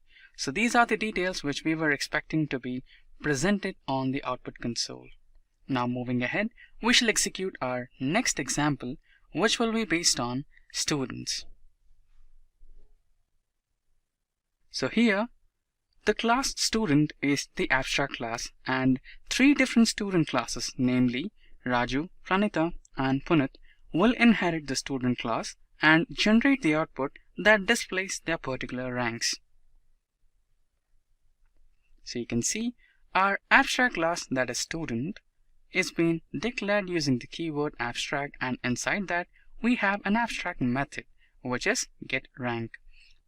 And these classes, that are Raju, Pranita, and Punit, will inherit the abstract class student and display their ranks. Now let us try to execute this program and see the output. As you can see, the three classes have successfully inherited the abstract class and displayed their ranks on the output console. Now let us move ahead and try to execute one last example based on abstract classes. So the third and last example is based on interest rates provided by different banks. Here we have an abstract class named loan, and all the banks described in the program will inherit the loan abstract class to calculate the rate of interest on the loans provided by them. As you can see, we have the abstract class, that is loan, and inside that we have the abstract method, which is interest.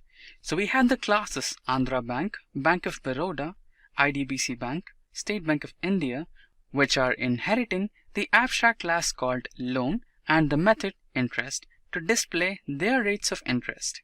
Now let us try to execute this program and see the output. As you can see, the program got successfully executed and the rate of interest for loans from different banks has been displayed in the output console. So with this, we have entered into our next topic, where we understand the differences between an abstract class and an interface. So the first difference between the both is the keyword. While we declare an interface, we use the keyword called interface. On the other hand, when we declare an abstract class, we use the keyword abstract. Followed by that, the second difference is when you use an interface, the subclasses basically implement an interface. While on the other hand, when you use abstract classes, the subclasses extend an abstract class and inherit the properties of the abstract class. Followed by that, the third difference is multiple interfaces can be implemented, but on the other hand, only one abstract class can be extended at one particular instance. And the final difference between the both is interface is capable to support multiple inheritance, whereas on the other hand, abstract classes are not capable to support multiple inheritances.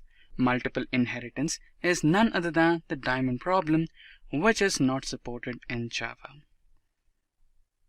Now that we have understood the differences between the both, let us understand the major advantages and disadvantages of using an abstract class. Now first, we will discuss the advantages. So the advantages of using an abstract class in Java are: the abstract classes are highly beneficial in writing shorter codes. The abstract classes avoid code duplication. They enable code reusability, which is a major advantage. And finally, the last advantage is changes to the internal code implementation can be done without affecting the classes. So these were few of the major advantages of using an abstract class. Now moving ahead, we shall discuss the disadvantages of using abstract classes. Few of the disadvantages of using an abstract class in Java are: abstraction is expensive, as sometimes you need to handle cases and situations which are not necessary. Followed by that, the second disadvantage is object relational impedance mismatch in the case of RDBMS, and the last disadvantage is object relational mapping in case of frameworks like Hibernate. So these are the few important disadvantages of using abstract classes in Java that you need to consider before using them into your project. What is inheritance? There are two other key terms which are not going to be in this agenda, but you should also, when you get to them, make sure you bundle them together as you're understanding these structures. And that's the abstract class and the polymorphism. So what is inheritance? Inheritance is an act through which a new class gets created by acquiring the variables and methods defined in the previous parent class. So when we look at what is inheritance, we can take an example of, say, food. We have veggies, noodles, fruits, where food is the parent, and your veggies, your noodles, and fruits are all subclasses of that. They're all kind of children of food. Why do we need inheritance? We implement inheritance for a multiple of reasons, like creating a possibility to add or remove features, to reduce the code length as we reuse the code, more comfortable to develop and maintain the project. And so if we start looking at, let's say we have a cell phone. We make calls, we have our SMS texting, our communication. On our phone we have our media. We also had a browser on there, because now we have a smartphone. And we look at that, we have our phone set up, and then we have our full smartphone, media, call, SMS, and browser.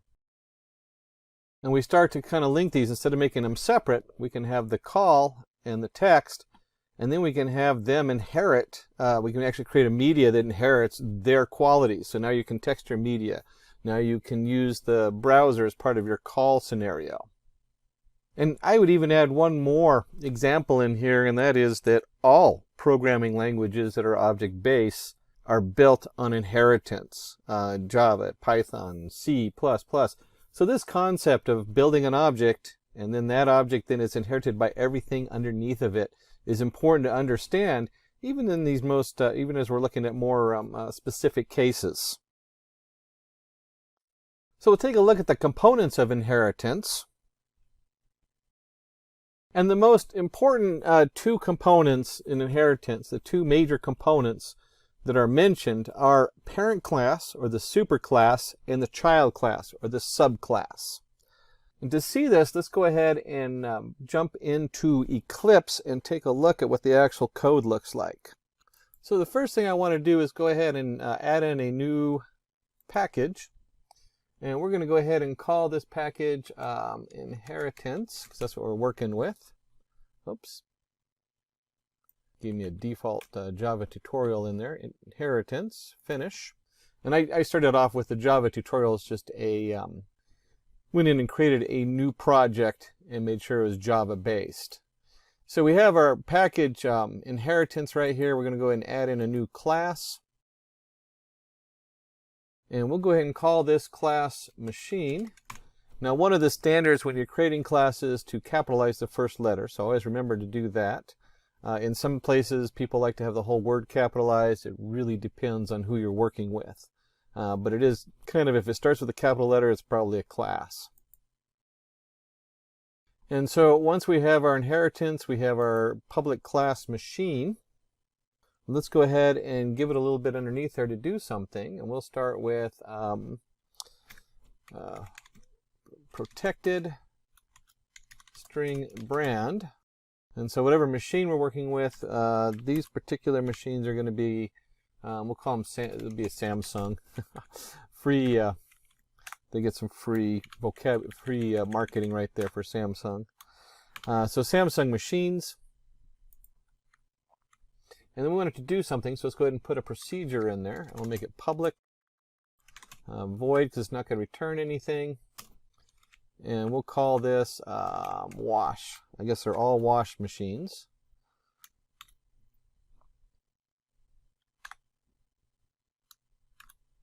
There we go. There's our brackets. A little trouble finding the bracket on there. And let's just have it, during this, we'll just have it do a quick print line. And we'll say initiating cycle. There. And then, of course, our semicolon on the end. All right, so now we have a public class machine, and we're going to get into where we start working with the actual inheritance. You can create an object with this machine. We haven't done anything special to it. It's like any other class you might create in the Java language, and we've added in public void wash, a procedure with no return. That's what the void means. and it's going to print out. And so let's go ahead and create another class in here. New class. And this one's going to be washing machine. Washing machine. And we'll go ahead and hit finish on here. And we come into our washing machine. It's opened up a nice new tab for us. And we might have a private string model name. And we'll change this to model type. Model type equals, so the type of machine is a top load washing machine. So we have a Samsung as the main type of machines we're looking at, and we have top loader or top loading washing machine. And then we're going to add up here extends machine. And so this is the key code we're going to look for, because we want this to have the properties of the machine. So this comes in and says whatever's in machine, we now also have in our washing machine. And then, of course, if we're going to do all this, we need to actually be able to run it. And if we're going to do that, we want to go ahead and add in the public static void main, reserved keywords there. And this is just your standard main startup. You have your string of arguments. There we go. And of course our bracket. And then in here, we're going to take and create a washing machine object. And so here's our wash machine. It's of course the type washing machine. And it's going to equal a new washing machine. So we're initiating a new object in here. There we go. And then we want to do something. And if we're going to have it do something, we want it to go ahead. Let's see what happens when we have wash. Remember our keyword up there was washing machine dot wash. And where did that come from? Well, if you go back into machine, here it is, public void wash. There's the procedure, and it's coming into the washing machine, and this is inherited. That way we don't have to retype that every time we have a washing machine. This could be washing machine. Maybe the next one is, I don't know, a different kind of washing machines. I'm not an expert on washing machines. But we have it do a wash, and then specific to the washing machine in here, we also had the type. And so we can come back up here, or brand. So we can come up down here, we can go system dot println wash machine dot brand plus put a little dash in there, plus, and then we're going to go ahead and we have our wash machine dot model type. That model type we put in there. So the brand, where does the brand come from? The brand's coming from our machine. We have our protected string, which is going to be Samsung. And then we have our washing machine, which has the model type, which is a top load machine. And if we go ahead and run this, after, of course, we make sure we have that semicolon in on the end there. We come up there, we'll see initiating cycle. Initiating cycle is printed out from machine, and then the Samsung top load washing machine is the second printout line here. And so when we have our wash printout here also, the wash machine wash is initiating cycle, and then we have, that's where that printout comes from. We can go back up here to machine. You can see right here initiating cycle. And then we flip back over to the washing machine, and we print out washmachine.brand, which is the machine class, and then washmachine.modelType, which is underneath the washing machine. So let's go over all that. Let's take a look and see what we're talking about here. So we saw in the code the extends keyword. The term extends is a predefined keyword in Java that allows you to create a new child class by deriving the variables and methods from the parent class to reduce code length and improve the performance. And we see that right up here in our public class washing machine extends machine. So the next key thing to talk about is access modifiers. And I kind of breezed over them when I put together the code, but we'll dig in there a little deeper. When we talk about access modifiers, there's 4 different words you really need to know, and that's default, public, protected, and private. And I'm going to tell you right now, default equals public. So what is default? Default access modifier is set implicitly whenever you declare a class without a specific access modifier. By default, the access of a class or method, when declared without a specific access modifier, becomes available to any other method or class within the same package. And in Java, the default is public. So public, a certain class can be declared as public by using the keyword public. Any class or method, when declared as public, becomes available to any class or method declared in the same package. But if a different method or class needs it, it should be imported. And then we have protected. A certain class is declared protected by using the keyword protected. This provides access to the methods and variables of the protected class only to the rightful subclasses and protects the data from any other classes which are not related. And then private. A certain class is declared protected by using the keyword private. This provides the ultimate protection to the data members and the methods of the private class. This procedure is implemented by class to encapsulate the method and members. So we'll take a little, we're actually going to do a different example in here, but I do like this underneath the washing machine. You can see right here we have put in private, a private string. What this means is that only washing machine can access that private string. Where if you have protected, the children can access it. So a protected screen, if you're underneath a machine up here, we have protected, so that when I create the washing machine and extend machine, I can still access it. But if I create a subclass of washing machine and I mark it as private, that subclass is not going to be able to access it. And so it has to do with what layers of accessing.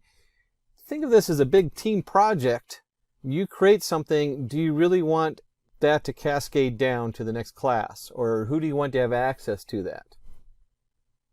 Let's go a little deeper to really bring this home, because it's really important to understand this terminology. Let's go ahead and start a new class here, and we're just going to call this particular class summation. And go ahead and create that, finish. And so our summation class, it's going to be pretty simple in here. We'll go ahead and do public. So anybody can access it. Just remember, here's our public on there. And then we'll just do a integer, because that's what it's going to return as an integer. We're going to call it add, and we're going to put integer x comma integer y. And then we'll just return x plus y. So real simple. We're just adding 2 numbers. Here's our 2 inputs. They both have to be integers. And we're going to return an integer, and it'll be the summation of the 2. So real simple class right there. And if we're going to have a summation, then let's go ahead and create a new class, and we'll call this one child.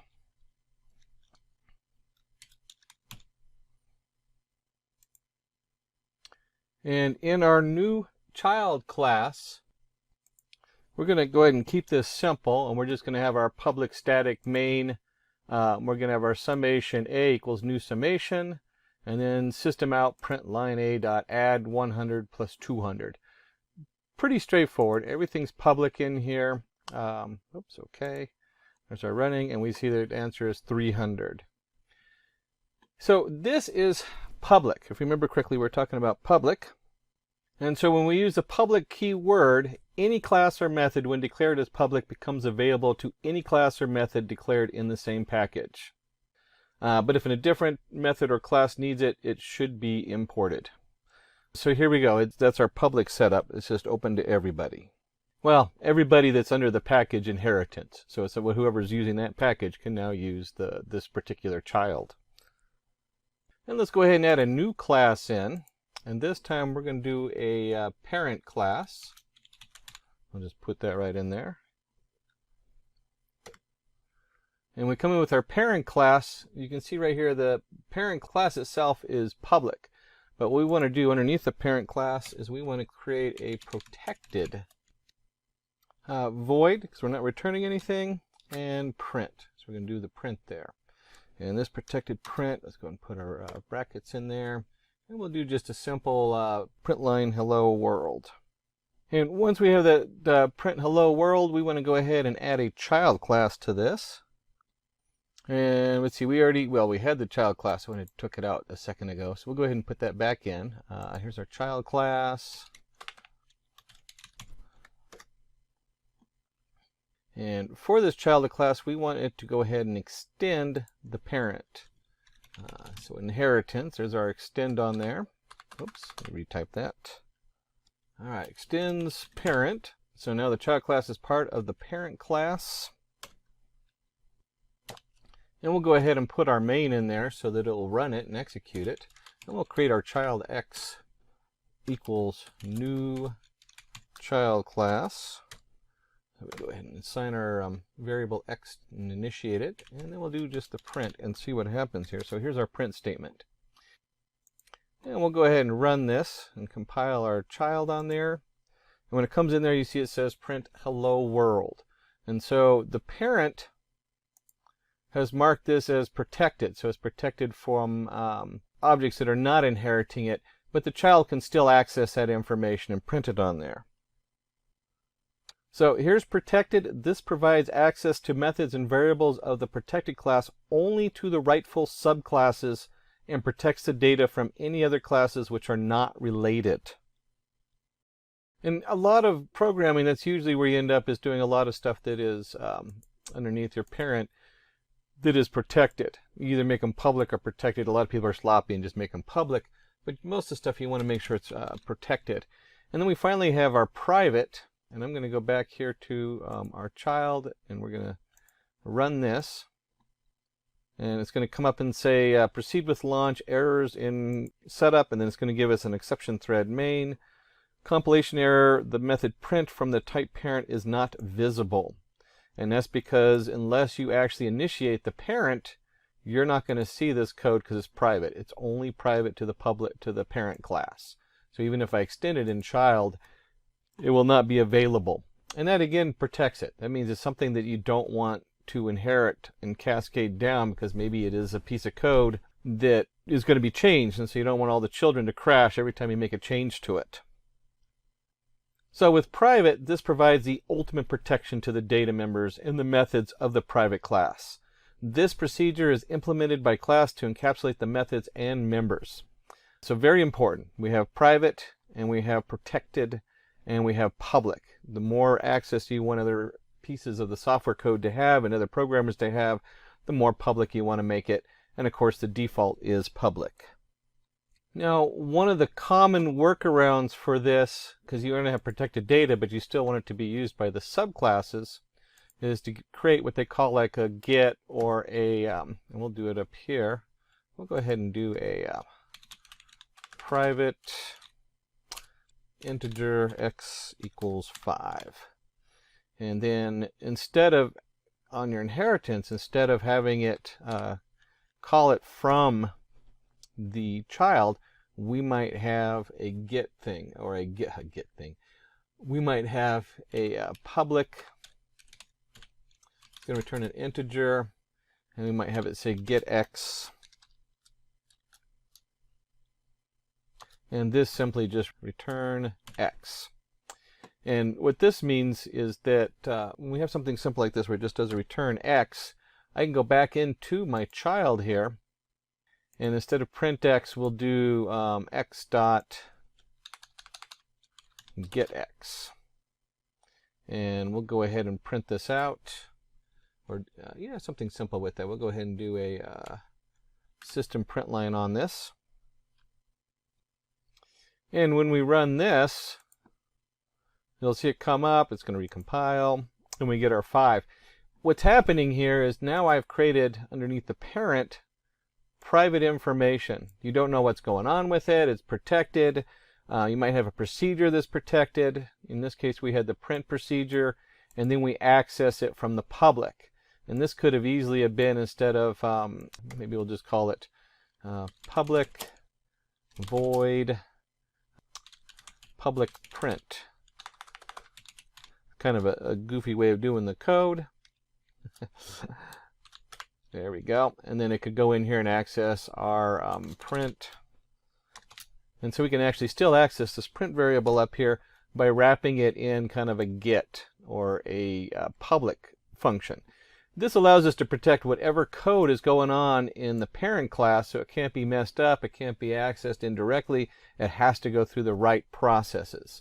And so when we get to the child on here, the child can then still has the public processes, but all the other information is protected and is private. It's really important to remember that private right there. This brings us to super keyword. And when we talk about the super keyword eliminates the confusion between parent class method and subclass method. Super keyword is implemented to access a method or constructor that is defined in the parent class. So back in Eclipse, we'll go under parent, and we'll take this, we're going to take the private out of there, so now we have an integer 5. And we'll go ahead and just remove the print because we're not going to do that in the parent. Oops, and the public. There we go. And so let's create a parent that just has one piece of information. It has an integer x equals 5. And then we're going to go to the child, and let's go ahead and add in here integer x equals 10. And these are, by default, they're public. We haven't set anything on here telling it what it is. And so what I'd like to do is we'd like to go ahead and create a, oops, one more thing, there we go. Create a procedure here, and we'll just call this void capital print. And it's just going to be a system out print line. And this is what I want you to notice is we're going to print out x and super x. So we have the child class x and we have the parent class super x. And if we come down here and we do x dot print, don't forget my semicolon, add a couple spaces in here to make it look nicer when we print it. And we'll go ahead and run this. And you can see that the child class prints 10 and the parent class is 5. And so this way you can actually store different information depending on what it is you're working on and what you're doing. And that's where this super comes in. You can see right here where the super underneath the class and the print module. Now you can't just put it in down here under print. And we can explore what that looks like. If I just take this and I go ahead and highlight it. And let's say I wanted to just, instead of doing xprint, it's going to come up right here, and right off the bat you see the super.x. I can do x.super.x, and it's still going to give me an error right here. It has to be underneath a procedure in the actual class and not under the main. This brings us to types of inheritance. And there's 4 main types. We have single inheritance, which we've already pretty much looked at, but we'll go back over.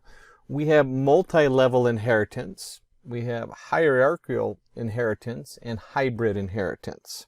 Let's go ahead and just start with the single inheritance. Single inheritance consists of one parent class and one child class. Here, child class inherits parent class methods and data members. And let's go ahead and create a new class up here, just to change it up and keep it interesting. New class. And we'll call this one student.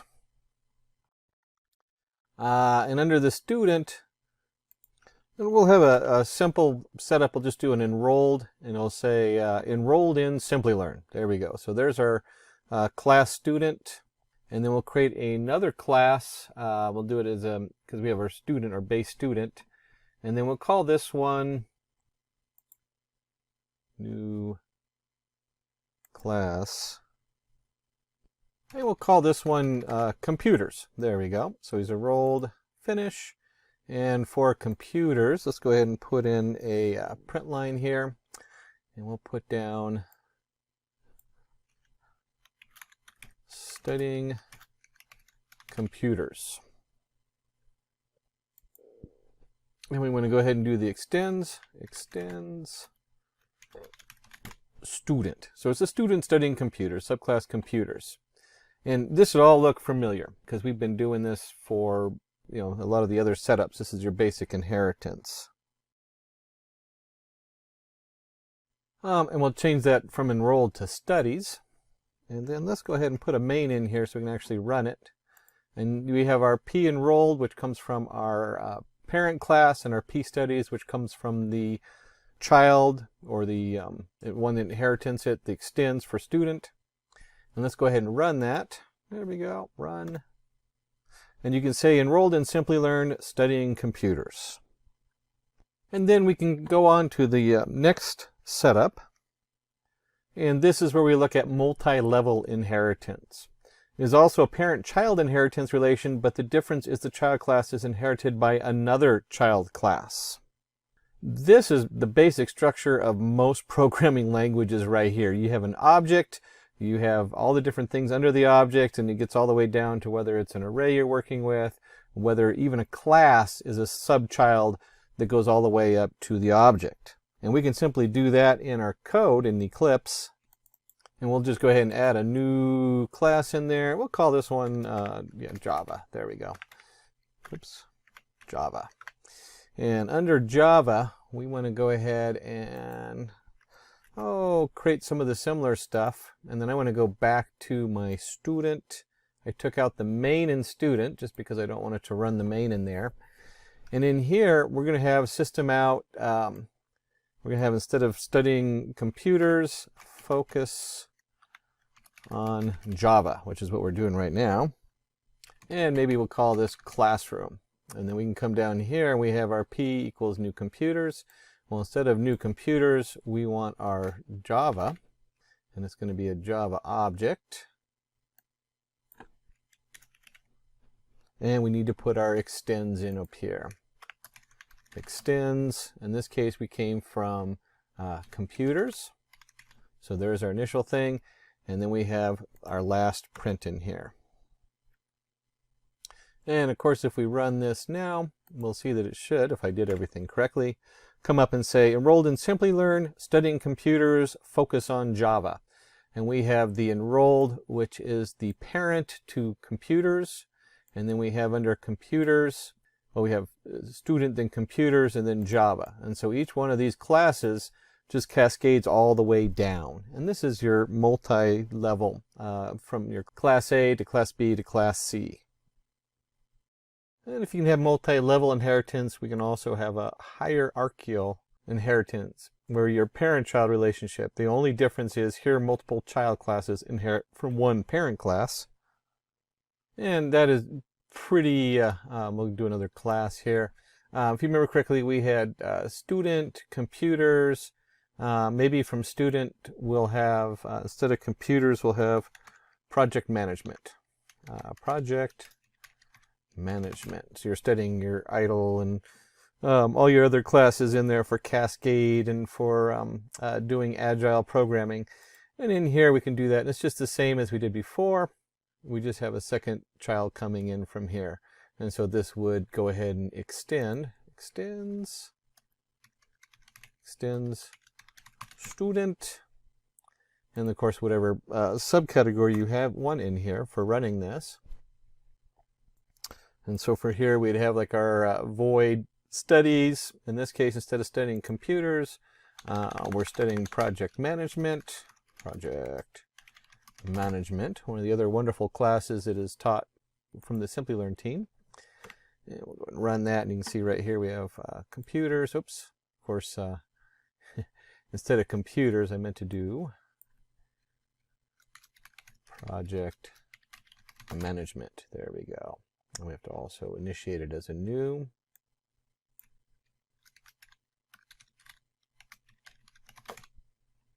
And then when we run here, we can see this. We're enrolled in Simplilearn and we're studying project management. And then finally there is the hybrid. The name itself explains it to us. The hybrid inheritance can be a combination of any of the three types of inheritance supported in Java. And so maybe we already saw that because we have our A and our B. If we flip back on over to our Eclipse, we have our student. Our student now has a computers, project management. So there's our hierarchical, and then they're mixed because we also have the Java, which is an extension of the computer. And so we have multiple layers there. So one of the issues that comes up with inheritance in classes is what they call the diamond problem. And in the diamond problem, the Java programming language does not support multiple inheritance, as it ends up with serious ambiguity. And that is where we have D, which inherits from both B and C, which might both inherit from A.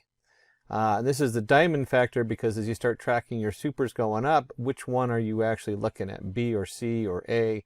And that's why they call this the diamond problem. It comes up more than you would think. You get very complicated structures and you realize, oh, I need to have both sets of instructions come down to whatever I'm working on. And you can see where that can become a problem.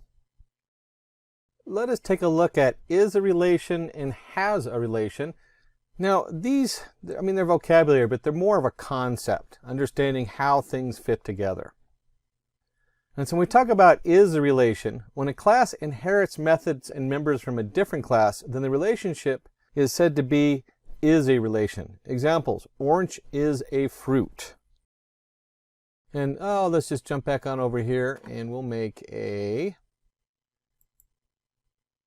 new class. And we'll call this class customer. So we're going to have our customers. Oops. There we go, if I can remember how to type. So we have a class customer, and I've gone ahead and our team in the back went ahead and prepped this for us. Let's just take a quick look though. We got public string name, so it's accessed publicly. If you leave this out, it'll automatically be public because that's the default. And then we have our customer and the string, which is a name, and a string is a city. And then when you do a customer and you send it the name and the city, it will do this name equals name and this city equals city. We could have easily done this private. We have a call into it to create it. So it wouldn't really matter too much whether we did it private or public. I would actually be more likely to do it private. And for this example, we'll go ahead and create another class, and we'll call this store. We'll have our store class. So we have customers and we have a store. And then we'll go ahead and set up in here. And this time we did do a private. We're going to create a list of customers, and then the store list coming down, and then this customers, and public list customers. A quick look at this is we did make this one private, which is nice because now it can't be accessed externally except from store. And then store has the public list customers. So we can send it a list of customers, and then it go ahead and returns the customers from that list. And then when we add it to the store, it sets the customers in the store. This.customers equals customers. One of the reasons we have the error lines in here is I haven't compiled it, so it doesn't see the customers are part of our package. And we'll get to that in just a moment here. And then let's go ahead and create another class. We'll call this is a relation, since that's what we're working on. And here's our is a relation setup. And we're just going to put this as the main, so you have your main in there. And then we went ahead and prepared a series of customers. And we'll just call it customer C1 equals a new customer, customer C2 equals a new customer. And we're just creating a list here. That's all we're doing. And if we're going to have a list, then we need to go ahead and create a list of customers. And we'll just do that with a simple list setup. And then we got to add those customers into the list. So let's go ahead and do that. So breaking this down, we have customer 1, which is Raju, Bangalore, Shiva, Hyperbad, Sachin, Mumbai, and so on. And then we just created a list of customers, a new array of lists, and then we add in each of those customers. So now we have a nice list of all our different customers in here. And then we want to go ahead and create our store. And we'll put in store, and it'll be a fruit smoothies franchise. I put down fruit smoothies French. Maybe that's not a good abbreviation because you might think it's a French instead of franchise. But it'll be a new store. And then we have our new store, which is, in this case, we're going to put in that new store customers. And if you remember, we went back here into store. Let me just flip back on over there. It's going to take that list of customers and put that into this customer. So now the private list is going to equal that list of customers. And then of course we can come in here and we do public list, it's going to return that list of customers. So we have public assets here, and this store, you can add public at the beginning. We'll go ahead and do that just to make it clear. Is it public? Is what's going to run on there. And let's go back into our is a relation. And flip back to store. I'm going to go ahead and just change this to customer list. So here's our list, customer list, and it's going to return the customers from this selection, from our private variable. So we come into here, we can come down here and we'll go ahead and put that in there.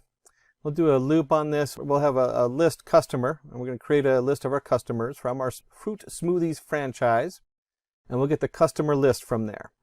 And then for a customer in the for customer CST in customer, we're going to go ahead and just print that name out there.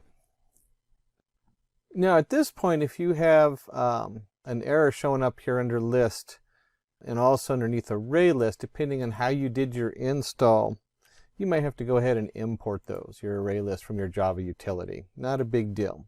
And then once we go ahead and we have this all set up, you'll see here the compiler goes through, and then we have the name of the customer, city, and then it just lists the customers going down here. So when we talk about our relationship of our Fruit Smoothies franchise and customers, the customers, they are a relationship directly to the French Smoothies franchise. Now the second idea is it has a relation, and let's go ahead and take a look at that and see how that differs.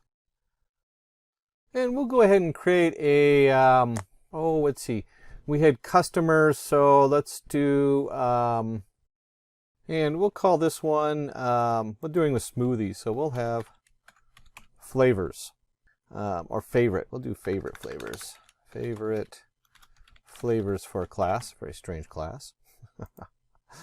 And let's see, in favorite flavors, we'll go ahead and give it a couple things to look at. We'll have a private string and a name, and then we'll have a public string get flavor.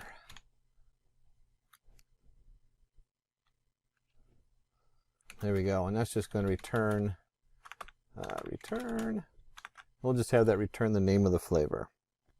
There we go. And then we want to go ahead and create one more class, and this class we'll call has a relation. And I'm hoping you're guessing where we're going with this. Let's go ahead and put some code in here to make it work. And let's go back to our favorite flavors and put in a constructor so that we can load the flavors, and then return this name so we can return the flavors. We'll go back into has a relation. And let's just create a customer. We'll call it cust. Our new customer is Toby Marshall from Mumbai. And our favorite flavors are strawberry, banana, and peanut butter. I don't know, it's a strange concoction.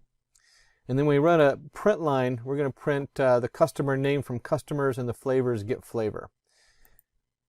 And so when we're looking at this, what I want you to be aware of is that neither the flavors nor the customer are in the same class. They're not, it's not an actual relationship, but they have a relationship because we have Toby who happens to like strawberry and peanut butter. And if you remember, just a quick note, we were looking at the diamond problem. You can create a class that then has these two subclasses in. And that's how you go around the diamond problem, is you don't inherit, but you create classes inside the class you're working with. Now, let's quickly begin with our session. First of all, we will discuss the right angle triangle pattern. So basically, the right angle triangle star pattern looks something like this as it is shown on my screen. So to resolve this problem statement and print the pattern, we must assume that this particular star arrangement is made in the form of a matrix, where the first row has single star and the second row has 2 stars, third row has 3 stars, and so on.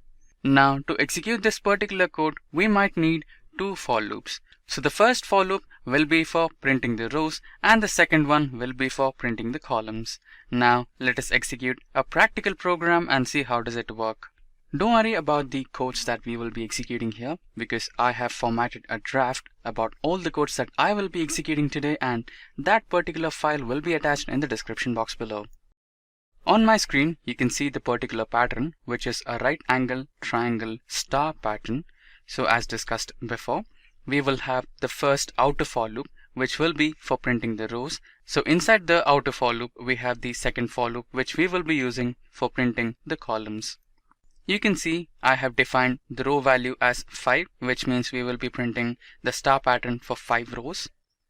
And we have used a counter variable, which is I, which is assigned the value of 1, and the comparator operator is used here, which is I should be less than or equal to the number of rows declared, and followed by that we have a pre-increment operator, and once the condition is true, the control will be entered into the second for loop, where we have the next counter variable, which is j.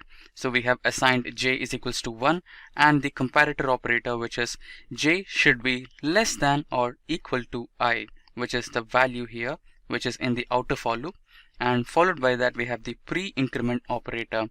Once the condition is true, the control will enter into the inside for loop and will print a star. So here, just let us assume that the value of I is 1 and the statement is true. So the control will enter into the second for loop and it will see the conditional operator here. So j is less than or equal to I. So value of 1 is less than or equal to 1 and the star will be printed. After that, we have the pre-increment operator. So here the j value will be incremented to 2. Now if we compare the values, 2 is not less than or not equal to 1. So the condition fails here. So it will not print a star again. It will come out of the inner for loop and it will see the next statement, which says it should print in the next line. Whereas in the inside for loop, you can see we just used print, not print in the new line. So it will come to the new line and go back to the for loop again, and the increment of I will be taken place and the same runs again. Now let us try to execute this program and see the output. So you can see that the program got successfully executed and the right angle triangle star pattern is print successfully. Now let us go into the next type of program. So the next type of program is the inverted right angle triangle star pattern.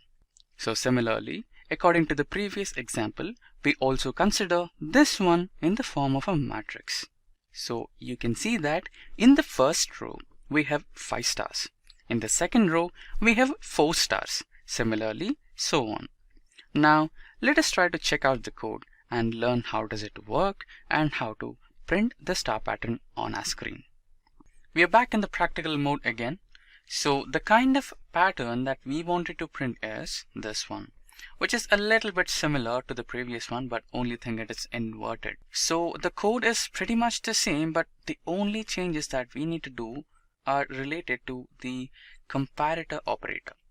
In the previous example, we chose that I should be less than or equal to 1, and in the next stage we used pre-increment operator.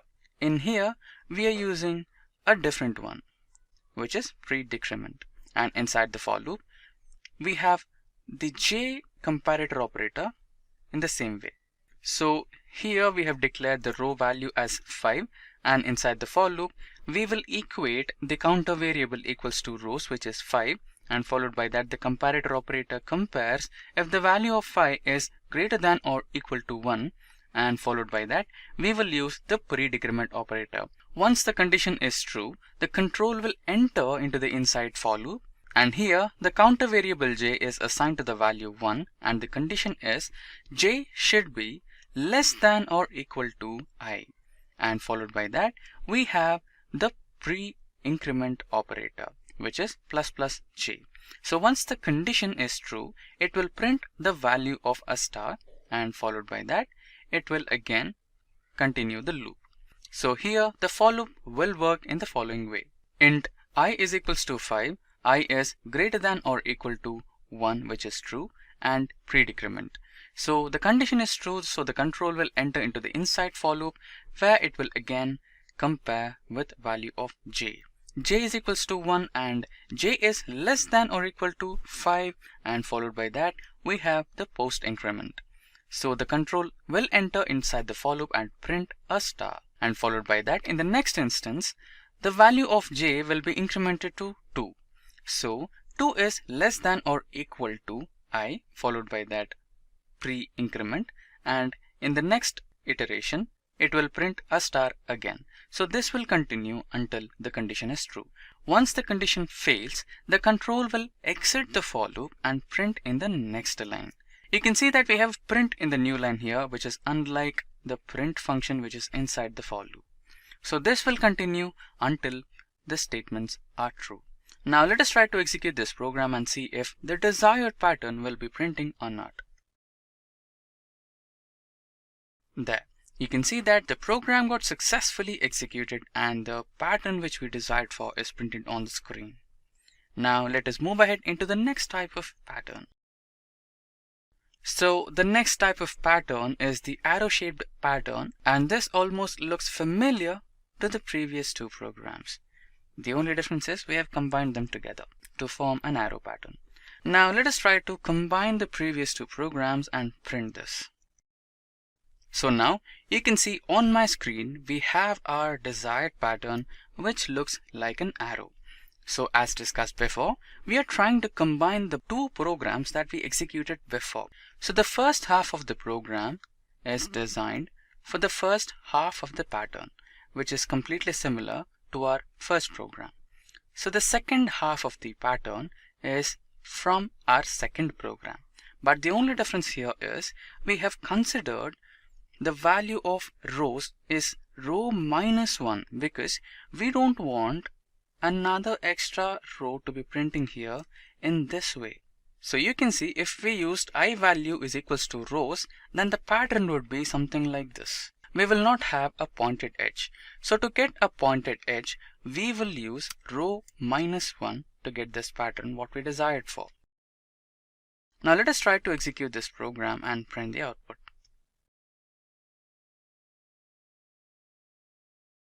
Now let us enter the number of rows we want. Let's enter 5. So there you go. Let me expand my output screen.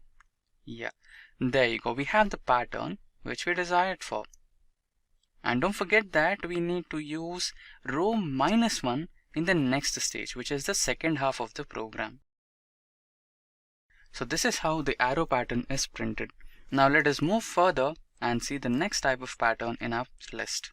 So in the next pattern, we have the right angle triangle, which is completely similar to the first one, but the hypotenuse is on the other side. As you can see, this is the difference between the first program and this program. So in the first program, we had the hypotenuse in this direction, and now we have the hypotenuse in the opposite direction.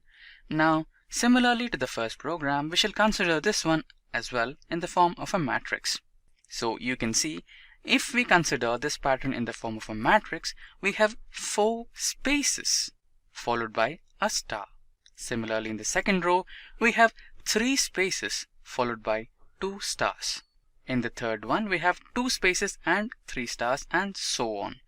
So the main point that we need to consider here is, first we need to print the spaces. Followed by that, we need to print the stars to get this pattern.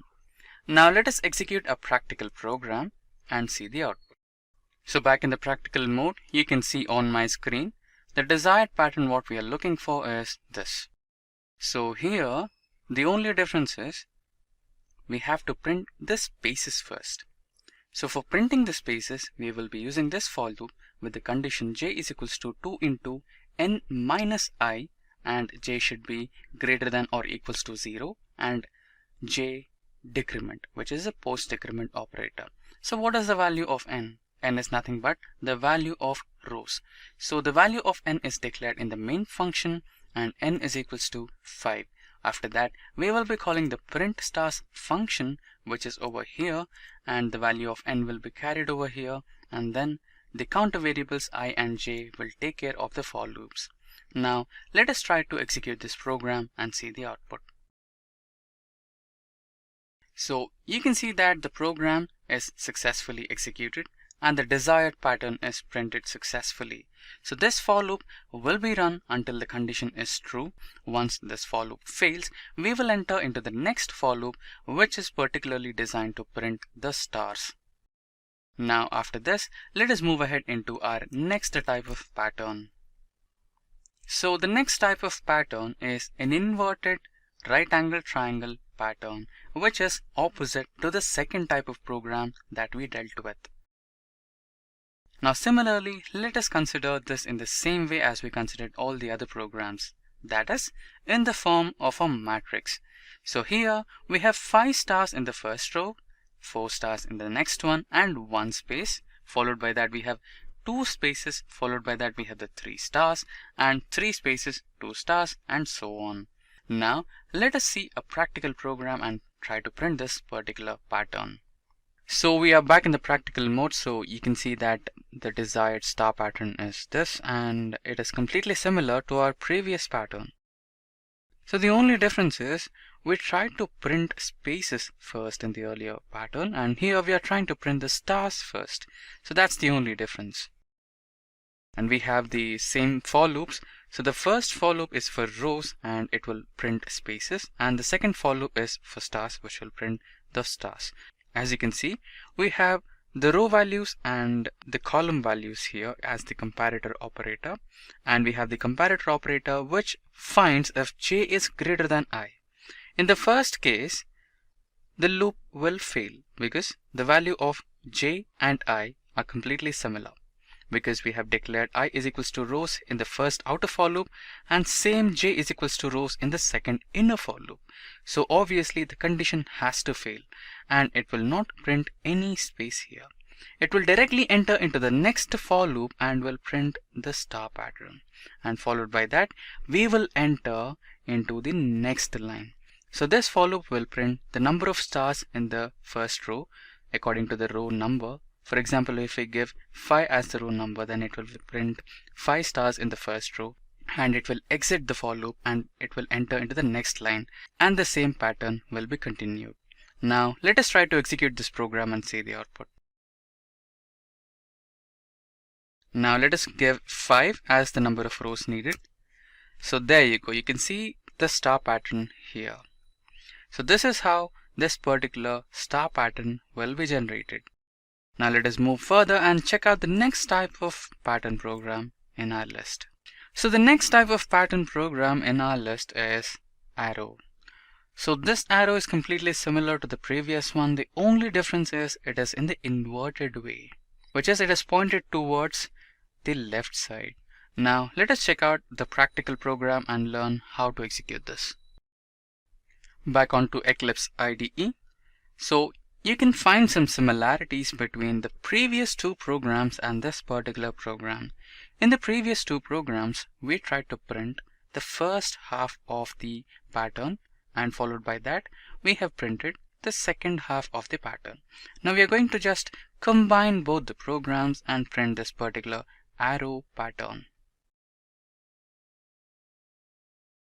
So here, the first half of this particular program is concerned with the top portion of this pattern, which is the right angle triangle.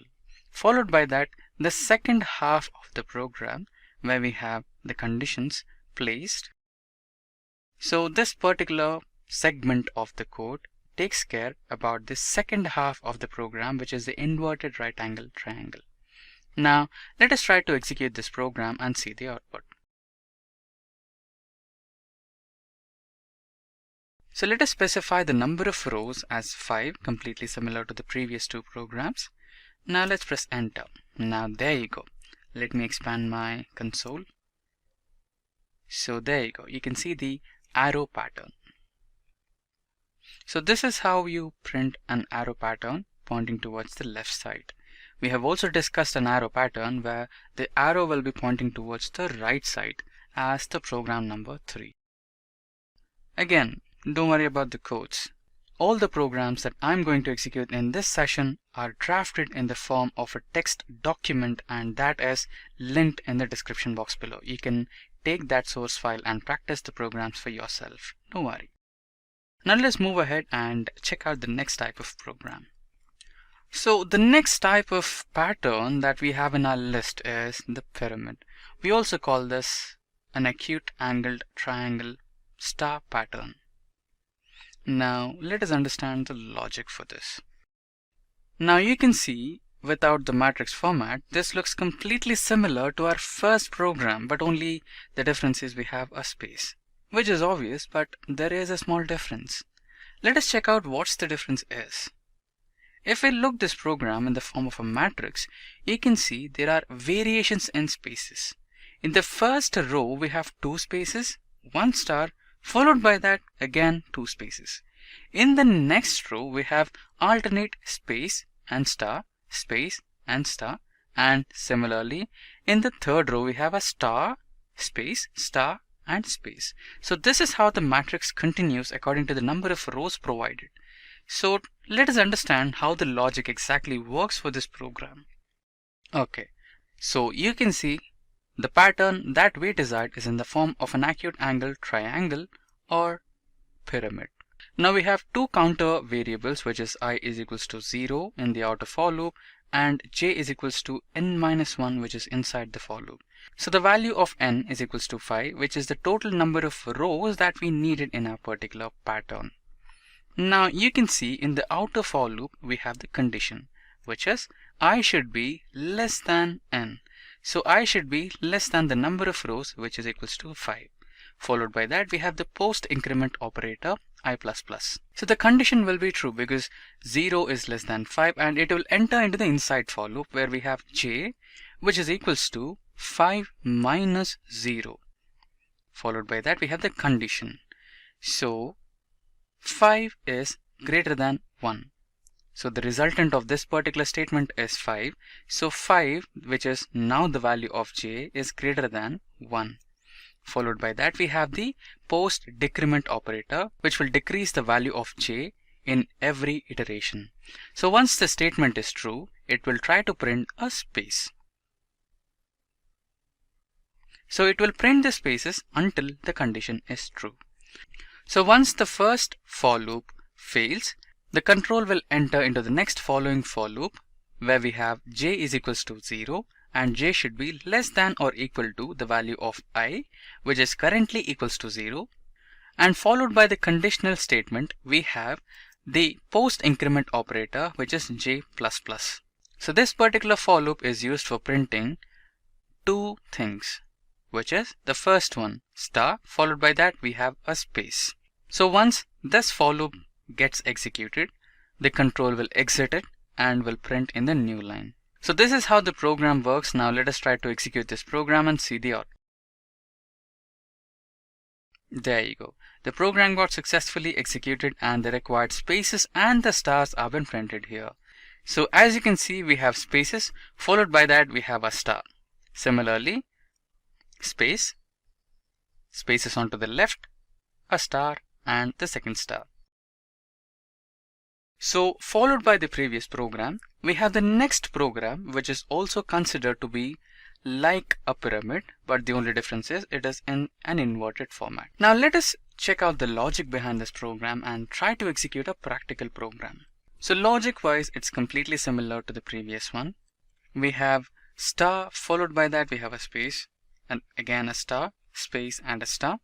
Next row we have alternate space and star, and finally we have 2 spaces, star and 2 spaces. So the number of spaces and stars is based upon the number of rows we provide. Now let us try to execute a program and see the output. Don't worry, this is completely similar to the previous one, but the only difference is it is printed in the inverted fashion. So there will be minor changes to the code. Let's try to look on those changes. So here we are back in Eclipse. So the desired pattern is here, which is an inverted pyramid, and the previous program was a regular pyramid. So here is the logic, and we have the following for loops. So the first for loop is dedicated for printing the number of spaces we require. So inside the exterior for loop, we have the counter variable I is equals to 0, and I should be less than or equals to the number of rows minus 1, and followed by that we have the post increment operator I++. So let us assume that we have provided the number of rows to be 5, and according to the logic, I is equals to 0, and followed by that 0 is less than or equals to 5 minus 1, which is 4, and followed by that we have the post increment operator, which will increment the value of I to 1 once after the for loop first iteration is finished. So once the exterior for loop condition is true, the control will enter into the second for loop, which is the internal for loop, and we have the second counter variable, which is j is equals to 0, followed by that the comparator operator, which says j should be either less than or equal to the value of I. Followed by that we have the post increment operator on j. So this particular code segment, or the first part of the program, takes care about the number of spaces we require in our pattern. Followed by that we have the second for loop, which will take care of the number of stars we print and the number of spaces we require after the star pattern. Now let us try to execute this program and see the output. Now let us provide the number of rows we need. Let's provide the value as 5. Now there you go. According to the logic provided in the program, the star patterns are successfully generated, followed by the spaces. Now moving ahead, we have the next type of pattern, which is the combination of first and second pyramids. Now let us understand the logic and print this pattern. Now you can see the desired pattern is the combination of the first pyramid and the second pyramid. So the first half of the program is derived from the first pyramid pattern, and the second part of the program is derived from the second pyramid pattern. Now we have combined them together, and now we are trying to print the rhombus pattern. Now let's try to execute this program and see the output. Let us provide the number of rows as 5, and there you go. So here you can see the desired star pattern has been successfully executed. So according to the input, we have the first 5 rows, and followed by that we have the inverted star pattern, where we avoided the first row and printed the following 4 rows, so that we have a proper Rubik's pattern. Now moving ahead, we shall see the next type of pattern in our list. So followed by the previous pattern, we have the next type of pattern, which looks completely similar to the previous one. But the only difference is we have printed the second type of pyramid first and then the first type of pyramid, which makes it look like an hourglass. Now let us understand the logic and print this pattern. So here is the desired pattern what we are looking for, and this was the previous pattern what we printed. Now followed by the first segment, we have the second segment, which is dedicated to print the second half of the pattern, which happens to be the first type of pyramid, which is a regular pyramid. But the only difference is inside the first for loop, we are using the rows -1 command, because we don't want an extra star. So if we add in an extra star, this pattern will look a little abnormal. So let us try. So this is what it looks like if we had an extra star there. So let us remove it. So this is how our pattern should look like. So that's the reason why we are using row -1 here. Now let us try to execute this program and see the output. Now let us enter the number of rows we want. Let us input 5. Enter. So there you go. You can see the program got successfully executed and the desired star pattern has been printed on the console. Now let us move further and have a look on the next type of pattern in our list. So followed by the hourglass pattern, we have the next pattern where we need to print a diagonal star pattern. Now if we look at the logic, it's just a single line which is placed in the form of a diagonal. Now let us check the logic behind it. So you can see we have printed stars in the form of a diagonal of a matrix. Now we have the first 4 spaces, followed by that we have a star, and similarly 3 spaces provided by a star, then a space, and so on. Now to print this pattern, what's the logic? Let's go back to Eclipse and try to print this program. So this is our desired pattern. Now let us go into our program. Now inside the program we have 2 counter variables, which are one I, 2 is j. So the first for loop is I is equals to 1, I is less than or is equals to 5, which is the row number, then I post increment. So when the logic is true, which is 1 is less than or equal to the row number 5, the control will enter into the second for loop. So once the control enters into the outer for loop, we have the second for loop where we have our second counter variable, which is j. J is equals to 0 and j is less than 5 minus I, which is 5 minus 1, which is the current value of I, which is 4.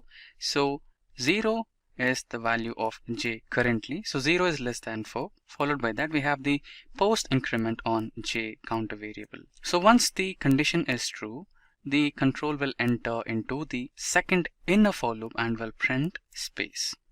So this loop will run until the condition is true. Once the condition fails, it will come out of the inner for loop and will print a star in the new line. Followed by that, it will continue to start the outer for loop again. So this is how the flow goes ahead. Now let's run the program and see the output. So you can see the program got successfully executed and the desired pattern is printed. Now let's move ahead and understand the next type of pattern in our program. So the next type of pattern is a little bit similar to the previous one. So in the previous pattern we had one diagonal. Right now we have 2 diagonals which have formed the shape of X. So we can consider this as an X pattern. Now let us check out the logic, and next after that let's execute the program.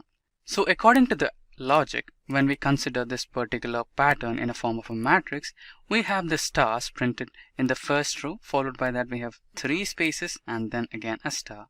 So this is continued in the same way with alternate spaces, and in the third row we have a single intersection point with 1 star. So this is how the pattern should look like once the program gets executed. Now let us check out the program and see the output. So you can see on my output console, this was our previous pattern. Now what we are going to do is make a similar pattern in the opposite direction and make sure they intersect each other. Now you can see our program has 2 segments, the first segment and the second segment. They both look a little similar because the first segment will print the upper part of the pattern, that is the first V, and then the second segment will print the lower part of the pattern, which is the inverted V. Now let us check out the condition. We have the first outer loop which has the first counter variable, which is I is equals to n. N is nothing but the number of rows that we want in our pattern. Then I should be greater than or equal to 1. Followed by that we have the post decrement operator where we will decrease the value of I. Then if the condition is true, then the control will enter into the next statement where we have the inner for loop with second counter variable, that is j is equals to I. Then the condition is j should be less than the value of rows provided. Then post increment of j, and if the condition statement is true, then it will enter into the inner for loop and it will print a space. Similarly, for printing the star, we have the next segment. Inside the next segment, the condition is a little trickier because we don't want to print any stars in the space between the X pattern. We provide this condition where j is equals to 1 and j should be less than or equals to 2 times the value of I, which is the outer for loop, minus 1. If this condition is true, the control will enter inside the for loop where we have if else condition. If j is equals to 1 or j is equals to 2 into I minus 1, then we should print a star, else we should print a space. So this will print the upper part of the pattern, and similarly we have another segment which will print the lower part of the pattern, which is the inverted V pattern. Now let's execute this program and see the output. As you can see, the program got executed. Now let us provide the value of n. Let us provide 5. and there you go. You can see that the program printed the desired pattern. So this is the first half of the pattern, which is the proper V. Then this is the second half of the program, which is the inverted V. So this is what the flow of the program is. Now let us move further and check out the next pattern in our list. So the next pattern in our list is the inverted V pattern. Now let us check out the logic behind it. If you see this in the form of a matrix, then you can recognize this. We had already discussed similar program, which was the third one, where we had printed the pyramid shape. But the only difference is we have missed out the star in between, which makes it look like a inverted V. Now let us go back to Eclipse and execute a program based on this to print this pattern. As you can see, we have our desired pattern on my screen, which is an inverted V. So if we check out the logic, we have outside loop and inside loop. So we have two for loops. So the first outer for loop has out is equals to 1. Out should be less than or equals to the number of row size, then post increment of outside variable. If the condition is true, we enter into the inner for loop where we have inner loop is equals to 1. Inner loop should be less than or equals to the row size into 2. Then we have increment operator, which is a post increment. So if this particular condition is true, then we enter into another statement where we have the if else statement.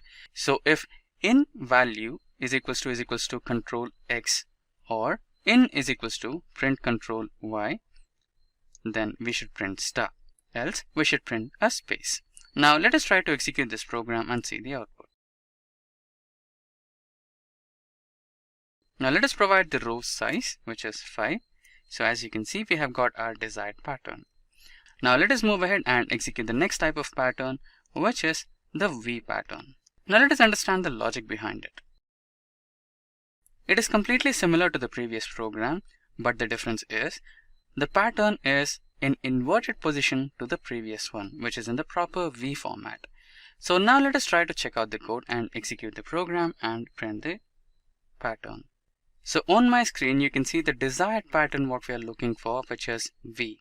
Now the previous program was to print an inverted V. So the complete program is same, but only there is a minor change in the logic where we have replaced I as greater than or equals to 0. And there is some change in the second segment as well. Now let us try to execute this program and see the output. So you can see the program got successfully executed and the desired pattern is printed here. The value of n or row size is equals to 5, which we have declared here in the main part. Now let us get back and check out the next pattern to be executed in our list. So the next pattern is the combination of both an inverted V and a normal V, which will result in the form of a rhombus. Now as you can see, this is our previous program. Now we have two segments in our code where we have the first segment to print the starting or the top position, which is an inverted V format, and the second segment of the code is designed to print the second half of the pattern, which is the normal V pattern. So we will combine these two and print the rhombus shape. Now let me provide the number of rows, which is 5. So there you go. You can see the desired pattern. Now let us move ahead and check out our next pattern. So the next pattern is completely similar to one of the previous ones, which is a pyramid pattern. But the difference is this pyramid is hollow, or in other words, this looks like an acute angled triangle. Now let us understand the logic behind it. So if you look at this matrix, then you can find that we are going to print the stars in the form of a side of the triangle, which is we will print the stars in the shape of a triangle and nothing inside the matrix. Now let us understand the program and print this pattern. So as you can see, the desired pattern is being located here, which is a triangular pattern. Now inside this, we have three particular for loops. So the first for loop is the outer for loop, and the rest two for loops are the internal for loops. So the first internal for loop is dedicated to print spaces where we don't require stars. And the second internal for loop is dedicated to print stars where we require them. Also we have an if else condition which decides where to print a star and where not to. Now if we look at the condition, I should be less than or equal to the number of rows provided, and if the condition is true, then we enter into the internal for loop. And in the internal for loop, if j is less than the number of rows given, then in that particular location we need to print a space. Once the condition in the first for loop is failed, the control will enter into the next for loop where we have the next counter variable, that is k is equals to 1, and k should be less than or equals to 2 into I minus 1, where the value of I is 1 at the current stage. And followed by that we have the post increment of the value of k. If k is equal to 1, or I is equal to the number of rows, or k is equal to 2 star I minus 1, then we should print a star. So this will give the location in the matrix where we should print star to make it as a triangle pattern. If location is anything else than the condition provided, then we should be printing space there. Now let us try to execute this program and see the output. Let us provide the number of rows as 5. So there you go, we have printed the desired pattern. So the next pattern after the triangle pattern is the box pattern. So this particular program will be completely similar to the previous program. The only difference is we need to find the locations where we need to print stars so that the resultant pattern looks like a box. So for that we will make some changes in our program, and those changes will be related to the rows and columns. Now let us understand the logic. So as discussed before, we need to look at this pattern in the form of a matrix and check out the number of rows and columns. So where the number of row and column are equal, we need to print a star. So let us now check out the program and execute the program to print this particular pattern. So as you can see on my screen, we have the same program that we used to print the triangle, but now here we have rows and columns. So n is nothing but the row and m is nothing but the column. So if the value of the external for loop, that is I is equals to 1 and I is equals to the number of rows provided, similarly j is equals to 1, which is the internal for loop counter variable value, and if j is equals to m, that is the column value, then we should print a star in that particular location, and wherever the location does not match, we should provide a space. Now let us try to execute this program and see the output. So there you go, we have our desired pattern, which is the box pattern. Now let us move ahead and check out the next type of pattern in our list. So you can see the next pattern is completely similar to our first pattern. The first pattern was our right-angled triangle. Now we have the same right-angled triangle, but the only difference is we have used numbers here. Now we will use the numbers from our for loops and we will print the same values in our pattern so that it looks like a right-angled triangle. Now let us understand the logic. So we will see this pattern in the form of a matrix. Now we will print the numbers where we require them. Where we don't require the numbers, we will print spaces. Now let us check out the program and execute it to print the following pattern. Now you can see we have got back to our same program, but the only difference is here we are using the values of the inner for loop, which is j, instead of a star. Previously we used star symbol here, and we are now replacing it with the inner for loop value. Let us try to execute this program and see the output. Now let us enter the number of rows as 5, and there you go. We have the values of the internal for loop, making the pattern look like a right-angled triangle pattern. Now let us move further and check out on our next type of pattern in the list. So here is another right-angled triangle in our list, but the difference is we are using the numbers in a continuous manner, which is 1, 2, 3, 4, 5, 6 to 15. This type of triangle is also called as Floyd's triangle. Now let us understand the logic. So similar to the previous one, we will consider this in the form of a matrix, and we will print the numbers only where we require them, that is to form a right angle triangle. Where we don't need the numbers, we will try to print a space there. Now let us check out the program and execute it and print this pattern. Now you can see we have got back to Eclipse, and don't get scared about the pattern. It's completely similar to the previous one. Only thing is we will be using one extra counter variable, which is k. So we have provided the value of k is equals to 1, and where we are supposed to print stars, we will add the post increment operator to the counter variable k. So whenever the for loop gets executed, we will be printing the values of k, which is 1, 2, 3, 4, 5 and so on. Now let us try to execute this program and see the output.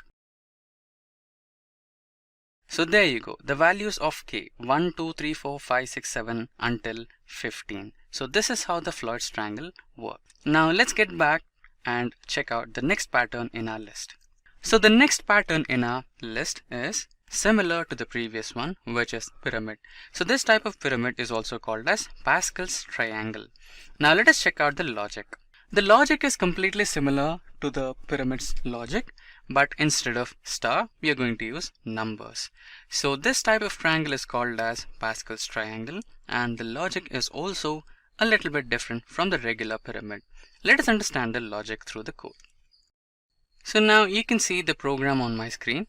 So the logic and the for loops used are completely similar to that of the pyramid, but only the difference is we are going to print the value of number. So the number is firstly initialized as 1, followed by that we have a formula for that, which is number is equals to number into I minus j divided by j plus 1, which are the values of the counter variables of outer for loop and inner for loop respectively. Now let's try to execute this program and see the pattern. So you can see the program got successfully executed and the Floyd's triangle has been successfully constructed here. Now let us move ahead and check out the next pattern in our list. So the next pattern in our list is a box which is made up of binary numbers. Now let us understand the logic for it first. So if we look at this in the form of a matrix, we have binary numbers 1 and 0, which forms the pattern of a box. Now let us check out the program and execute the program to print this particular pattern. So you can see on my screen we have the program to print that particular box type of pattern using the binary numbers. So we have the external for loop for rows, and the counter variable I is equals to 1 and I should be less than or equal to the number of rows provided. Once the condition is true, we enter into the external for loop where we have the number and where we have the condition I modulus 2 is equals to 0 and the number is equals to 0. And inside that we have our logic to print the binary numbers. Now let us try to execute this program and see the output. Now let me place the number of rows as 5 and there you go, we have our box pattern using binary numbers. Now let us get back and check the next pattern in our list. So the next pattern is the Ruby pattern. This is completely similar to our program where we printed the Ruby pattern using the stars. Now we will use the numbers and print that particular pattern. Now the logic for this is completely same that of the Ruby pattern we used, but the only difference is instead of a star, we'll be placing the value of the counter variables. Now let us try to execute this program and see the output. So there you go, the program got successfully executed and instead of stars, we have printed the Ruby pattern using the numbers. Now moving ahead, we have our next pattern. So here, the next pattern is completely similar to the first one, which is the right angled triangle pattern, but here instead of numbers or stars, we will be using alphabets. So for alphabets, we will be using the ASCII values in the program. Let us check out that program soon. Now first let's understand the logic. The logic is also completely similar to the right angled triangle, which we followed for stars and numbers. Now let's check out the program. So as you can see, the desired pattern is the right angled triangle made out of alphabets. So the logic is completely true, but the only difference is we are going to print characters using ASCII values and alphabet function. Now let us try to execute this program and see the output. So the desired pattern is the right angled triangle printed using the alphabets. Now the logic is completely similar to the right angled triangle pattern, but the only difference is we are going to use the ASCII values. So we have declared an integer type variable alphabet with the ASCII value 65, which should start the alphabets from capital A, because the ASCII value of capital A is 65. Now let us run the program and see the output. So there you go, the program got successfully executed and we have the right angle triangle printed using the capital alphabets. Now let's get back and check out our next pattern. So our next pattern is a pyramid again. So instead of numbers and stars, we are going to use the alphabetical values. Now let's check out the logic. Even here you can see the logic is similar to the pyramid logic. Now let's check out the code and execute the code and see the pattern. Now you can even see the logic is also similar to the pyramid logic, but here the only difference is we are going to use the ASCII value, that is 65, which is equivalent to capital A. Now in the print statement, instead of a star, we are going to print the alphabets, and this particular for loop is for spaces. Now let's quickly execute this program and see the output. So there you go, the pyramid pattern has been successfully printed. And software developers need to stay up to date on the latest advancements regarding the tools, frameworks, programming languages, and apps to achieve success. Master the latest coding tools, strategies, and techniques through Simplilearn software development courses. By enrolling in any of these certification programs, you will gain expertise in skills like Agile, Java, DevOps, HTML5, CSS3, AWS, JavaScript, ES6, SOAP, and REST and GSP. With hands-on experience in tools like Angular, MongoDB, you will catch the eye of top recruiters. So what are you waiting for? Hurry up and enroll now. A year of experience is preferred to enroll in these courses. You can find the course link in the description box below and pinned comment. Let's start with the basics. The Hibernate framework was created by Gavin King in 2001. The latest version is 5.2.10. Let's start by discussing why we need Hibernate and why it was created. It is a framework that simplifies the development of Java application to interact with the database. Let's understand why we need it with the help of two scenarios. Let's consider a scenario where a user has a program with MySQL database connectivity. Now, if you look at the illustration here, the user needs to write MySQL specific code to create the database connection. Now, just in case the user shifts from a MySQL to an Oracle database, the user has to repeat the process of writing database connectivity code, which is Oracle specific. So the connectivity code is difficult to modify because it's in the source code, and we'll have to recompile the application every time we change the data storage mechanism.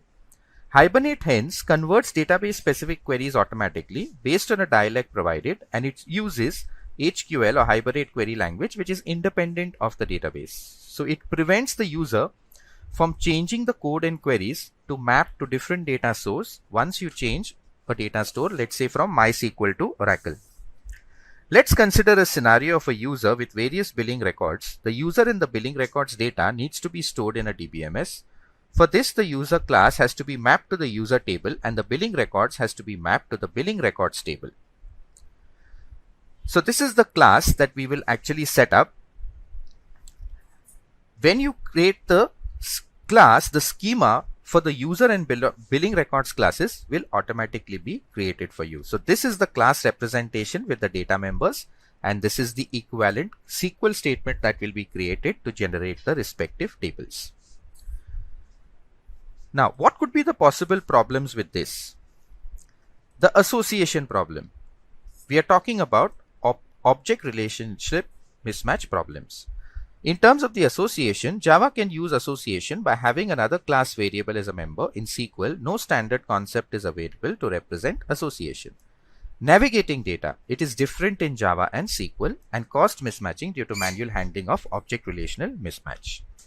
Let's add two subclasses, credit card and debit card, which are subclasses of the billing record. Now, what could be the possible problems here? SQL does not support super table and subtable relationship.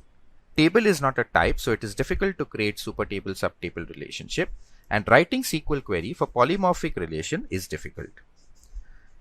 In user table, ID is the primary key. This is a foreign key for the billing record table.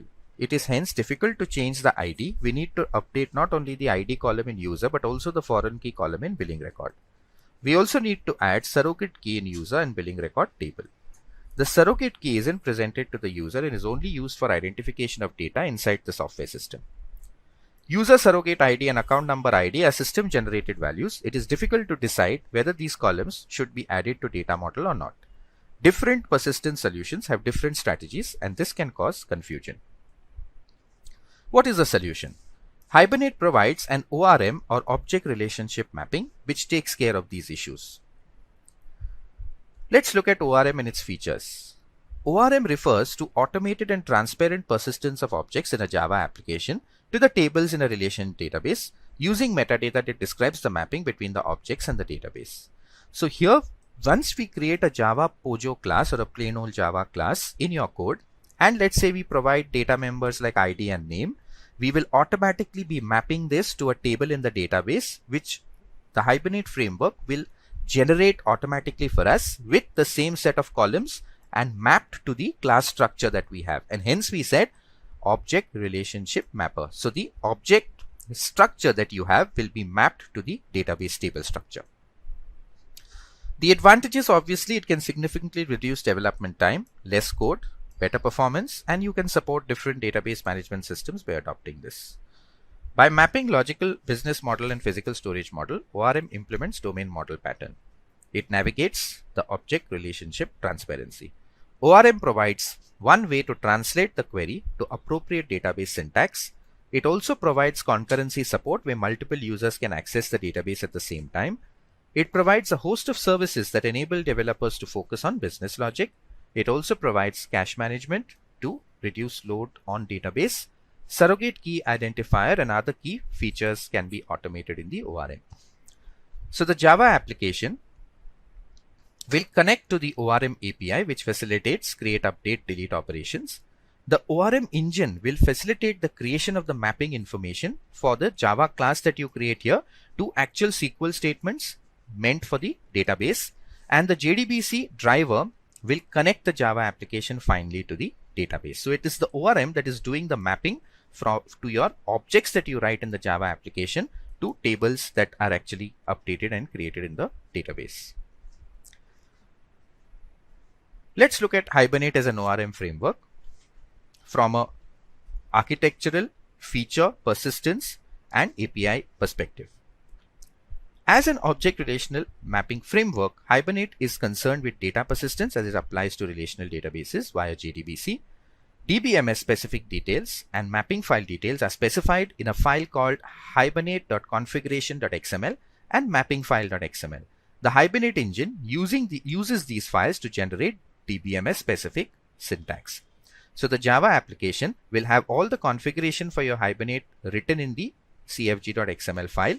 You can also have a mapping file if you want to map table names to column names in the XML file, and finally we connect to the database management system.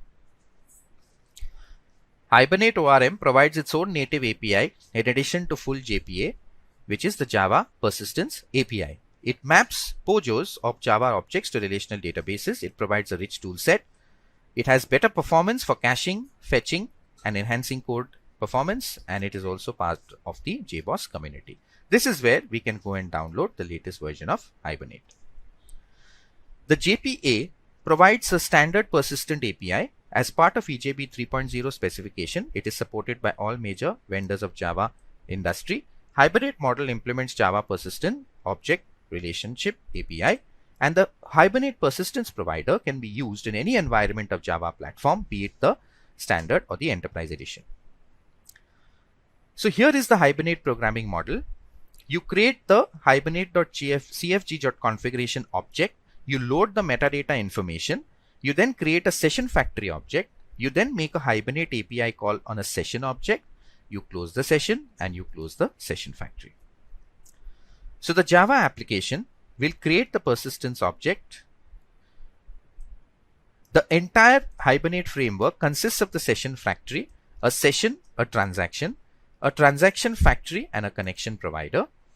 And the internal API which is used by Hibernate is the JTA, the JDBC, and the JNDI. Let's look at each of these components of the architecture in detail. The session object is created within the database layer in every DAO method or data access object method. It is known as the persistence object. It has three lifecycle states: the transient state, where an object is transient if it has just been instantiated using the new operator and it is not associated with a Hibernate session. It is in a persistent state if it has a representation in the database and an identifier value. It might have been saved or loaded, however, it is by definition in the scope of the session. Detached is an object that has been persistent but its session has been closed. The reference to the object is still valid of close, and the detached instance might even be modified in this state. The Hibernate core APIs start with the configuration. Now you can see here the org.hibernate.cfg, which gives two services in the Hibernate application. It loads the mapping file and configuration file into memory and makes them available to Hibernate engine. It also acts as a factory to create the session factory. The session factory, which is part of org.hibernate.session factory, the Hibernate engine implements this session factory interface. It is one per DBMS, mostly one per application that you create. It is thread safe. It is not a singleton, which means it creates a session object. The session factory encapsulates second level cache, connection pool, meta information cache, and pool of the session. The Hibernate interface also contains the session. The Hibernate engine implements the session interface. Session object acts as a persistent manager. It is a lightweight object. It encapsulates connection and first level cache. Session object is not thread safe. In every DAO method, session object is created. It is used for CRTD operations. The Hibernate engine also implements the transaction interface. When database connection is created by Hibernate, connection associated with session is in auto commit disable mode. Whenever a CRUD operation is performed, the changes will not be reflected in the database unless connection is maintained in auto commit enabled mode. All the generator classes implement the identifier generator interface. This application will help the programmer and may create own generator classes by implementing this interface. Hibernate framework provides many built-in generator classes. You have assigned. The default value has to be explicitly aligned to persistent object before you persist it. Increment. It increments value by 1. It generates short, int or long identifiers. Native. It uses identity, sequence or hello depending on the database vendor. Sequence. It uses the sequence of the database. If there is no sequence defined, it creates a sequence automatically. For example, in the case of an Oracle database, it creates a sequence named Hibernate_sequence. It is used in high and low algorithms to generate the ID of type short, int and long. Finally, the identity. It is used in Sybase, MySQL, SQL Server DB2 and SQL to support the ID column. The returned ID is of type short, int or long. So it auto generates the ID, which could be the primary key in your table. How do you set up a project with Hibernate? Step 1. You create a Java project. You add the required jars and libraries from the Hibernate downloads. You then add the JDBC driver or a specific jar file to connect to your respective data store. Create the Pojo class, save it in the SRC folder of your project. You then create the Hibernate configuration file, which is similar to the web XML file. And you specify which dialect of SQL are you using depending on the databases listed here, MySQL, DB2, Oracle. You then create the hpm.xml file, which is the mapping file. And finally, you create the class that retrieves or stores the persistent object and saves it in the SRC folder. And then you go ahead and run the application.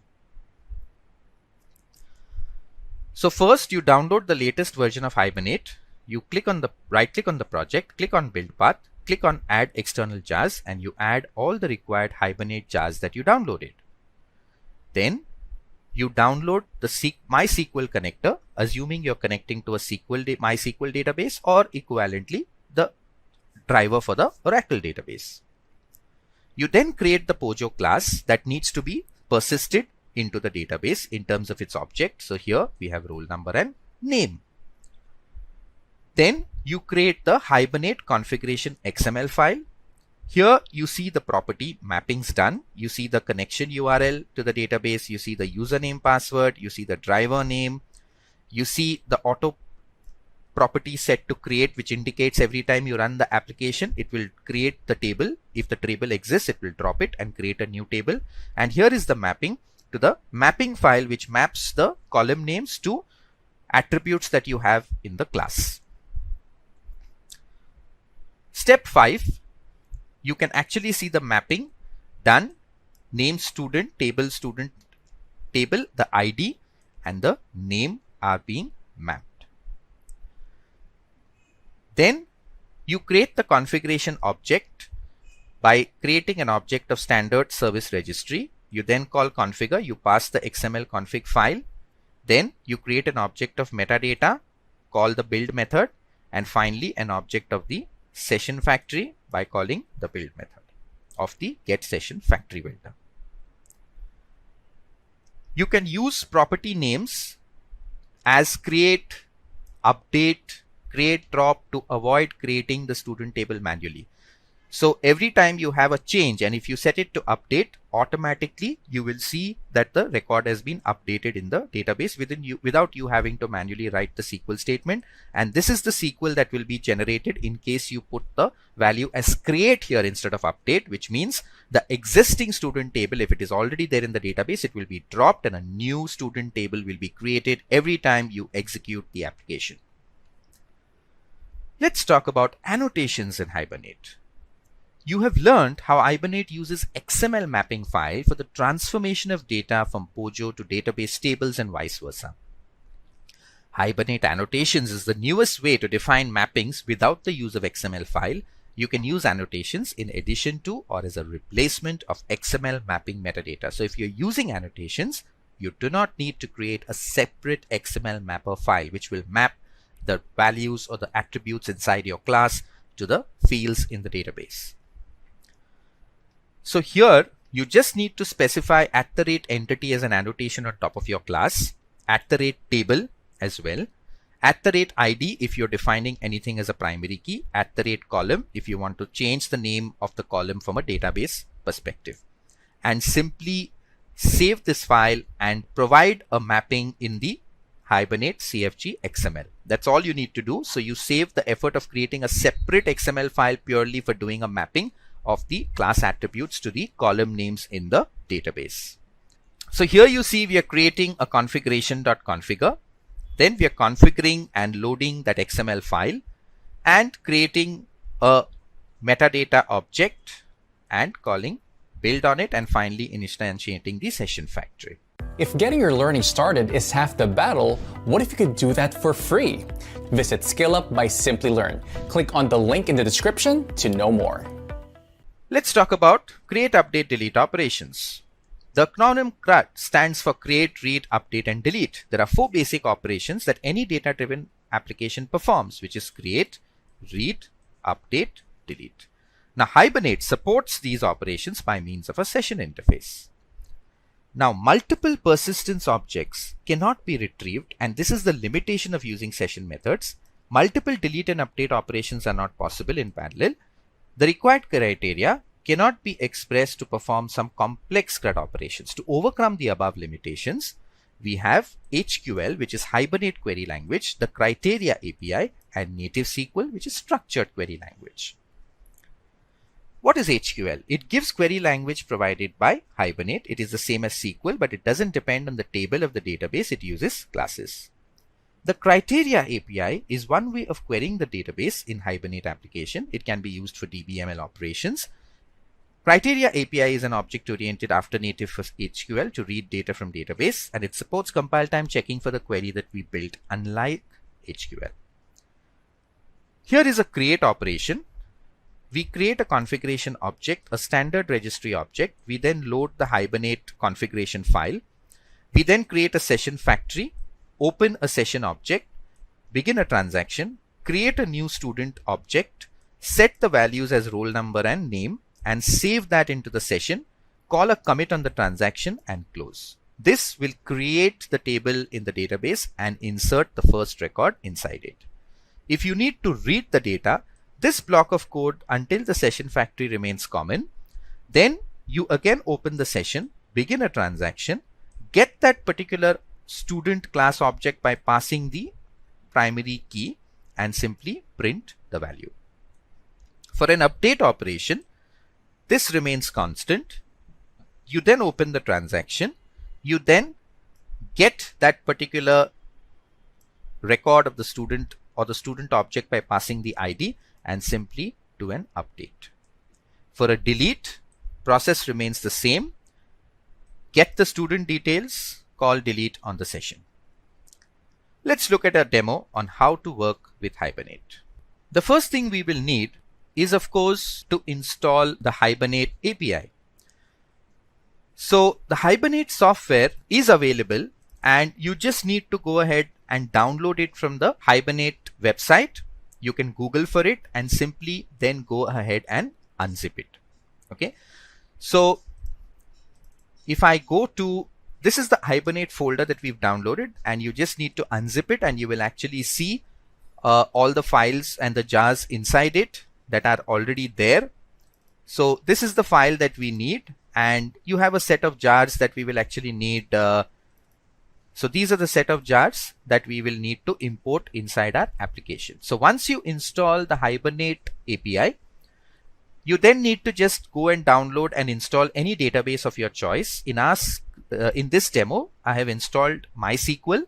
The installation document for MySQL and Hibernate has been provided to you in the LMS, so you can access it and complete the installation of MySQL and Hibernate in case you need support on that.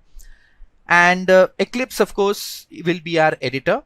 And besides that, we will download the MySQL Workbench. So the MySQL Workbench installation document is also been provided, so you can go ahead and download it.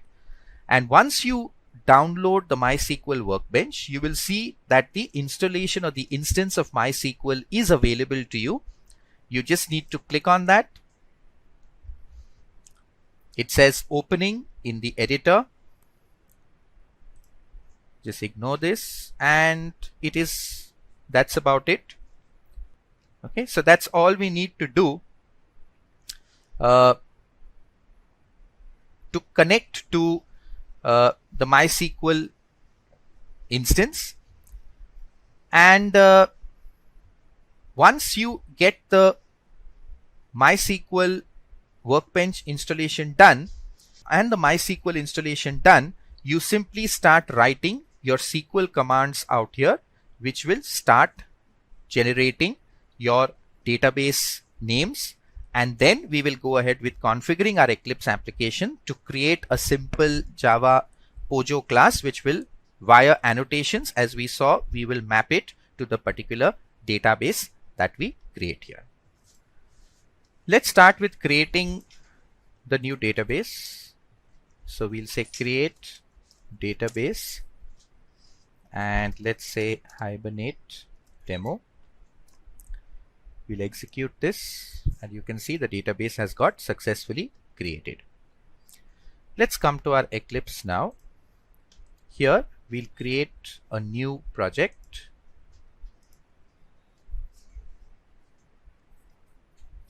We'll select Java project, the name Hibernate demo.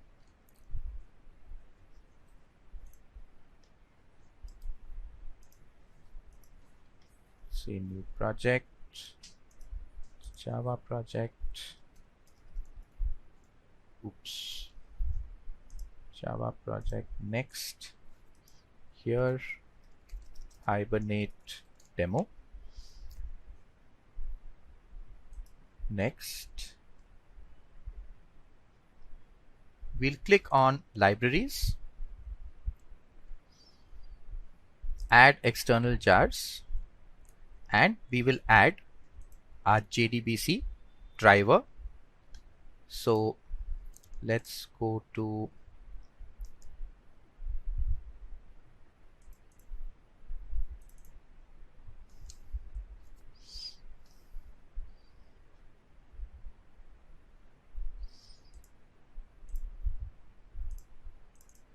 this is the Hibernate folder. So I'm moving to the Hibernate folder first. We'll go to our lib folder, and inside that required, and we will select all the files and open and say finish.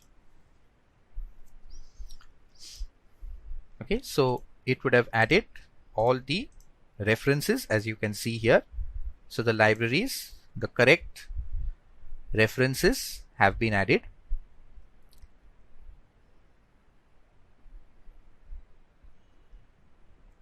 Now we'll need to also add the MySQL driver. So let's go to the web, open Firefox, and we'll just Google.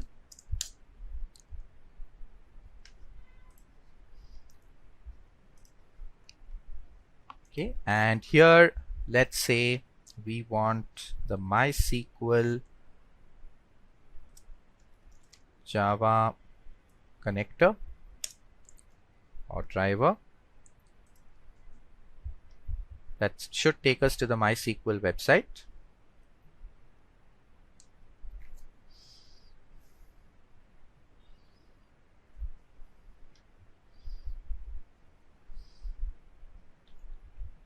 Okay, and here you see the driver available.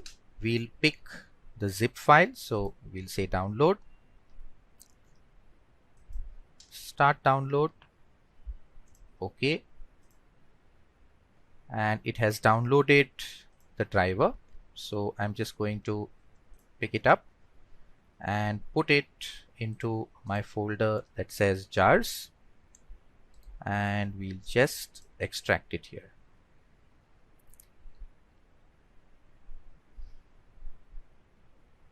Okay, now the moment that is done, we'll come to our Eclipse. We'll again go to build path and configure, add external jars, go back,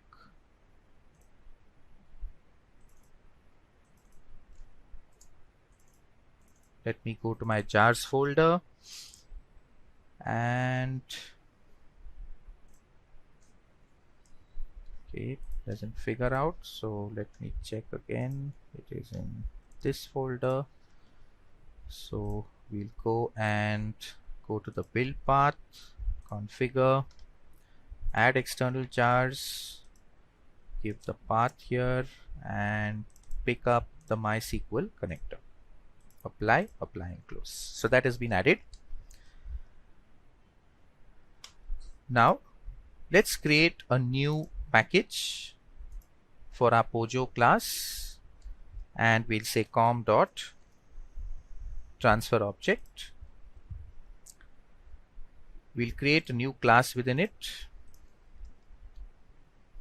and let's name it player, for example. Finish.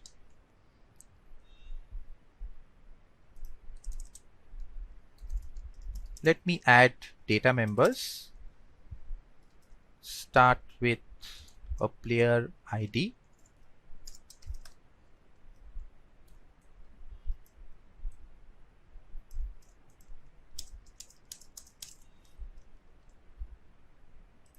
Let's add player name. Let's add team name. Let's add age.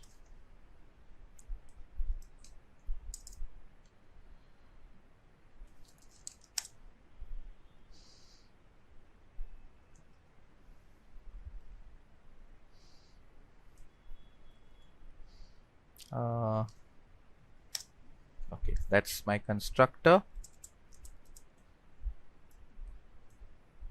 Get rid of this. Let's add from the source the getters and setters.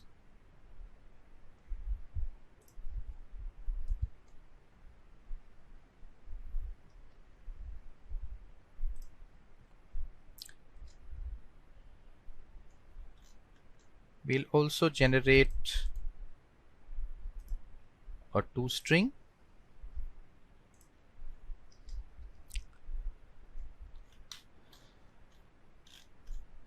toString method and save this. And let's also go to the source and generate a parameterized constructor.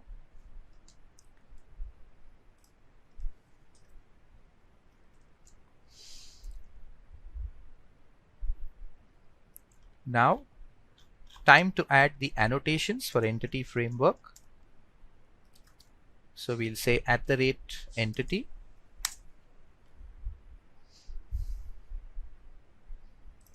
We'll pick it from the Java x.persistence.entity package. Then the player class is going to be a table. So we'll add @table as another annotation. And we want the player ID to be a primary key. So we will add @ID above the player ID.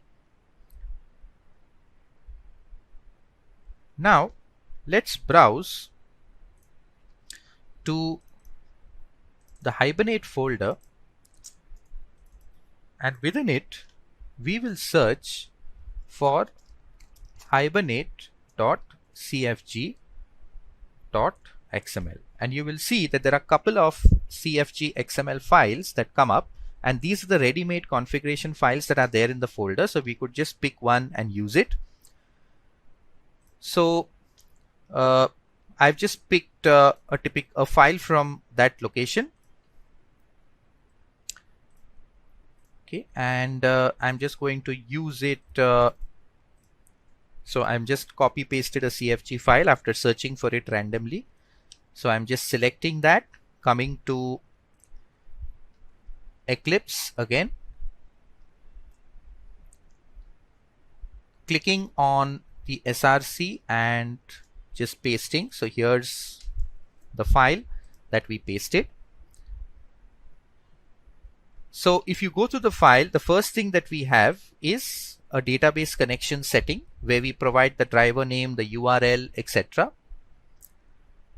Then next we have the connection pool setting to set the pool size. We have the SQL dialect depending on which database you're connecting to. We have the cache if you want to turn it on or off. This is the line that will spit out the SQL that Hibernate framework will automatically be creating for us. This will allow us to drop and create the table. It will create the table at the first run, and on every subsequent run it will modify and recreate the table. So it will drop the table and recreate it.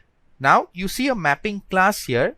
Here we will map it to com.to.player. Okay, so that's the change we have made. Then let's come to class, and this will be com.mysql.jdbc.driver.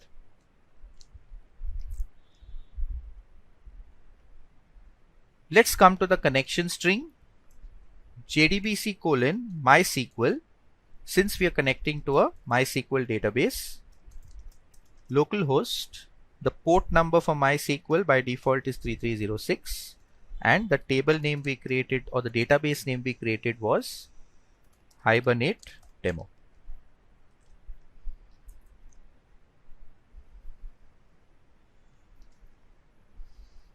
The username on installation I had provided as root, and the password was also root, so we'll save that. Next, the SQL dialect, we will give it as MySQL 5 dialect.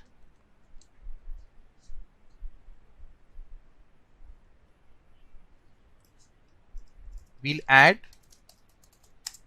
one more value, name equal to current underscore session underscore context underscore class, and we'll set this to thread. so that every session runs in a separate thread and it's thread safe.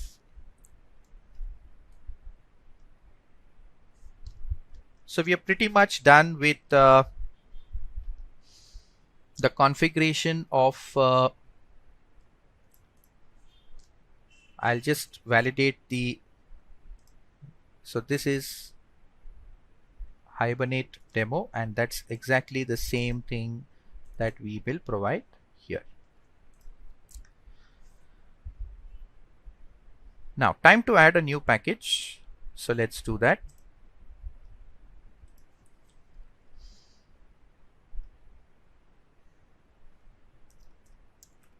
com dot control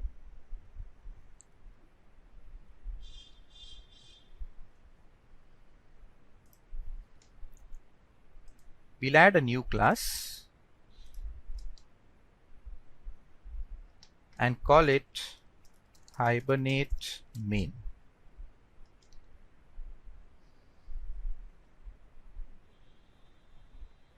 Add a public static void main to this class.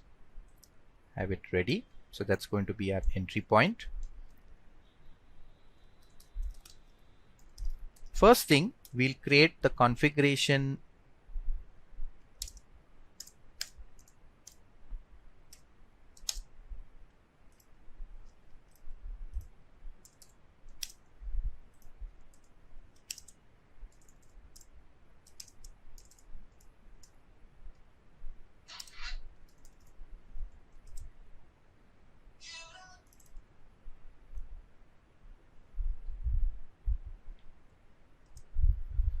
So we have created the configuration first.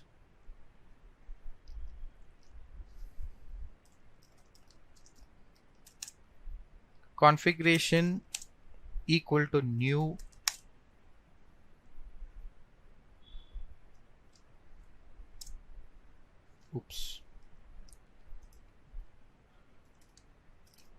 equal to new configuration dot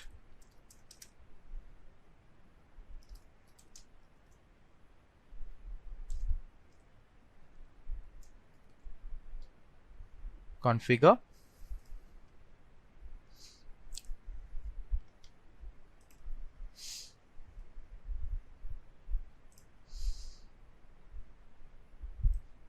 just get rid of this.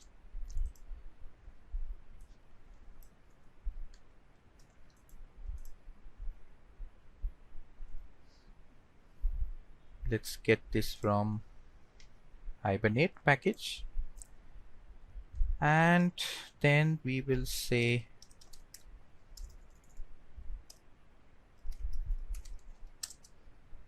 configuration dot add annotated class, and our class name will be com.to dot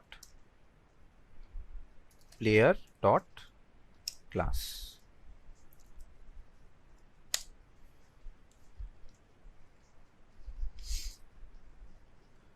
Then next we create standard service registry builder equal to new standard service registry builder dot apply settings and configuration dot get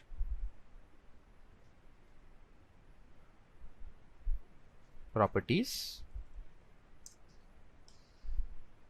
We'll put this onto the next line.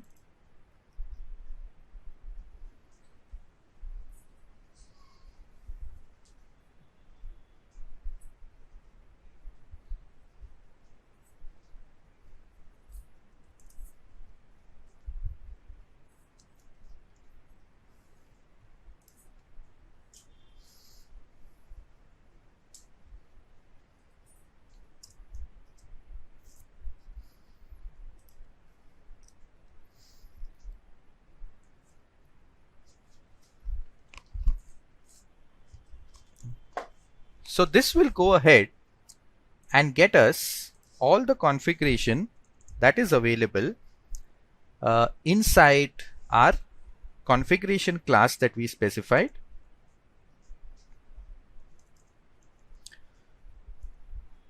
So the first step, we are creating an object of the configuration class. The second step, we are going ahead and creating an object of standard service registry builder.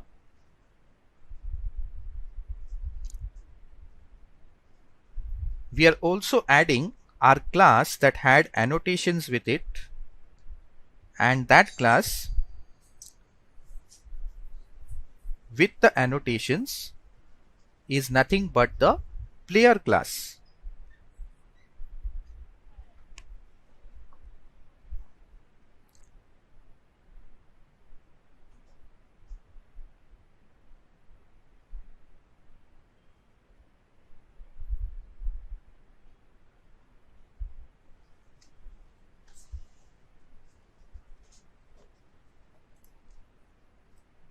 So this line of code will actually allow us to apply the settings of the configuration file that we have set up. Post that, we will create a session factory object equal to configuration dot build session factory, and we will pass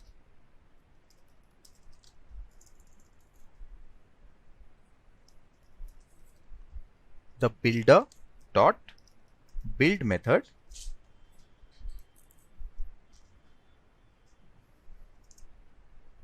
Next, we start creating the session equal to factory dot open session.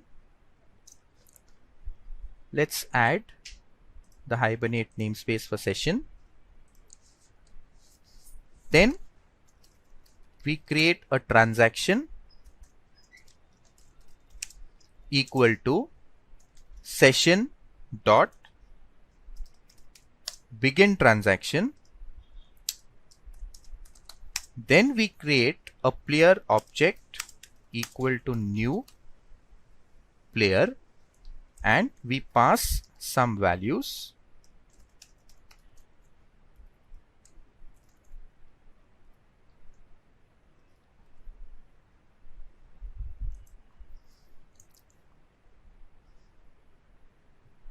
We import com.to and also the transaction package should be the Hibernate equivalent, so we'll get that one.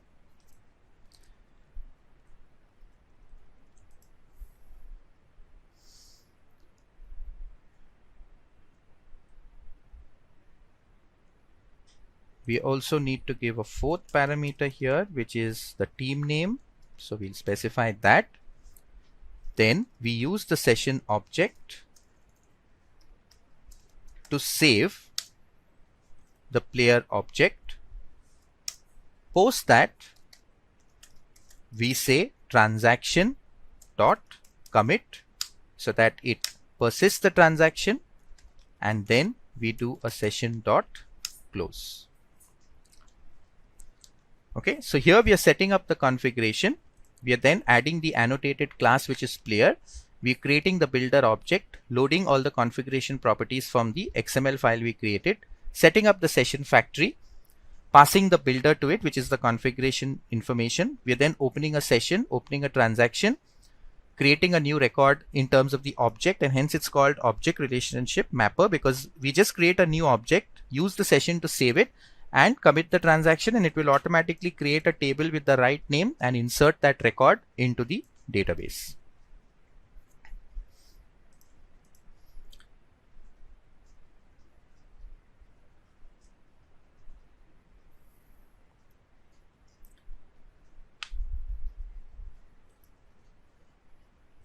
Okay, so now all we need to do is attempt to execute it. So we'll just check the SQL connector is referenced. We'll go to our Hibernate config file and we'll just validate. So we had set the dialect and it is trying to reach the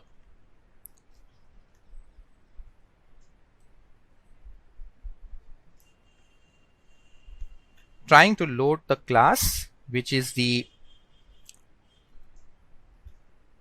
information class, or rather the driver. So com.mysql.jdbc.driver. So let's run a check on that.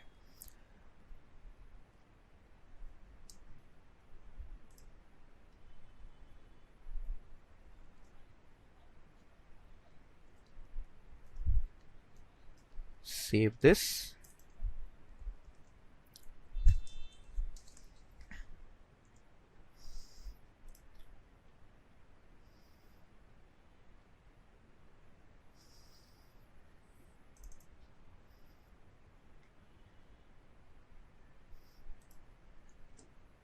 Let's change this and use MySQL dialect.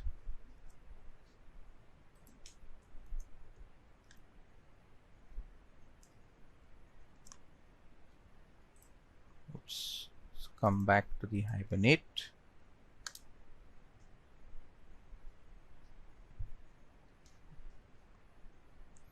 Okay. Executed the incorrect file, so let's run it again. We delete the additional file that got created, come back to the Hibernate file, attempt to run that, save all.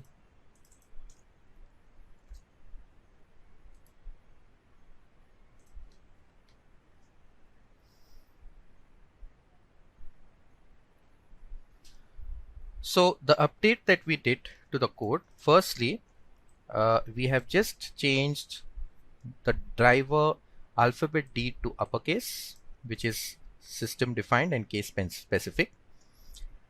And the next change that we will have to do is we'll have to add the entire namespace to the SQL dialect class. So we will say org dot Hibernate. So this is the package name dot dialect dot MySQL 5 dialect. So we've said org dot Hibernate dot dialect dot MySQL dialect. Okay, and MySQL 5 is the updated version of the SQL dialect class that will automatically convert and write the SQL statements to insert the data into the database, and also create the updated table for me. Right, so these are the two changes that we have done, and the code here continues to remain the same. We have a player object that we are trying to store into the database. So we'll execute this and let's look at the output, whether it okay. So you can see here now, because in the config file we had actually given this configuration which says show SQL true. It has actually generated the SQL statements in the background. So it says drop table if player exists, and that was because we gave the auto mode here to create. Then it creates the new table and you see the SQL that is returned, automatically written for us based on the structure or the attributes in the class, and then it has attempted to insert a new record of type player into the database. Okay, but has it actually happened and updated in the database? So we'll go to our SQL. Okay, here we will just validate whether the update has really happened. Has it created a table out here, and are we able to retrieve the data? So we'll say select star from hibernate demo dot player. Okay, and you see the data that we actually inserted has come up inside the database. Let's try with an additional record. Save this, come here, and let us add another player.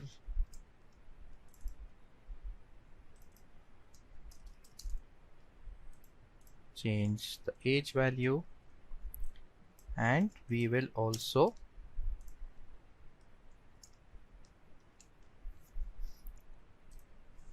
so we've created a new player P2 and we are saving it into the database.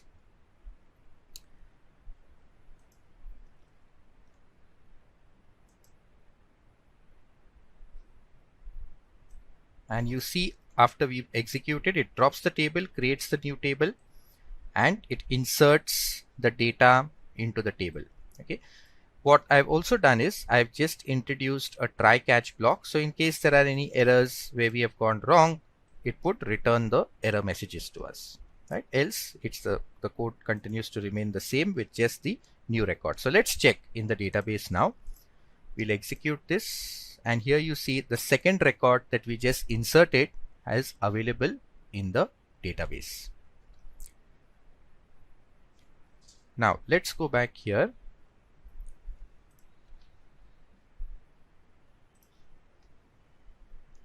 Let's comment the second record and the save statement as well.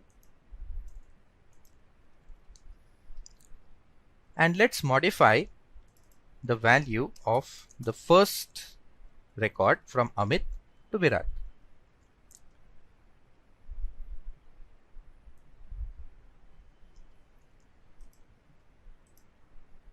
Now, when we execute this, let's see what happens. So you see it's dropped the table, created the table again, and then inserted our individual player record. So if we go to the database, you can see that it's now the updated value, but it has recreated the entire table, and hence the second record is gone. Let's now, if we need to preserve the records and just do an update to an individual record without updating the entire table, let's change this flag from create to update and save this. And now when we come back here, we will uncomment the second record and comment the first one since it's already there. So we'll comment this and uncomment the second player and execute. It's now generated a single insert command. Let's check in the database what has happened. So we had one record. You can see now it did not drop the table, it just updated it with the second record.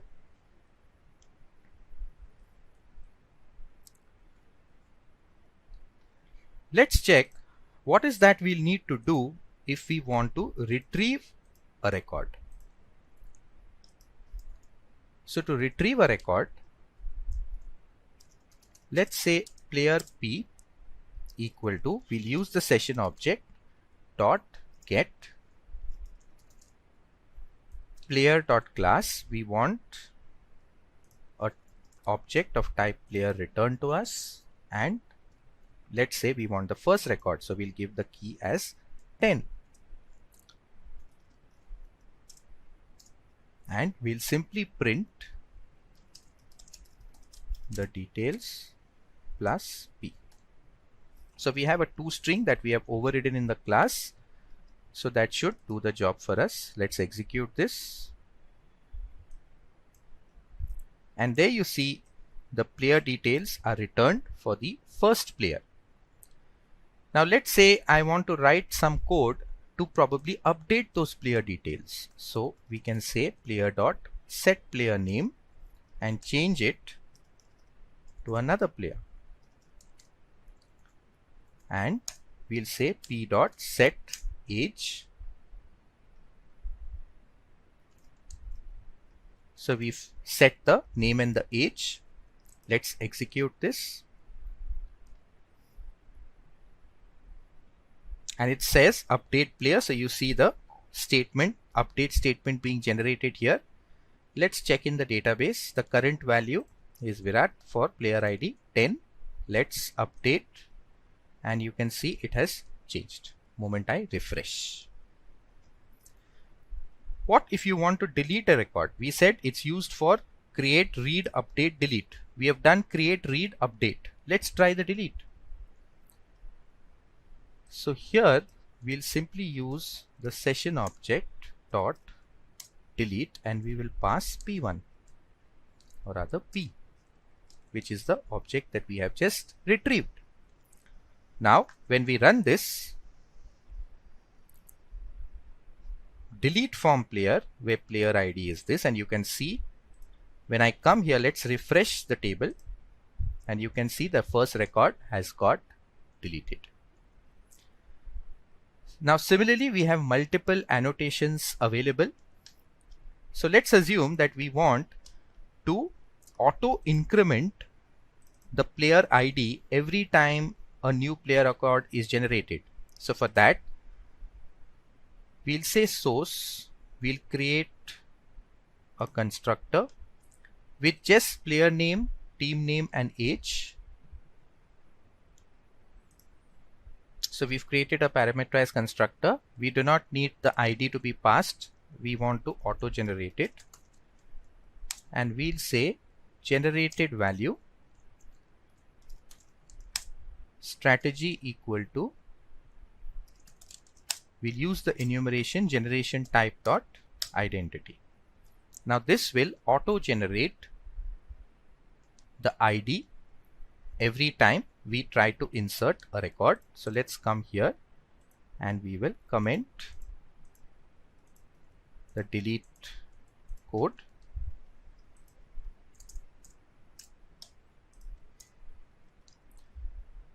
Let's now add code to try and insert a record.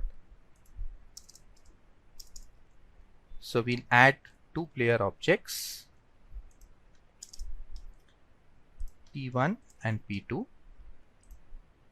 Give it 70 and we don't need these values now, so we'll get rid of it. So we just need the names.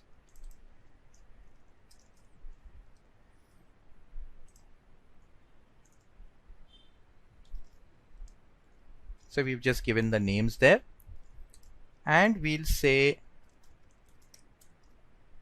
session.save P1 and session.save P2.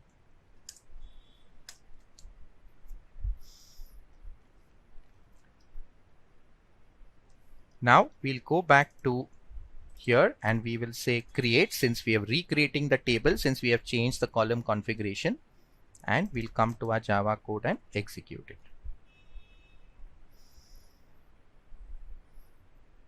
Let's go now and refresh, and you can see the player ID 1 and 2 was auto incremented with and generated with the new values that we just added. Okay. Similarly, if we want, we can also update the column name. So let's say that for player name, we want to provide a different name for the column in the database. So we will say column name equal to name.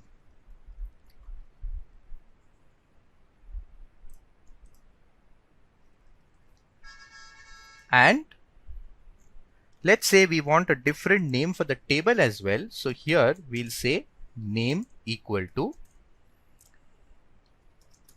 player underscore table. So we've changed the table name from the database perspective that we want created.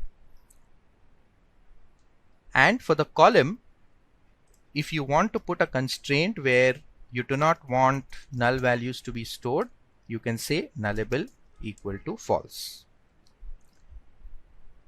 Now let's come back, save the application and execute.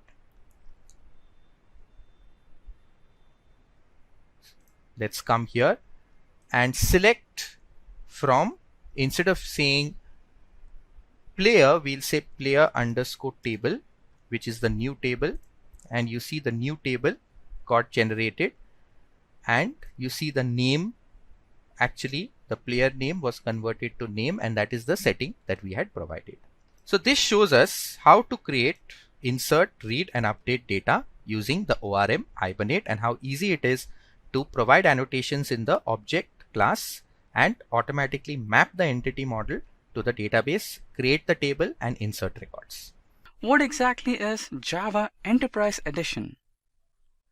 The Java EE stands for Java Enterprise Edition, which was earlier known as J2EE and is currently known as Jarkataka EE. The Java Enterprise Edition provides a platform for developers with enterprise features such as distributed computing and web services. Now let's move further and understand why exactly we needed Java Enterprise Edition. We needed Java Enterprise Edition for 4 major reasons: to have powerful API support, to reduce development time, to reduce application complexity, and finally to improve the application performance. So followed by the need for Java Enterprise Edition, we will move ahead and understand the Java Enterprise specifications. So in the Java Enterprise specifications, we are going to discuss the 4 major specifications used by enterprise developers. So the first one being the enterprise specification, followed by that we have a web specification, then we have web server specification, and finally some other miscellaneous specifications.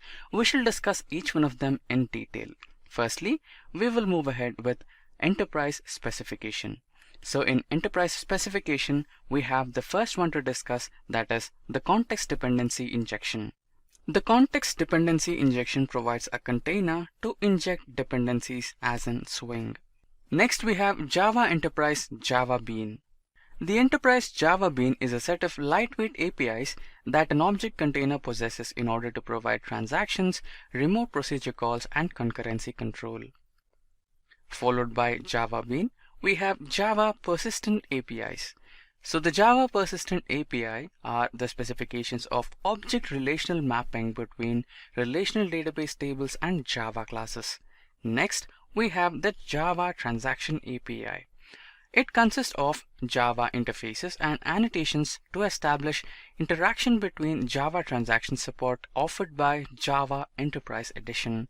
The APIs in the abstract from low-level detail to the interfaces are also considered as low-level. Followed by Java Transaction API, we have the Java Servlet. The Java Servlet specifications define how you can manage HTTP requests either in a synchronous or asynchronous way. So followed by Java Transaction API, which is one of the enterprise specifications, we will move ahead into the Java Web specifications. So the first one in the Java Web specification is the Java Servlet. So this specification defines how you can manage the HTTP request either in a synchronous or asynchronous way. It is low level and other specifications completely depend on it. So followed by Java Servlet, we have the Java WebSocket. So the Java WebSocket is a computer communication protocol, and this API provides a set of APIs to facilitate WebSocket connections. Followed by WebSocket, we have the Java Server Faces. So the Java Server Faces is a service which helps in building graphical user interface out of the components. So followed by Java Server Faces, we have the Unified Expression Language.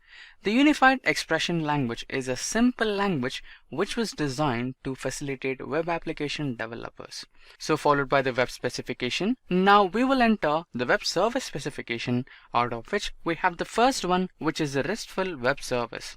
So the Java RESTful API Web Service provides services having representational state transfer schema.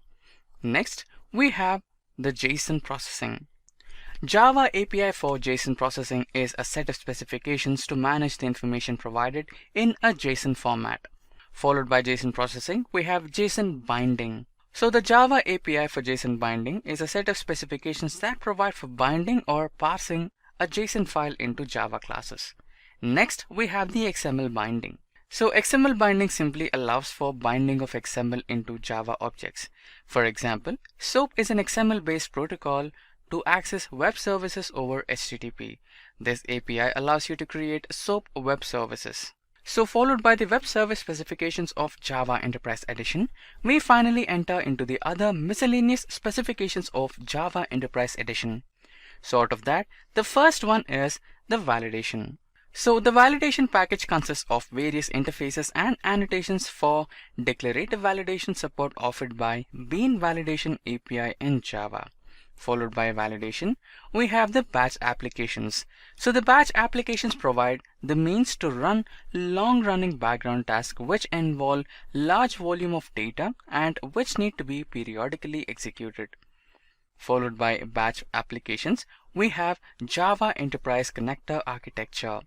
So the Java Enterprise Edition connector is a Java-based technological solution for connecting Java service to enterprise information system. So with this, we will enter into our next step where we will learn the system requirements to install Java Enterprise Edition. So the basic requirements to install Java Enterprise Edition into your local system are: you should be having the Java virtual machine from the standard 6th edition or more. Followed by that, your local system should be having at least 1 GB of RAM capacity.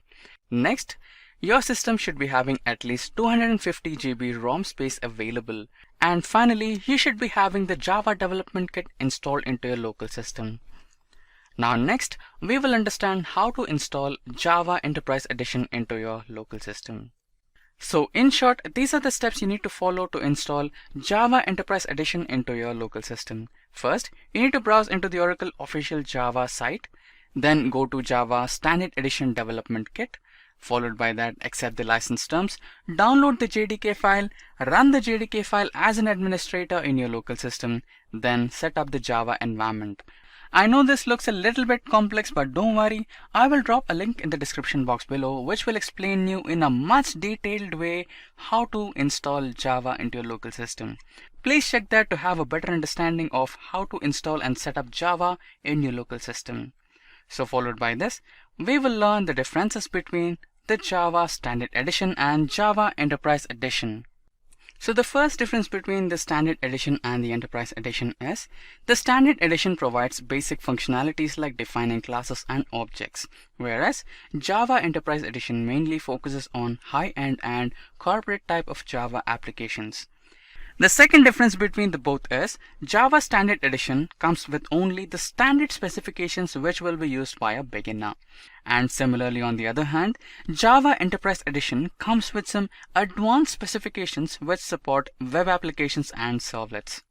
The third difference between the both is the Java Standard Edition comes with features like class, libraries and deployment environments, whereas the Java Enterprise Edition has structured application with clients, business and enterprise layers.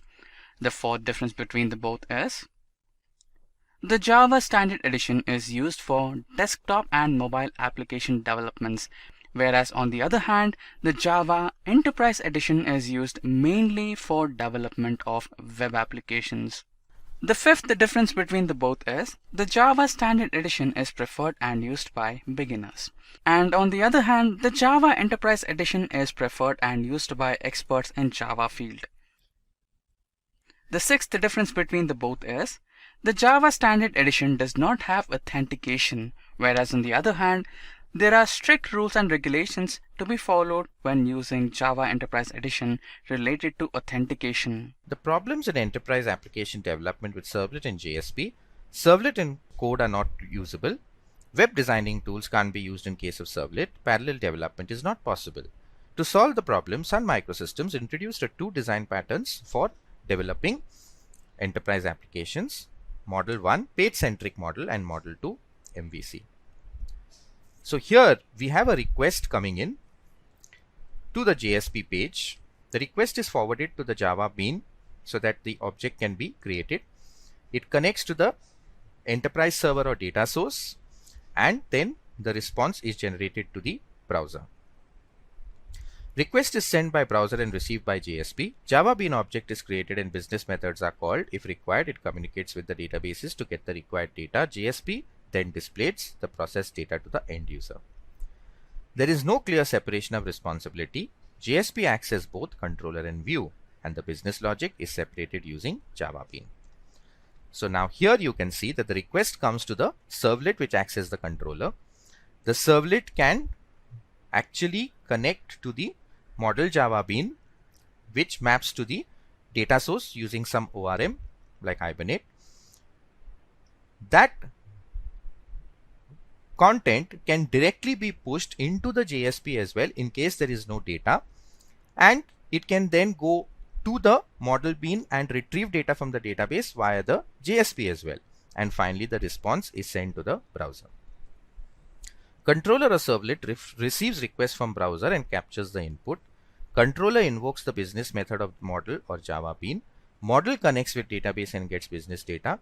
Model sends response to controller, keeps the processed data in heap memory request, session and servlet context, and controller switches the control to appropriate view of the application. The limitations of the MVC model: clear separation of responsibility, code reusability, single point entry for application, and support for multiple view technologies. Spring MVC is used to develop web application that uses MVC design pattern. Spring MVC is meant to make web applications development faster, cost effective, and flexible. Contents of Spring MVC: we have the dispatcher servlet, we have the handler mapping, the controller, mode and view, and view resolver. The dispatcher servlet, it is given by org spring framework.dispatcher servlet. It controls the front controller design pattern, and whatever URL comes from client, servlet intercepts the client request before passing the request object to controller. In the web config file, write servlet mapping in such a way that dispatcher servlet is invoked for client request. Then we have the handler mapping. It is an interface implemented by objects to define mapping between request and handler objects. When a request is made to Spring's dispatcher servlet, it hands over the request to handler mapping. Handler mapping inspects the request, identifies the appropriate handler execution chain, and it delivers it to dispatcher servlet. Handler mapping provided by Spring MVC module can be implemented in many ways. Bean name URL handler mapping, which is the default handler mapping class that maps the URL request to the name of the beans. If URL pattern welcome.htm is requested, dispatcher servlet will forward the request to welcome controller. If street name.htm is requested, it will forward the request to street name controller. And if process credit.htm is requested, it will forward the request to process controller. The controller are components that are called by dispatcher servlet for any kind of business logic. All controllers implement controller interface. The types of controllers are abstract, multi-action, and abstract wizard form. There are components called view resolver. Their job is to provide mapping between logical view name and actual physical location of the view resource. Then we have the model and view. It is represented by class org.springframework.web.servlet model and view, and is returned by the controller object back to the dispatcher servlet. This class is just a container class for holding the model and the view information. The model object represents some piece of information that can be used by the view to display the information. This gives abstraction in the Spring framework. Any kind of view technology can be plugged into the framework, like Excel, Jasper reports, PDF, XSLT, FreeMarker, HTML tiles are supported frameworks. Then we have the view resolver. It is an interface implemented by objects to resolve views using name Spring MVC's module. It encapsulates the module view and the view object in a single entity, which is represented by the object of class model and view. To resolve the view object, dispatcher servlet view resolver is used. Internal resource view resolver. It resolves the logical name of the view to an internal resource by prefixing the logical view name with the resource path and suffixing it with the extension. It resolves the logical name of the view to the bean name, which will render the output to the user. The bean should be defined in Spring App context file. This view resolver is the same as bean name view resolver. The only difference is that instead of looking for the beans in Spring's application context file, it looks for beans defined in a separate XML file. Spring MVC framework. The Spring MVC web framework provides model view controller architecture that can be used to develop flexible and loosely coupled web apps. So here we see the steps. The request comes to the servlet dispatcher. It goes to the handler mapping. The handler mapping sends back to the respect dispatcher servlet that acts as the controller. We then call the handler request method on the controller, which calls the business methods on the service, which in turn calls the DAO method, which talks to the database and gets the response. The response is sent to the service, sent back to the controller, sent back to the servlet dispatcher, which forwards it to the view resolver, so the right view can be returned to the servlet dispatcher. The servlet dispatcher then picks up the model, attaches it to the view and generates the response. So client requests a resource in the web application. The Spring Front controller dispatcher servlet requests the handler mapping to identify the particular controller for given URL. Handler mapping identifies the controller and sends it to the dispatcher servlet. Dispatcher servlet calls handle request method and passes these two objects to the controller. Controller calls the business method. Service class calls the DAO method for business data. DAO interacts with the database to get the data. Database shares the result. DAO returns this result data to service. DAO data is processed according to business requirement and returns to controller. Controller returns model and view object back to font controller. Dispatcher resolves actual view by consulting the view resolver object. View resolver renders view to the dispatcher. Dispatcher servlet consults the view to the dispatcher servlet. View executes and returns HTML to the dispatcher servlet. Dispatcher servlet sends output to the browser. The request processing workflow of Spring Web MVC dispatcher servlet is illustrated in the following diagram. The handler mapping going to the dispatcher servlet. Second is the controller data exchange with the dispatcher servlet. Then it communicates with the view resolver, and finally the view and the response is sent out. After receiving an HTTP request, dispatcher servlet consults the handler mapping to call the appropriate controller. The controller takes the request and calls the appropriate service method based on used get or post method. The service method will set model data based on defined business logic and return view name to the dispatcher servlet. The dispatcher servlet will take help from view resolver to pick up the defined view for the request. Once view is finalized, the dispatcher servlet passes the model data to the view that is finally rendered on the browser. Configurations required for Spring MVC. Map requests that you want the dispatcher servlet to handle using URL mapping in WebXML. Create servlet name servlet XML file. Define a controller. Create a view. So you map requests that you want the dispatcher servlet to handle by using URL mapping in WebXML file. Use the following code. Declare the map hello web dispatcher servlet. The web.xml file will be kept in webinf directory. Then you create the servlet.xml file. Framework will try to load the application context from a file named servlet.xml located in the application's web content directory. The file name is helloweb.xml. The servlet name XML file will be used to create the defined beans, override the definitions of beans with the same name in the global scope. The component scan tag will be used to activate Spring MVC annotation scanning capability, which allows you to make use of annotations like controller and request mapping, and the internal resource viewer resolver will have rules defined to resolve the view names. We define a controller. The @controller annotation indicates that a particular class serves the role of a controller. The @request mapping annotation is used to map a URL to either an entire class or a particular handler method. The request mapping method is used to declare the print hello method as the controller's default service method to handle HTTP GET requests. Then we create a view. Spring MVC supports many types of views for different presentation technologies. These include JSP, HTML, PDF, Excel worksheet, XML, Velocity template, XSLT, JSON view in WebInf. Choose from over 300 in-demand skills and get access to 1,000 plus hours of video content for free. Visit SkillUp by Simplilearn. Click on the link in the description to know more. Finally, the Spring MVC program. Let's write a simple web-based application using Spring MVC to create a Spring MVC model to display Hello World. So the request will come in here saying hello.jsp. We will use @request mapping. Then the dispatcher servlet will communicate with the hello controller. Then the internal resolver view resolver, and finally the hello.jsp, which will generate the response. The Hello World example uses Spring Web MVC framework to follow the model view controller architecture. The controller is responsible for processing user requests and building an appropriate model. It then passes the model to the view for rendering. In this example, Hello Controller Java class is controller. The view is responsible for rendering the model data. In general, it generates HTML output that the client's browser can interpret. In this example, hello.jsp is the view. We create a dynamic web project with the name Hello Web. We then add jar file to web content webinf lib. Then we create a Java class Hello Controller under src folder. Then we create Spring configuration file web XML and Hello Servlet. under the web content INF folder. Then we create a subfolder with a name JSP under web content. Then we create a view file hello JSP under the subfolder. The final step is to create the content of all the source and config files and export the application. Here are the steps. We create a dynamic web project that we have already learned.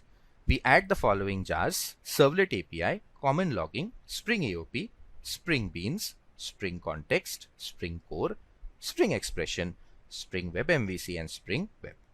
Then we write the @controller and request mapping to /hello. We write the controller with the request method as get, and we say model.addAttribute message hello Spring Framework. Then we create the Spring config file that maps the dispatcher servlet object and the hello web. Then we map the Spring Framework internal resource view resolver as well, and we put the webinf/JSP property mapped to that particular folder path. Then we create the subfolder with a view hello.jsp which simply returns hello world and $of the expression. To run the application, we say localhost port hello web and hello.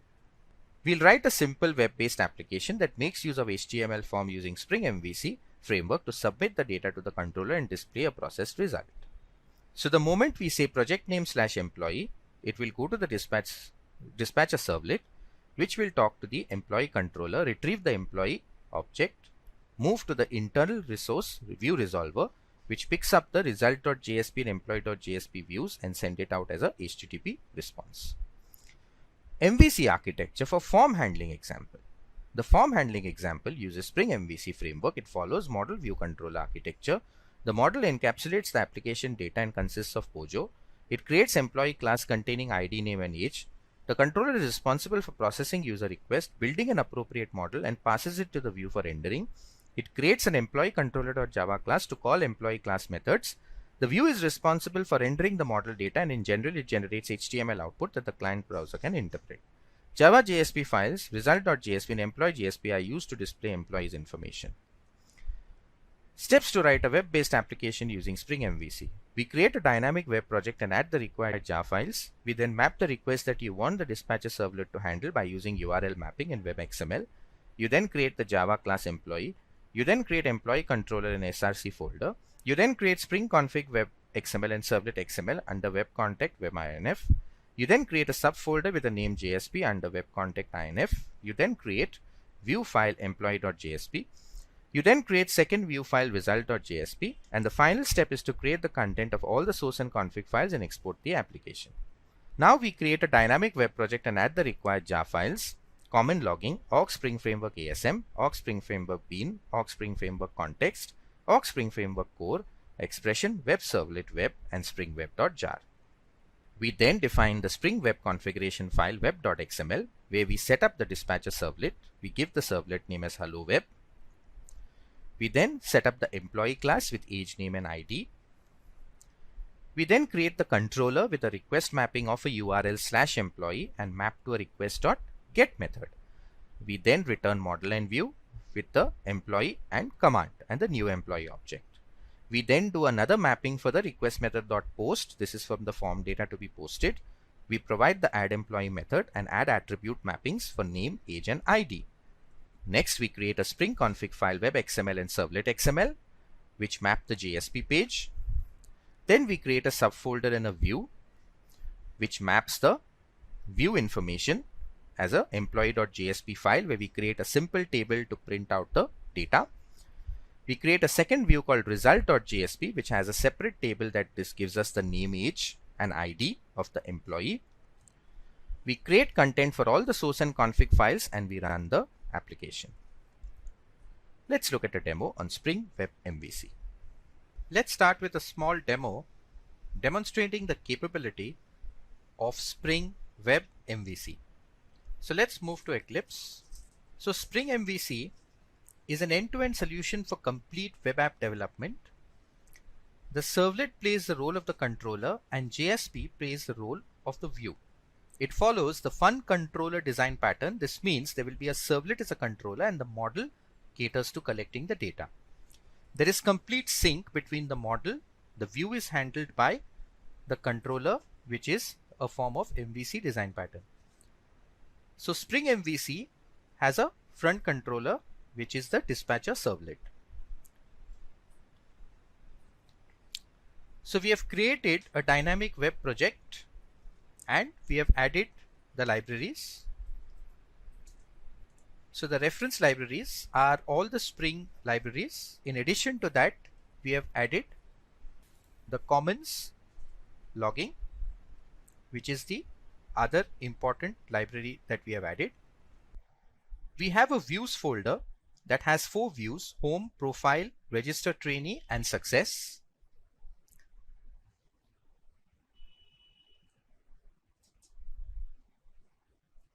Let's look at the web.xml file. Here we have the dispatcher servlet configured with the name as my servlet, and here we are configuring my servlet with a URL pattern of / indicating that any request that comes to the dispatcher servlet, which acts as a controller, will be catered to by the dispatcher servlet. So the moment you put a /, which is the root URL, in the address bar, the request will come and hit the dispatcher servlet. Then we have the myservlet-servlet.xml file. So here we can actually see that the Spring Web container is going to look for this file. It is going to look for JSP pages inside this path, which is webinf/views, and that is where we have stored our JSP pages. It will search for the controllers in the com.controllers package.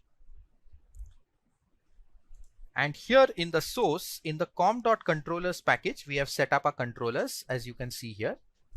The internal resource view resolver will find out which particular JSP page is to be returned. So the prefix is the path where the JSP are stored, and the suffix is it's going to postfix all the view names with a .jsp extension. Next we come to the mycontroller.java file. We use the annotation controller. We are mapping to the root. So if somebody gives the URL, the end user passes the URL as a /.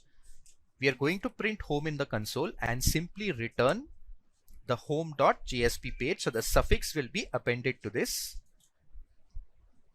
We have another function called sayName. So in case we request for this particular URL route, we will get the first name parameter from a form. We will map the attribute of this particular value, first name, and we will return the profile view, which is again present in the views folder as we see here. We have a third route set up for the URL login. So if the URL is /login, we will trap the username and password fields from the form. We will check if the username and password equals Tom and Jerry. We will add the attribute and we will return the profile page. If there is an error, we will simply return an error message. So that constitutes the mycontroller. Let's look at the home.jsp.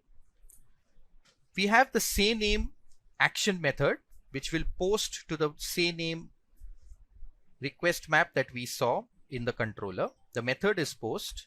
We have a submit button with fname, and we have a login controller with username and password and a submit button, and this is mapping to the action method login. And those are the two action methods we saw. We are mapping to sayName or login. We'll come to the home page and we'll execute this. We'll go to the default route, which is just a /, which takes us to the home page. And here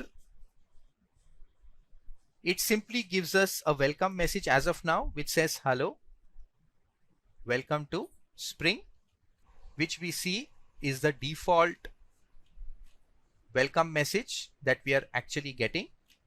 And we also have a sayName function that is actually getting mapped when we click on this button. And we are going to route to a success page. So here let's print first name, and we can see here that we are actually going to map to the first name function. And if we go to the controller, we have created an attribute first name to which we are mapping this value. Okay, and we are simply returning the user information. So in case there is a success, it will simply go ahead and route to that particular URL. So we'll just provide, or rather let's me go here rather than the success, and we'll make that change. So we'll go to the profile because we are navigating there, and here we have a first name. And now if you see here, we are saying that we are going to post this form to say name. First name is going to be the attribute that we are going to trap, and we are going to return profile.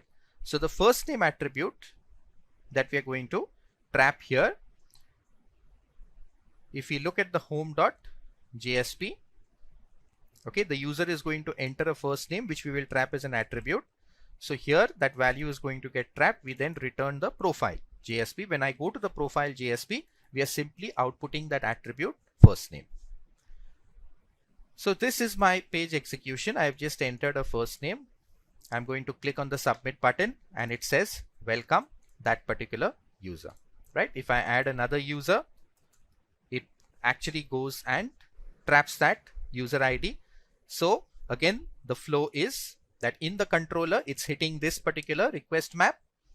It then traps the F name, stores that value into an attribute called first name, and forwards it to the profile page. The profile.jsp is returned by the controller and simply prints the first name.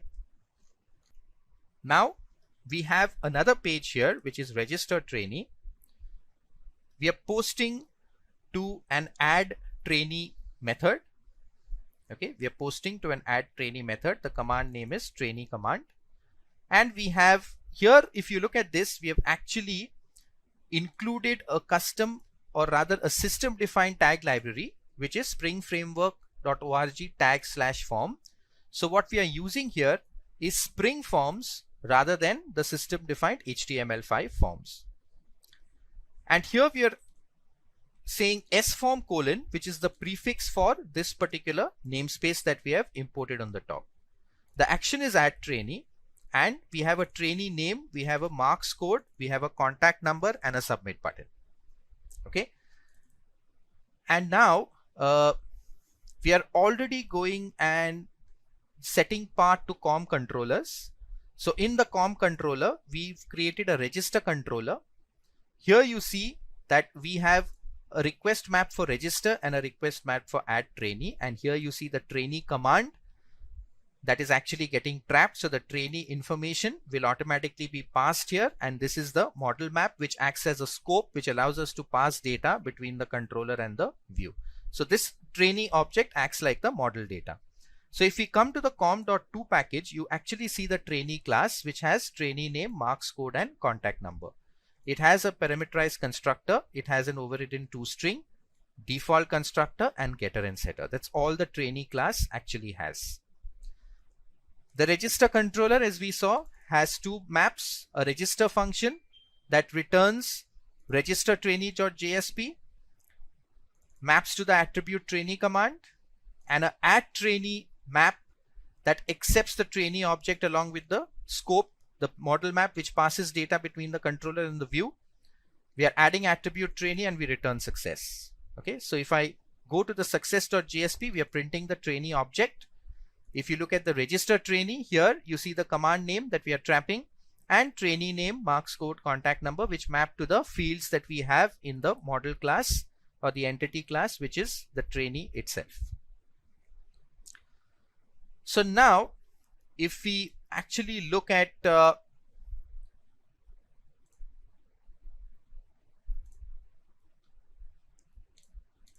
let's close this, come back. We don't add any credentials. We click on login and it says invalid login credentials. Okay, so this is the login that is getting called. So you see here it maps to the login, and here if we do not enter anything, it simply returns invalid login credentials. So this is the login that's actually getting hit when we click on that button. And if you look at the register trainee, we actually see the input type over here equal to submit, and the moment we hit that particular login URL, it will simply throw this message saying that you did not enter the right credentials. So that is the login screen for us.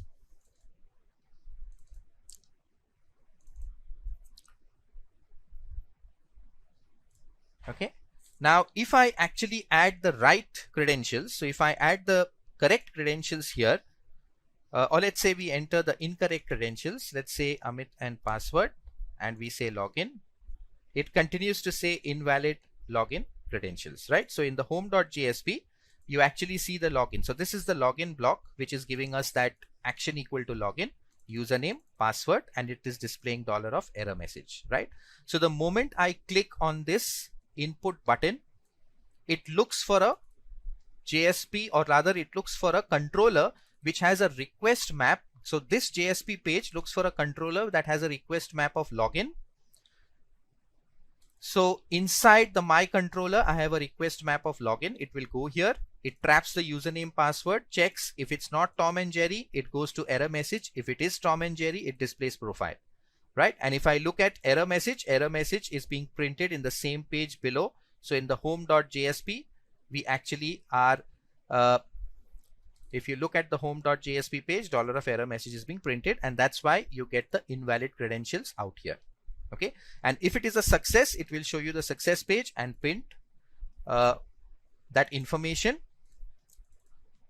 Okay, it will just display. So if you look at the my controller, what we are doing is we are displaying the profile page here. So if I go to the profile page, it will just display the first name. Okay, so let's try that. So here, if I say Tom and Jerry, it should just display the first name successfully saying Tom. So when I log in, it says welcome Tom. Okay, the URL continues to be login. Now, when I click on this register link, what happens? So let's look at the home JSP again. href equal to register. So when I click on the register link, I simply have a registration which says click here to register. Okay, and I already have a register trainee form created, and this is created using Spring Forms, as we discussed, by importing the tag library for Spring Forms, right? So that's the register trainee. Now I have a separate controller that is managing that. So here is the register. So moment I click on that link, it will hit this request map and it will bring up the register trainee.jsp. Okay, and remember we had added the suffixes here in this particular file. So when I say register trainee, the .jsp suffix will already be automatically be added. So we'll try that. We'll click on register, and here you see the register trainee Spring form has come up. So we enter the trainee name, we enter the marks code, and we enter the contact number, right? Now if you look at the register trainee form, this is posting to add trainee. So if I go to the register controller, here is where I have my add trainee. It accepts the trainee object as a parameter, maps to trainee command, and the scope, which allows us to pass information between the controller and the model. And here we are mapping the trainee object and just returning success.jsp, and in success.jsp we are simply printing the trainee object. So let's see when I click on submit query.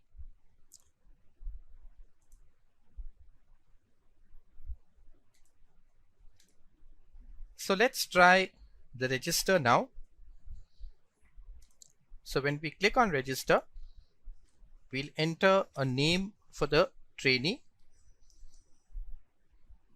We'll enter the marks code and we'll enter some contact number, and we'll click on submit query, and there you see the trainee object actually getting displayed. So in the success page, we were actually displaying the trainee object. On the register trainee, as we discussed, we were connecting to the add trainee action, In the register controller, we had the add trainee action. We were passing the trainee object along with the model map and adding the trainee attribute to the map and finally returning success. And on the success page, we just went ahead and printed the trainee object. So you saw how the string MVC pattern got the request to the dispatcher servlet. It forwarded it to the right model, picked up the model data and went and displayed successfully the required view, which was the final view that actually got registered for us, and that is the success.jsp page that finally got displayed. So before we begin with what exactly is a Java API, we will understand what Java is. So basically, Java consists of two major components that are Java Runtime Environment and Java Development Kit. So when we get into Java's API, we might want to dig a little deep into Java's Development Kit. So JDK consists of three more major components that are the Java's compiler, Java Virtual Machine, and APIs. Now we will learn each one of them in a bit more detailed way. So at first we have the Java's compiler. So Java compiler can be defined as a software program that is designed to convert the high level, that is the user return or user readable code, into the computer readable code, that is the machine level or byte code. So this particular byte code will be transferred to the next state where we find the JVM. So what is JVM? So JVM is an abbreviation for Java's Virtual Machine. So Java's Virtual Machine is responsible for processing all the byte codes and providing an output to the user. Next, we find our topic for today's discussion, that is the Java API. So just like Java's virtual machine and compiler, Java's APIs are the integral software packages that come with the JDK. The primary intention of API is to establish communications between different applications. So on my screen you can see a pictorial representation of Java API's architecture. So at first we have the Java's program on the topmost layer. So this particular segment will be having the user return program in user language. Followed by that, we have the interpreter, Java's API, and the Java's virtual machine, which are responsible for reading and compiling the Java's program.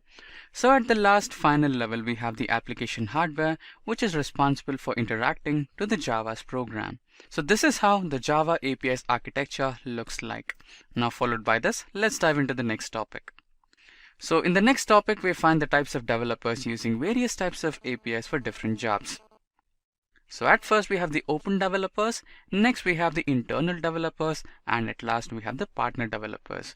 Don't worry, we will understand each of these developers in a bit more detail and along with some examples for a better understanding. So at first we have the open developers. So open developers are used by top-end companies. So leading companies provide access to their APIs as open source through authentication via a unique secret key to keep track and ensure the legal usage. So basically what happens here is there might be some big companies like social media companies or some more other companies which provide the API they use for their applications as open source to the developers. So these open developers get access to their APIs through getting authentication. So they'll be creating a profile, they'll be providing the research details of their application, like what are they using that particular API for and other reasons to use those APIs. Then they get the unique secret key from the owner of that API. And that's done just to keep track that the API provided is not misused. So the open developers majorly include the B2C teams, and some of the major companies that provide the APIs for open developers are Twitter and Telnix. So one best example is the Twitter, where the Twitter provides Twitter API for the Twitter developer accounts for using that for any kind of developing things or some data science applications and much more. So followed by the open developers, next we have the internal developers. So you can consider internal developers as an organization.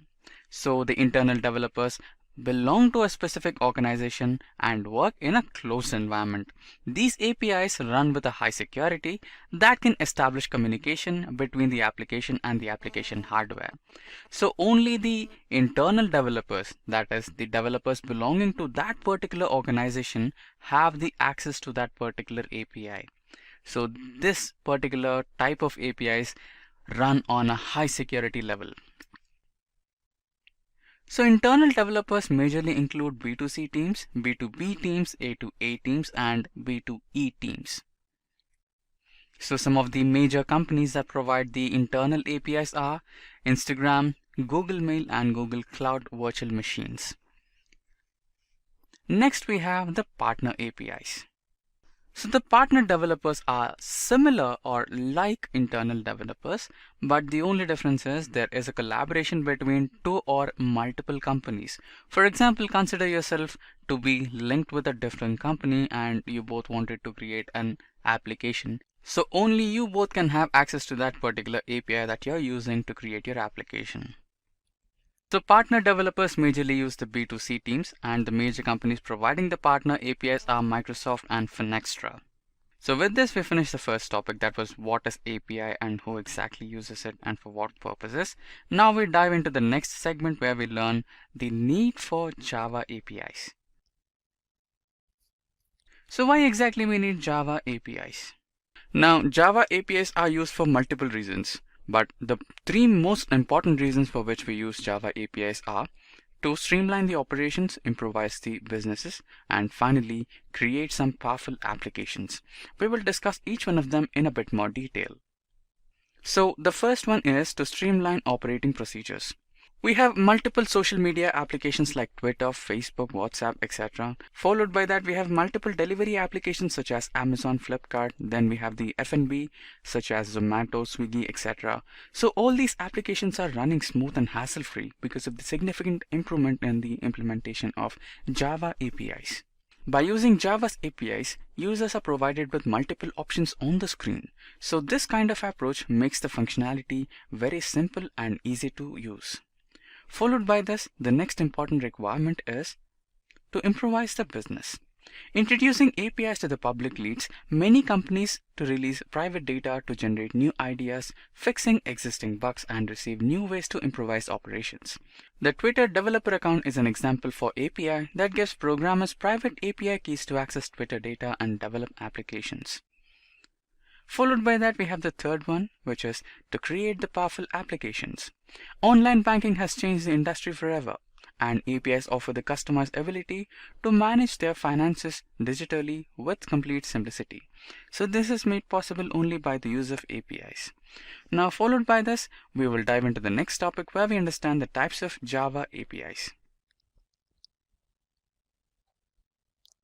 So basically there are 4 different types of APIs in Java. They are public, private, partner, and composite. We will discuss each one of these APIs in a bit more detail. At first, we will deal with the public API. So what are public APIs? Public means open.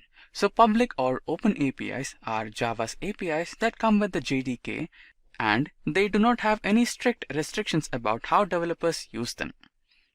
So followed by the public APIs, we have the private APIs. So the private or internal APIs are developed for a specific organization. These particular APIs will be accessible through the authentication by only the employees belonging to that particular organization. So followed by private APIs, we have the partner APIs. So similar to private APIs, even partner APIs are having some authentication process to use. So the only difference is here, instead of one organization, we might have 2 or multiple organizations, and the employees belonging to that particular group of organizations will be able to access the APIs and implement them or use them. Followed by partner APIs, we have the last one, which is the composite API. Composite APIs are microservices, and developers build them by combining several service APIs. Now that we have covered the different types of APIs, let us now discuss the categorization of Java APIs based on the services that different varieties of APIs in Java provide. So data and API services are another way to categorize Java APIs other than the previous type, which is the public, private, partner, and composite. APIs are also classified based on their data manipulation capabilities and the variety of services they offer. So this type of categorization has 4 different types, which are the internal API services, external API services, CRUD operations, and user interface services. We will understand each one of them in a bit more detail. At first, we will understand internal API services. Internal API services are developed to offer organizations services specific to that particular organizations. These services include only complex data operations and internal processes. Followed by internal API, we have the external API. External API are open source APIs that developers integrate into existing application or website. So internal APIs are something similar to private APIs, and external APIs are something similar to public APIs. Next, we have the CRUD operations. So CRUD APIs provide data manipulation operations over various data storage units such as software and service, that is SaaS, and relational database management systems such as RDBMS, using standard data storage unit connecting tools like database connectivity, that is JDBC, etc. Next, we have the user interface services. User interface service APIs are open source APIs that allow developers to build user interfaces for mobile devices, computers, and electronics. Now let's examine the rules and protocols that Java APIs must follow. So that brings us to API service protocols. The rules and protocols guide the different functionalities of Java APIs. So different APIs have different service protocols. Let's consider an example for RESTful API service protocol as an example. So for a typical RESTful API, developers must follow the following rules. For a typical RESTful API, developers must follow these rules: stateless, uniform interface, client server, cache, layer. No worries, we will discuss each one of these protocols in detail. First, we will discuss stateless. So what exactly is stateless? So since the RESTful API follows client-server architecture by default, it is recommended that RESTful API services to be stateless all the time. Next, we have the uniform interface. The entities in a RESTful API are server and clients. Applications that run on global scale need uniform client and server interface through Hypertext Transfer Protocol or HTTP, and Uniform Resource Identifiers URI will allocate the required resources. Next, we have the client server. The client-server model used in the RESTful API should be fault-tolerant. Both the client and server are expected to operate independently. The changes made at the client end should not affect the server, and vice versa. Next, we have the cache. Including a cache memory allows the application to record intermediate responses and run faster in real time. A RESTful API also includes the cache memory. And next, we have the layer. A RESTful API is built using layers. Layers of API are loosely coupled or independent from each other. Each layer contributes a different level of hierarchy and also supports encapsulation. Next, we will go through some frequently used APIs. So this is the list of most frequently used APIs in real time. So we have Web API, Facebook 4J, Twitter 4J, Android API, Java Advanced Imaging, Java Data Objects, and you can also see the acronyms for them in the right column. So some of them have no acronyms and some of them have acronyms. For example, we have Android API as Google, Java Advanced Imaging as JAI, Data Objects as JDO, etc. So moving into the next slide, we have a few more APIs. So we have RESTful APIs, Java Media Frameworks, Java Persistent APIs, Java Speech API, Java 3D, Java USB for Windows, etc. And similarly on the right column, we have their acronyms.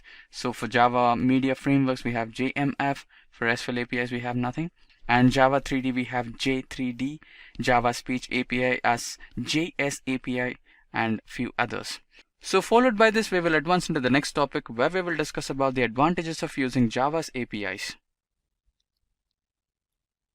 Now, using Java's APIs will help you with multiple advantages. Now we will discuss the most important advantages of using Java's APIs. So the first one, we have the extensive SQL support. APIs in Java enable a wide range of SQL support services in users' applications through a component-based interface.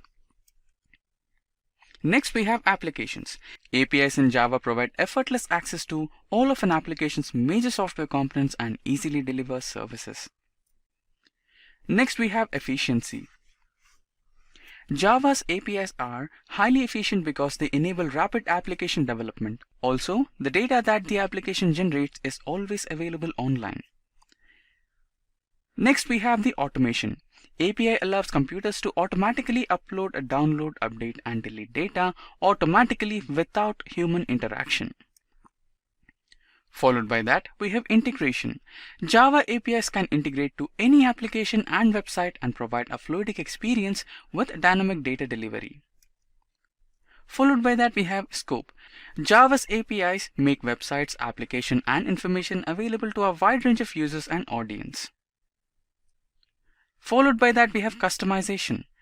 Java APIs enable developers and businesses to build applications that personalize user interface and data. And finally, we have the adaptability. Java APIs are highly flexible and adaptable because they can easily accept feature updates and change to frameworks and operating systems. Now let's talk about what exactly is the JUnit tool all about. Like, what are the different things we can implement with the help of this tool here? So JUnit is basically a kind of unit testing framework which is there for the Java. So it's kind of a default offering for the Java programming language that we can use the JUnit for the unit testing framework for performing the unit testing. Now the main benefit of the JUnit is like it's using the same syntax like a Java programming language. So it makes it very easy for a Java developer to write and execute the test cases. So most of the times when the developers are going to work on the Java programming languages, so they prefer that JUnit as a default unit testing framework for them, because they get the language advantage, they get the easily integrations in the Eclipse. So those benefits helps the developers to decide JUnit specifically for writing the test cases and running the test cases there. Now, whenever these test cases are actually being executed, whenever you add up a new piece of source code, so all the unit test cases will be again executed there every time when you run a new build. So all the unit test cases gets executed. But you also need to take care that if you are adding up a new functionalities, you also have to add the corresponding test cases to that. So increasing more and more code will be done by the developers, but at the same time you have to sync, or you have to keep your test cases up to date also. And as a part of every build, each and every test cases will be re-executed every time. You're doing the build 5 times, 6 times a day. Every time the all unit test cases will be executed over there and the response will be given back. Right, now let's talk about what exactly is a unit testing. Now unit testing refers to the testing of the small modules or the small piece of chunks or the codes here. Now it's basically used to have the early identification of the defects and the bugs, because you cannot simply rely on the QA team to perform the testing and then provide the feedback. Whereas on the with the help of this unit testing framework, we can immediately get the feedback right away. Once we are running the test cases, immediately we will be able to know like these are the different test cases which we have got over here. Now the developers don't even have to spend more time on fixing the bugs and issues, because these test cases will help them with the easy and the fast feedback. So according to that, they can fix the bugs and they can take the decision whether the source code is working fine as expected, or there is any kind of issues as such present with this one. So unit test casing is something which is very important from the developer's perspective also, because it helps the developers to understand that whether they have written a successful code or if there is any kind of scope of issues or bugs over here. Also, the successful unit test cases increases the overall confidence of the developers, because it increases the overall performance and the quality of the product also. So by having the successful executions of the unit test cases, developers can understand that yes, the source code is working fine as expected and there is no scope of bugs or any issues as such with this source code here. So that's the main benefit which we get with unit testing, that with this fast feedback channel, we will be able to take the decisions whether the source code is ready for the production environment deployment or not. So that's a main benefit which we get with the unit testing here. Now, of course, this can be done in two ways, manual testing and automated testing. Now, in case of manual testing, you have to do this thing manually within a manual tester or a manual testing approach. And in this one, you will not be depending on any kind of automated tool which can be scheduled or which can be executed in non-interactive manner. On the other hand, automated test case is something which is used to be executed using the tool, and it is something which is being done so that you will be able to get the complete automation. There is no manual efforts which is required as such. You are going to have like complete deployment and automations being done as such in this case. So automated testing is something in which you will be giving more focus on the automated automation tools. You may be having one or a couple of tools which using which you can write the automated test cases and you can perform the complete automation. In case of manual testing, it's quite less reliable because you are dependent on the a particular tester which can perform the testing according to his efforts, and it's quite time consuming also because you can only run the test cases for probably 8 to 9 hours per day. Whereas on the other hand, the automated test case is something which is quite reliable because it does not depends on a human requirement, so it can be done like 24/7, so anytime you can run those test cases, and that's the reason why these test cases are quite faster as compared to any other manual testing approach here.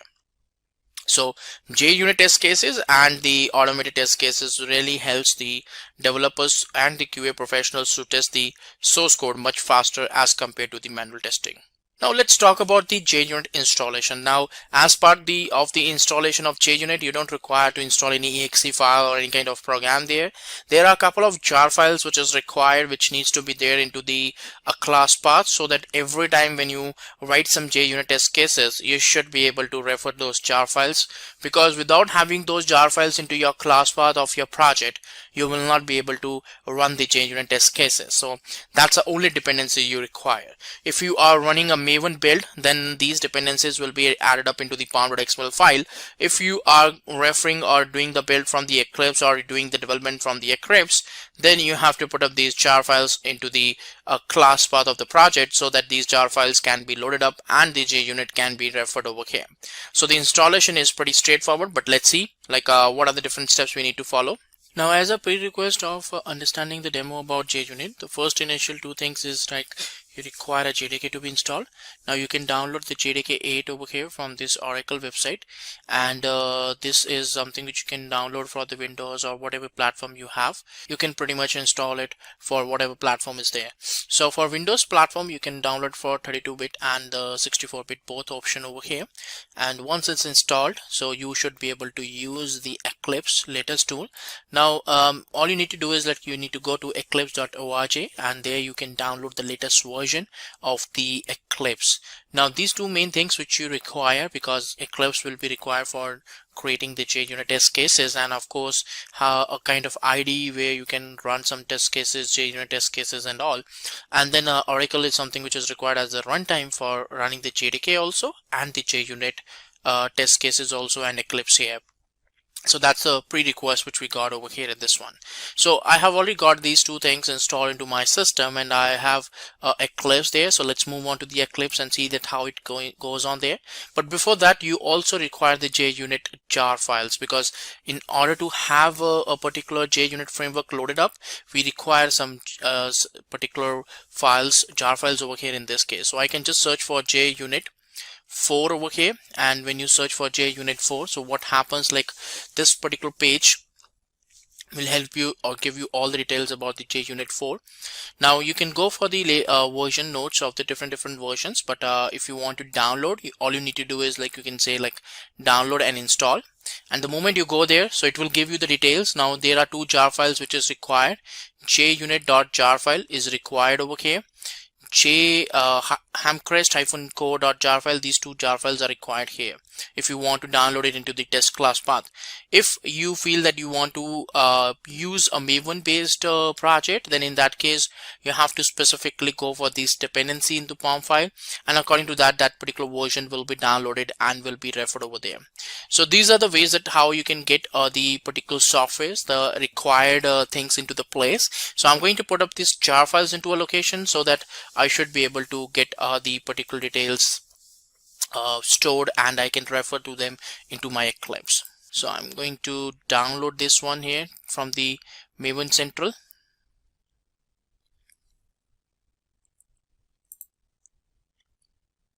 So I'm going to download this jar file,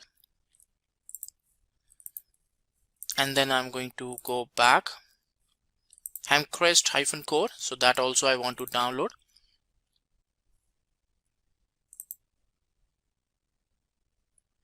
Download jar.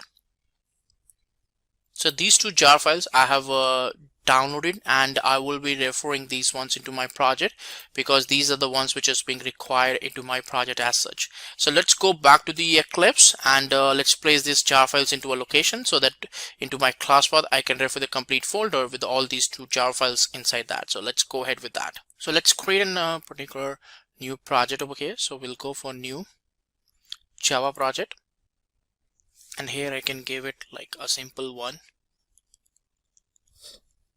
A simple project name I can provide here, and JDK I'm using like 1.8, so that's the JDK version which I have utilized over here, and then finish. So this is the project which I have got like in the source directory. Now I'm going to create a simple file over here, a new class file over here. So I'll create it like JUnit class. So I'm going to create a class over here in this one, and of course I need to have a particular void main also over here in this specific class over here, because this is the initial class I'm trying to create over here in this one. I can create a custom particular methods also over here, but let's see like if we can execute or we can run some particular functions as such over here. Now I'm going to declare a function over here, public void JUnit method. So I'm just going to create a method over here.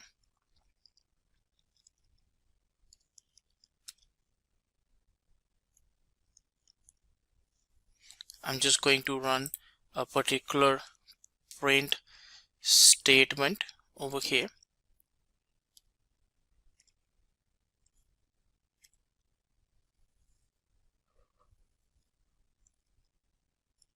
Executing JUnit test cases.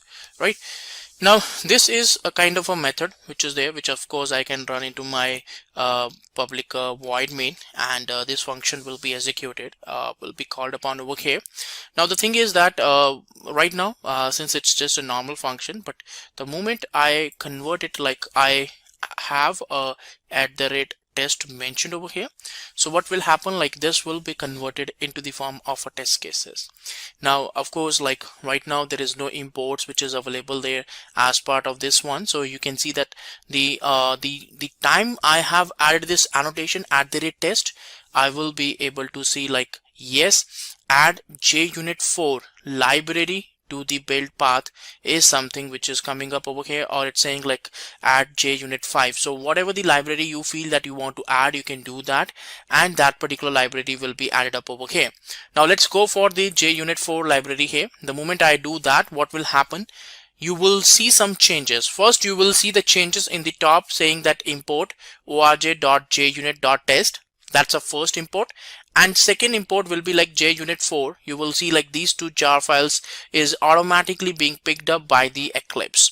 Now even if you don't download these jar files, this is the main benefit of the Eclipse, that these are already a part of the plugins. You can see their paths, that these are already installed in plugins directory. So the moment you use these particular methods that you want to use the JUnit, these will be automatically imported over here into your system. Now you can just simply call this method into the main void main, and then the specific method will be executed as a form of test cases.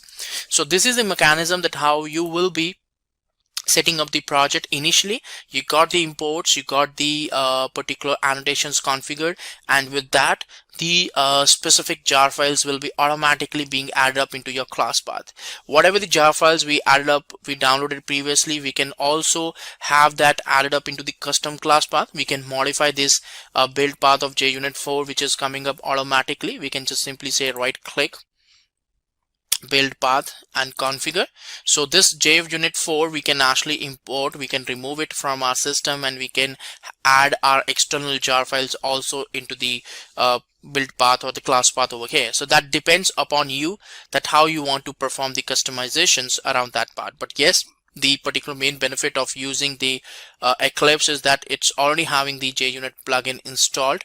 Both 4 and 5 version is installed. Whatever version you feel that you want to include, it will be included, and the plugins are already installed, so you don't even have to download the jar files manually.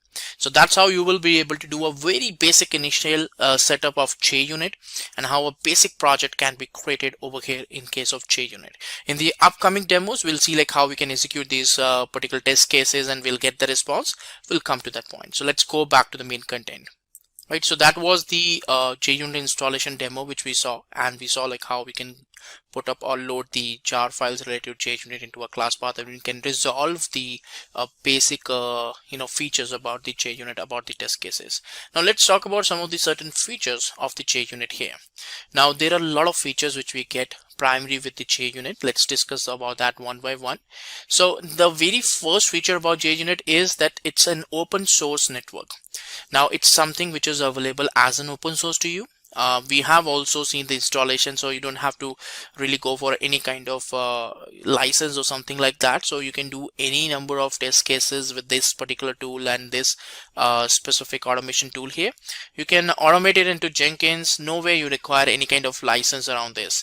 So these can be easily integrated. These are already a part of most of the latest Eclipse installation, so you don't even have to configure these manually because it's already a part of your system. Right. Second is that it provides annotations. Now main annotation we have already seen in the previous case, that when we converted a normal function or a normal method into the test method by using an annotation called @test, so it provides a mechanism to identify that which particular method is a test method and which method is a normal method according to our classes. So these annotations really help us to identify the methods also, and it provides us the flexibility that these particular methods are not the normal methods we need to execute. You need to run it in the form of test cases. So that identification is something we will be able to do with the help of these annotations here. Also it provides the assertions to identify like what exactly the results are there, because definitely when we are running the test cases, JUnit test cases, we need to assert that what should be the value. So using the assert we can actually compare that, okay, this method is giving this value. Suppose there is an addition method which is available there, which is giving like a plus b is equal to c. So c is like 5 plus 15 is 20. So with the help of assert, I'm saying like whatever the response I'm going to get from the function when I give the values a and b as 5 and 15, so that should be 20 value. So in the assert I can hard code like, okay, this is the value, this is the response which I should be getting, and once the function is executed I should be able to get this particular output as in 20 over here. So that comparison when you do, you will be able to understand easily that yes, when we are doing the assert, I'm getting the proper response, I'm getting the proper output over here. So assertion is something which is very important to compare the things, to compare the inputs which we are getting from the application source code. Next, it provides the test runner. So we can basically run the test runners over here to execute the test cases. So you can configure this within the pipelines. You can configure it with Eclipse and various automations during the build automations. Also, you can configure it. So that flexibility you will be able to get with these test runners here. And it also allows you to provide a better feedback channel, because it acts like a very good feedback provider, because the moment you are done with the development, you will be able to get an instant feedback.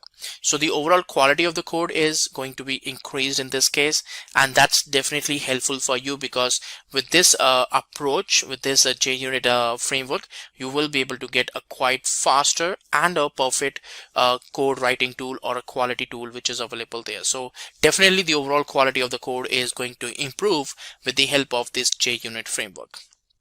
And it provides the automations also, because these JUnit test cases are having the flexibility that you can configure it within the pipelines. You can automate it with the help of this framework, that you can completely help, or you can have a complete automated workflow with the help of this particular framework, and it provides you an instant feedback. The feedback channel is quite instant in case of this JUnit. Now let's talk about the JUnit annotations. We have already seen like the benefit of the annotation is to define or to provide the metadata about the methods to the different ones. So annotations also refer to the syntactical metadata added to the Java source code. So having a particular better feasibility and identification is also quite easy. So also the overall structure of the source code can be done in a better way, and the readability is also good when we talk about the annotations here. The biggest main difference between the JUnit and the JUnit 3 was the introduction of the JUnit annotations. So earlier, before JUnit 3, we were not able to identify like if this is in kind of a test method or this is a kind of a source method over here. So that identifications is quite easy after the involvement or the introduction of the JUnit 4 framework over here. Also, like this is something which is really helpful to us to see like how exactly we can overall read the overall source code, because you have so many source code there present to your project. So annotation should be able to help you to identify that these are the main portions, with these are the components which is part of the unit test cases, not the actual source code. So @test is something which is going to tell us that the specific method with the public void declaration can be run or can be executed as a test cases. This is not a simple method. This is not an application source code method. This is a test method over here. Now @before is something which is used to run some statement before each and every test cases executes. Maybe having some additional or initial connectivity is something you can do with the help of @before. @after is something which you can do after the execution of the test cases, like some statements which you want to execute after the test cases. So that's something you can do, or you can go with the help of @after. And @ignores is something which you can configure if you feel like during the test execution you feel to ignore some statement. So that's the way you can use the @ignores there. So @ignores, @after, @before, and @test. These are the 4 annotations which is being used most of the time into your JUnit test cases. Right? Let's talk about some bit more.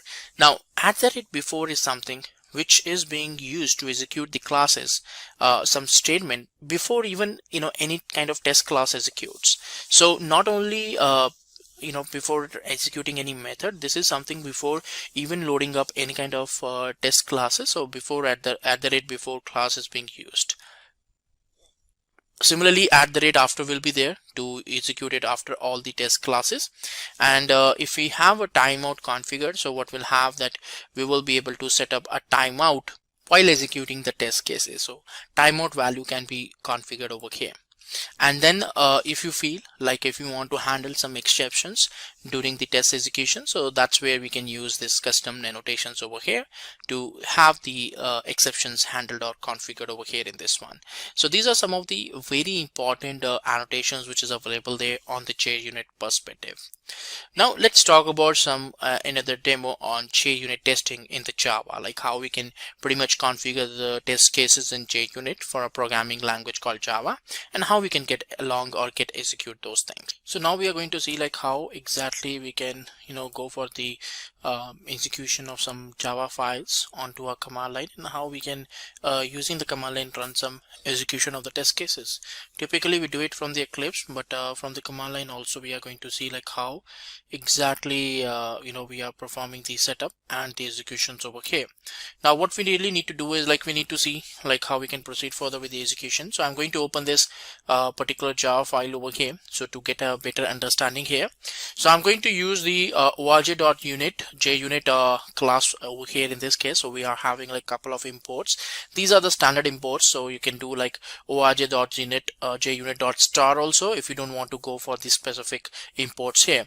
Now here we are going to create a test unit as a sample class, and in this one we got the void main over here, which is the main portion of any kind of class here. The only thing which we got over here is that we have created a test method over here called test print message. So we are assigning a value called message, a variable over here as in Simplilearn. Now what happens, like we will be able to do the assert equals over here, that if the value of message is like Simplilearn, So it will be able to help us with the proper output, and there will be no errors as such over here. So everything will be smooth, and that's what we are trying to execute over here in this case. And we are running into the null void that these are the test cases we want to run or we want to execute over here. Now all we need to do is like we need to compile this one. We really need to compile this test cases over here, this file, and then we have to run that one. So for that, let me open the command prompt. So now in this case we will be using the javac command prompt here, and we will be copying the JUnit into the class path, so that we will not be able to get any kind of class not found issues over here. So test unit junit.java we are going to run. So if there is no exceptions as such, we will be able to get no errors here. Now I'm going to run the particular class file with the help of java command, because javac is to convert the .java file to the .class file, the compile format, and then in order to run the .class file we have to go for the java command line here. Now this means that there is no issues as such with the test cases, and everything is working fine as expected over here in this one. So the assert equals is going to help you to identify that if the execution is proper, and let's say like if we put up some content, like some different content over here in this assert equals. So I'm going to again execute this one, so that I will be able to see like if what will happen, that if this message value and this value does not matches. Like in normal situations it will say like, okay, the particular output is going up and there is no errors as such, right? So let's see like what exactly it will happen, that if we go for the executions, like if we save this file in such a way that we are providing some wrong inputs, and what will happen to our assert equal over here. So I'm going to again compile the file here. So again a new class file will be available, and this time I'm going to execute this class file again over here in this case. And the moment you did it, the assert will give you the comparison over here, saying that there is a failure of the comparison. Why there is a failure of the comparison? Because according to the code base, it was expecting the value called Simplilearn, but it simply got the value called Simplilearn 1.2, which means that your test cases over here got failed down.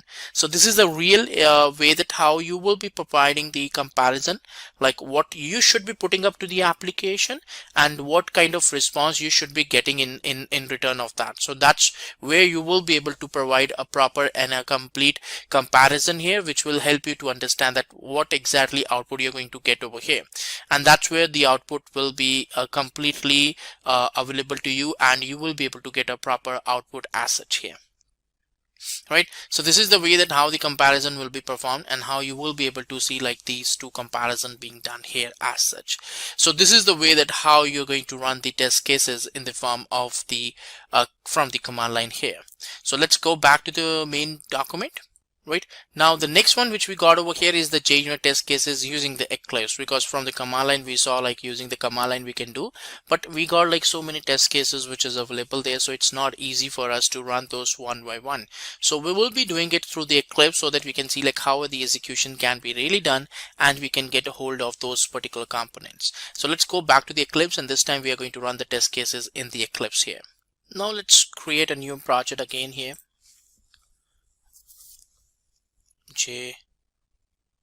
JUnit project, right, and finish. So a new JUnit project will be created. And this one you can see like there is no executables libraries for the JUnit, but you can include it now also, but I'm going to do it later on. So I go for the JUnit project class. Right, so this is a kind of a test class here, so I'm not going to put the null the public void main over here in this one. So finish. Now in this case what I'm going to do is like I'm going to replace this content over here, so with this particular ones, and going to have some basic code base added up over here. So I'm going to import some particular JUnit libraries over here. So over here like org.junit, I'm going to import these ones, and I got like this class over here JUnit project. So I just have to rename it a little bit so that it can be the name of the actual class name here. So that's fine. So everything is fine, but the only thing is that we are getting some failures and problems over here because it's not able to identify these specific JUnit related executables like the functions and the methods. For this one, again, the previous case, you have to do the particular addition of the library to the build path so that you will be able to have these automatically resolved over here in this one, right? So you can see now that JUnit 4 started reflecting over here in this case, and you did not got any kind of errors now over here in this one. So you can simply save this, and now you are good to go for running the executions over here. So you can simply say right click over here, run as, and JUnit test. And when you do that, on the left hand side, you will be able to get a little bit different viewpoint over here, which says yes, test underscore JUnit is something which is executed perfectly fine. If for any reason, let's say I change the value of string 1 here as in string 1, just an typo error I'm trying to do here so that I can show you that how the test cases really fails. So assert equals is basically helping you to find out that if the comparison between the two attributes is correct, that means that the inputs which we are putting up and whatever the output we are getting, it's both the same here. When you do that, you will say there is a failure over here to the test cases. Now I'm seeing the failure trace over here, so I'll just move this one to the console view. So it says it should be string, but I got string 1 over here, which is causing the problem here. Because of the typo error which I did, the whole execution of the test cases got failed. So I'm just going to revert my changes back here and again run the test cases. It will all be okay right now again over here. So that's the main reason that how the execution really happens and the overall mechanism and the system can be implemented over here in this case. So that's how we basically go on and we execute some JUnit test cases here. Now in this one, we are going to talk about how exactly we can use both Mockito and JUnit here to go for the unit testing. But before even talking about these two tools here, let's focus on to understand what is exactly a unit testing here. Now there are various kind of testing which is actually available into our particular industry and into our software testing world there. But yes, there is a very important scope and a position of the unit testing here. So let's talk about the very first top AI tool, which is Skillora.ai. This AI tool aims to provide the best AI-driven mock interview experience. You can take mock interviews for any job roles and subject, receiving instant constructive feedback. Skillora's AI interviewer listens to your responses and asks dynamic flow-up questions to test your depth of knowledge. With the Essential plan, you gain access to 6 AI mock interviews per month. You'll receive instant feedback, ideal answers, and performance reports, helping you upgrade your skills for just $8 per month. The premium plan allows you to enjoy 15 AI mock interviews per month. You'll get the same instant feedback, ideal answers, and performance reports along with priority support, maximizing your learning for only $15 per month. Next up, we have Visco's. Visco's advanced AI coach is designed to elevate your job interview skills, harnessing insights from over 10,000 companies. It offers tailored sessions that simulate real interviews, providing personalized feedback and performance analytics.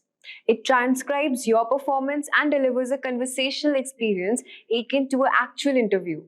It also offers customized feedback and performance analytics, helping you refine both your answers and communication skill.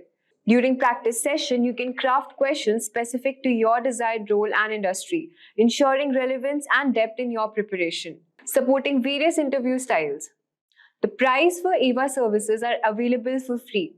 Next up, we have Interviewing.io. Interviewing.io is an AI-powered platform that provides candidates with simulated technical interviews. The platform uses machine learning algorithms to assess your coding skills, problem-solving abilities, and communication style. You can get 4 simulated technical interviews for $225. Next up, we have Mockmate. Mockmate is an AI-powered tool that allows you to practice answering common interview questions. This tool provides feedback on your answers and gives tips on how to improve your performance. The service is available for $29 per month. Moving on to ChatGPT. ChatGPT is an AI chatbot that can be used to practice answering interview questions in a conversational setting. The chatbot can be customized to simulate the style of an actual interview, and it provides feedback on your answers. The free plan allows you to get started with writing assistant, problem solving, and many more. You will have limited access to ChatGPT 4.0 mini, including data analysis, file uploads, vision, web browsing, and custom GPTs. All of this is available at no cost. Then we have the Plus plan, which is for $20 per month. The Plus plan amplifies your productivity by offering early access to new features, access to ChatGPT 4, 4.0, and GPT 4.0's mini, up to 5x more messages for ChatGPT 4.0. You can access to data analysis, upload files, vision, web browsing, and DALL-E image generation. You can also create and use custom GPTs. Then we have My Interview Practice. My Interview Practice is an AI tool that allows you to practice interviews in a simulated environment. The platform uses AI to generate interview questions based on your chosen field and provides instant feedback on your responses. This tool is particularly useful for those who want to practice their interview skills in low-pressure environment. The Plus plan is for $49 per month. You get 1 month of access. And the premium plan is for $57 per month, and you will get access to additional features and many more benefits. Next up, we have Udly. Udly offers real-time interview coaching using AI. It analyzes your speech and body language, providing feedback on how to improve your performance. Udly services are available for free. Now you might be wondering how AI tools can help you ace your job interviews. AI tools can assist in several ways. At first, we have research companies. AI tool provides information about companies' website, news articles, and social media, helping you tailor your answers to the interview's question. Practice questions. AI tool help you practice answering common interview questions, boosting your confidence and preparation. Feedback. AI tool offers feedback on your answers, highlighting areas for improvement and refining your responses. Personalized advice. AI tools provide tips and advice on improving your interview skills, giving you an edge to your next job interview. Choose the right AI tool and select an AI tool that fits your needs and preferences. Use the tool consistently, starting a few weeks before your interview to maximize its benefits. After practicing with the AI tool, get feedback from others to identify areas for further improvement. Dress professionally and be punctual for your interview to make a positive first impression. Show enthusiasm and confidence during the interview to leave a lasting impression on the interviewer. AI tools can significantly aid in interviewing preparation. By using them effectively, you can enhance your chances of success in your next job interview. In this video, we are going to explore the powerful capabilities of GitHub Copilot and how it can transform your coding workflow. GitHub Copilot is an AI-powered code completion tool that is going to help you write code faster and more efficiently, whether you are building simple scripts or complex applications. In this video, we will cover how to set up GitHub Copilot, how it generates code suggestions, and how you can use it to enhance your coding experience. Plus, we will walk through some practical examples and show you how GitHub Copilot can assist in debugging, improving code quality, and even learning new coding techniques. By the end of this video, you will have a clear understanding of how to integrate GitHub Copilot into your development process and leverage it for maximum productivity. So let's dive in and see what GitHub Copilot can do. But before that, just a quick info, guys. Simplilearn has got generative AI course. You can unlock the future of AI with our top-rated Gen AI courses. You can elevate your creative capabilities with our highly acclaimed generative AI course. Dive into the AI-driven innovation and explore key concepts like generative AI, prompt engineering, ChatGPT, and many more. Acquire cutting-edge knowledge to gain a competitive edge and advance your career in the evolving AI landscape. So hurry up now and join the course. The course link is mentioned in the description box. So let's start with understanding what is GitHub Copilot. GitHub Copilot is an AI-powered coding assistant that was created by GitHub in collaboration with OpenAI's Codex. It is designed to understand the context of your code and provide intelligent suggestions as you type. Whether you are writing a simple function or tackling complex logic, Copilot is here to make coding faster, smarter, and more efficient for you. Now, let us discuss some of the key features of GitHub Copilot. The first one is code completion. GitHub Copilot can help you complete your code by suggesting the next part of your function, or even an entire block of code based on what you are currently working on. Next is provides smart suggestion. It doesn't just fill in the missing lines of code, but also Copilot suggests complete functions, fixes errors, and even proposes improvements based on the pattern. It learns from millions of open source projects. Next, it provides multilingual support. It works across many popular programming languages including Python, JavaScript, TypeScript, Java, Ruby, and many more. No matter the language, Copilot is just ready to assist you. And finally, Copilot is context aware, meaning Copilot understands the context of the code you are writing, meaning the suggestions it makes are tailored to your current task. It doesn't just suggest random snippets, but provides relevant solutions based on your code. Now let me show you a small demo. So I have given the prompt, write the code for Fibonacci series. And as soon you press enter after this, you could see all over here, it has started giving the suggestions. And finally, it has given me the code. So you can see how easily it is able to complete the given code. Now let me show you the next one. Suppose I'm creating a function to add, okay? Function add, and you could see it has already given me suggestion, which is automatically completing the given code. So I'll just press on the tab and you could see it has given me the given function. Now in order to subtract, this is also showing. So I'll just click on tab and press enter, then again tab, and you could see it has given me two functions, one for addition, one for subtraction. Let us see, does it has any more suggestions? So you could see it has already given me the multiplication one. Now similarly for division, it has given me. So based on what you are trying to do in your given project or what is your task, if you are interacting with GitHub Copilot, it will make your work a lot more easier. Now let us move ahead to the next part, where we will be installing GitHub Copilot in our VS Code. So to get started with GitHub Copilot, just right click on this. And in order to access GitHub Copilot, you need to have the paid version of this. So you need to take the subscription for Copilot. So Copilot for individual is around $10 per month. Then for business, it is around $19 per month. And for enterprise level, it is $39 per month. So we won't be taking this. We are going to take it for individual.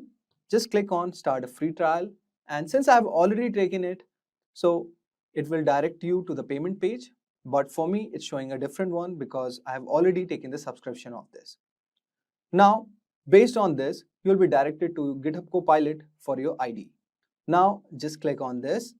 And you could see all over here, there are a lot of IDs present. Azure Data Studio, JetBrains IDE, Vim Neo Vim, Visual Studio Code, and Xcode. So for all these IDEs, GitHub Copilot is there. Now we want to use it for Visual Studio Code. So let us understand what is the prerequisite. So the first thing is you need to have subscription to Copilot, like I have said to prior. So in order to get the subscription, just click on this link and you will be directed to that page where you need to buy the subscription of Copilot. Next is compatible version of Visual Studio Code. So guys, for this, in order to use Visual Studio Code, you must have a proper version installed. So here it is mentioned 17.8 or later.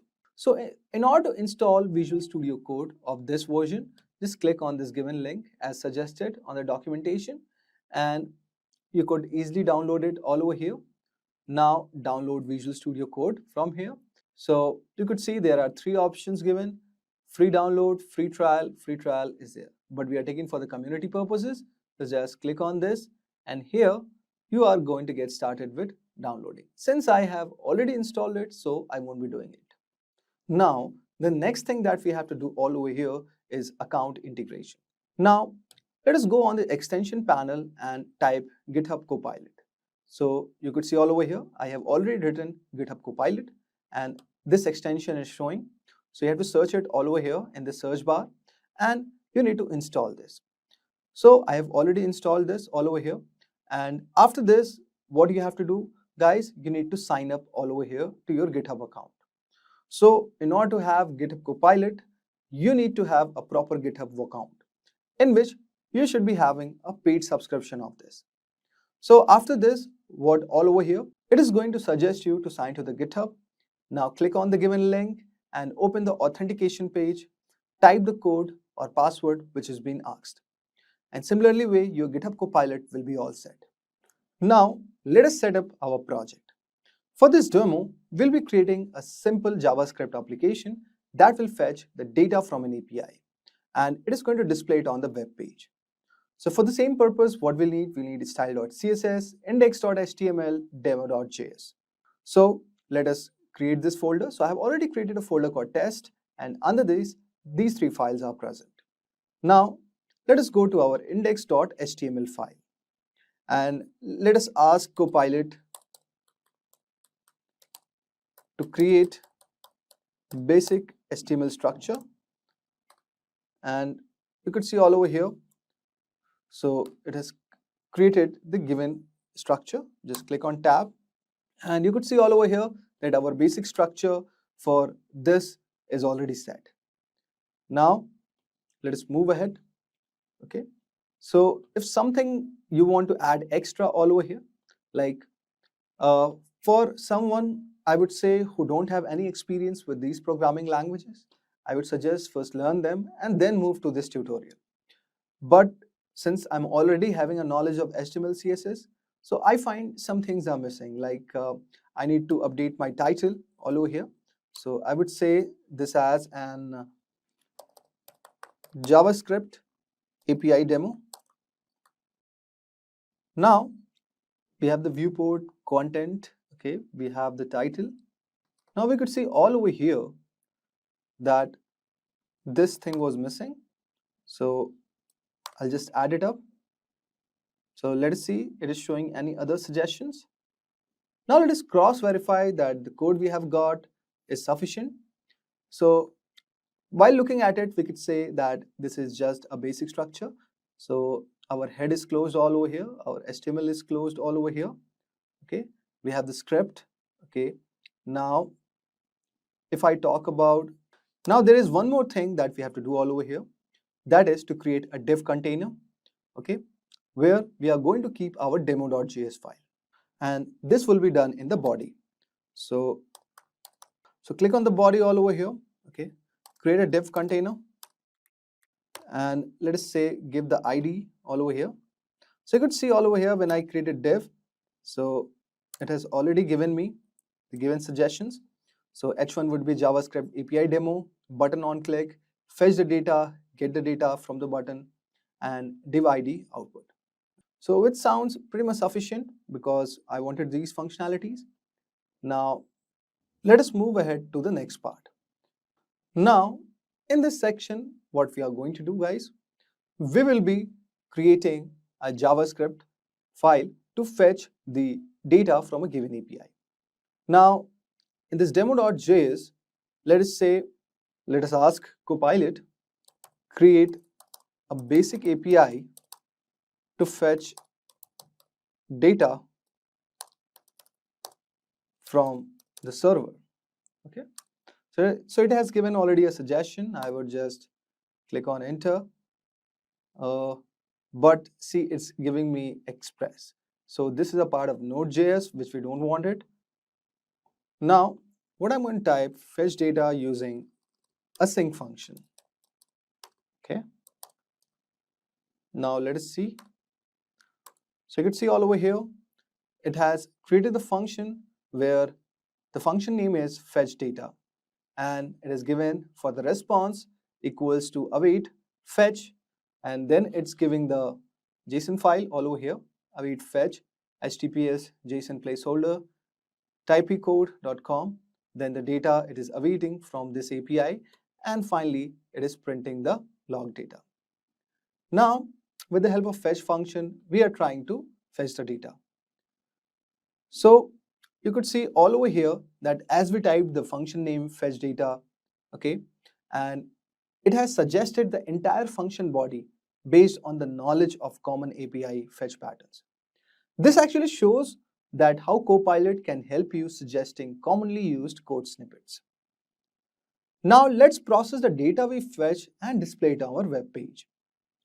So in our fetch data function, what I want to do, we want to loop through the data and display the titles all over here. Okay. So now first, before doing what we need to do next, let us follow this page. Okay. So you could see all over here. So we have the user ID, ID1, title, something is there, completed false. Now, let us replace this with something else. Okay.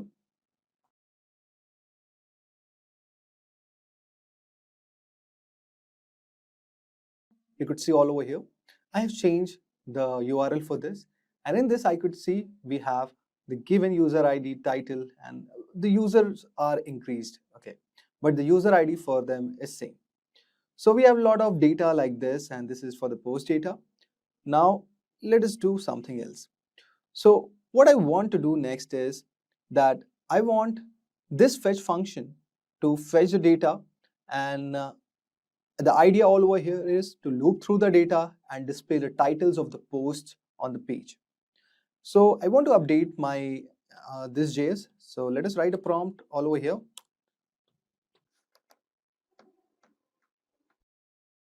So we are going to update the Copilot. Now I want to update demo.js file, and I want you to loop through the data given by the URL and display the titles of the post. So update it. So we have given the prompt. Now let us see what is generating. Now you could see all over here it has given us this function. Okay. Now fetch data dot then data for each post, and then it has given the, we can say, catch if and else block. Now you have two options all over here, either to accept it. If you are understanding that this logic is correct, you can accept it, or you could click on discard. So mostly it has given us the correct code. Okay. Now you could see as you click yes, it has already gotten integrated into your VS Code. Now as a software developer, so let me check what extra things that I need to do. Now we could see all over here we have the basic thing set up all over here, but few things are missing. So what I'll do first, so after this, okay, so this function should be kept inside it. Now I will cut this, okay, and paste it right all over here. Now what next thing I want to do is I want to create a container. So let us create a container, constant container, and this will equals to document. So just click on tab and you could see it is automatically completing. The next line that I want to do is, so this function I have to update it. So but you could see there are other suggestions which are given. So I'll just right click all over here and you could see data for each post. So it is changing for post. It is used the arrow function, and here the element, it is asking document dot create element div. Now it is changing the inner element, okay, so asking the inner HTML file, and it is accessing the title, and now it is appending finally the given title which has accessed all over here. So basically we have created a container, okay, to take up the title, and this has been appended in this div container. So we don't need practically these things. So I just will close this. Okay. Now, the next thing that we have to do all over here is to call our fetch data function. So click on tab and you could see it has suggested it. Now, in this, we have written the basic structure to select the container element that Copilot has suggested all over here. Then we have applied the for each loop, which is a very common method to iterate over the arrays and process each element. So in this given example, we saw like how Copilot has accelerated our development workflow by suggesting the right approach. Now, in the next process, let us add some basic styling to our page to make it look better. So GitHub Copilot can also assist in generating styles. So first open your style.css file all over here, and let's start styling the page. So let us ask Copilot to add some basic style for container and text. So let us ask add some basic style for container and text. Now you could see all over here, it has already given us. Now click all over here. But before that, let us add the styling for our body. So write dot body, and you could see it has given us the suggestion. Just click on tab and it will be auto completed. Now the next thing that we have to do all over here is we could see font family is there, font size is there. Okay, we have the background color. Okay, we have the padding, we have the margin. Okay, now let us change a bit all over here. Let it be 20 pixels. Okay, so and margin we could say this will be around say 10. Okay, background color is white, color is black. Okay, what we can do with the color all over here, we could change the color. So let us take another color from this. Let's say it is some sort of this color. Okay, so okay, just add it up. Now next thing for this color, we'll also change this. Let us move to the whitish color. Just click on this and it's done. Now we have the line height. Okay, but we don't have the data container. Okay, so for the data container, what you could do all over here. So when this ends, so write a hashtag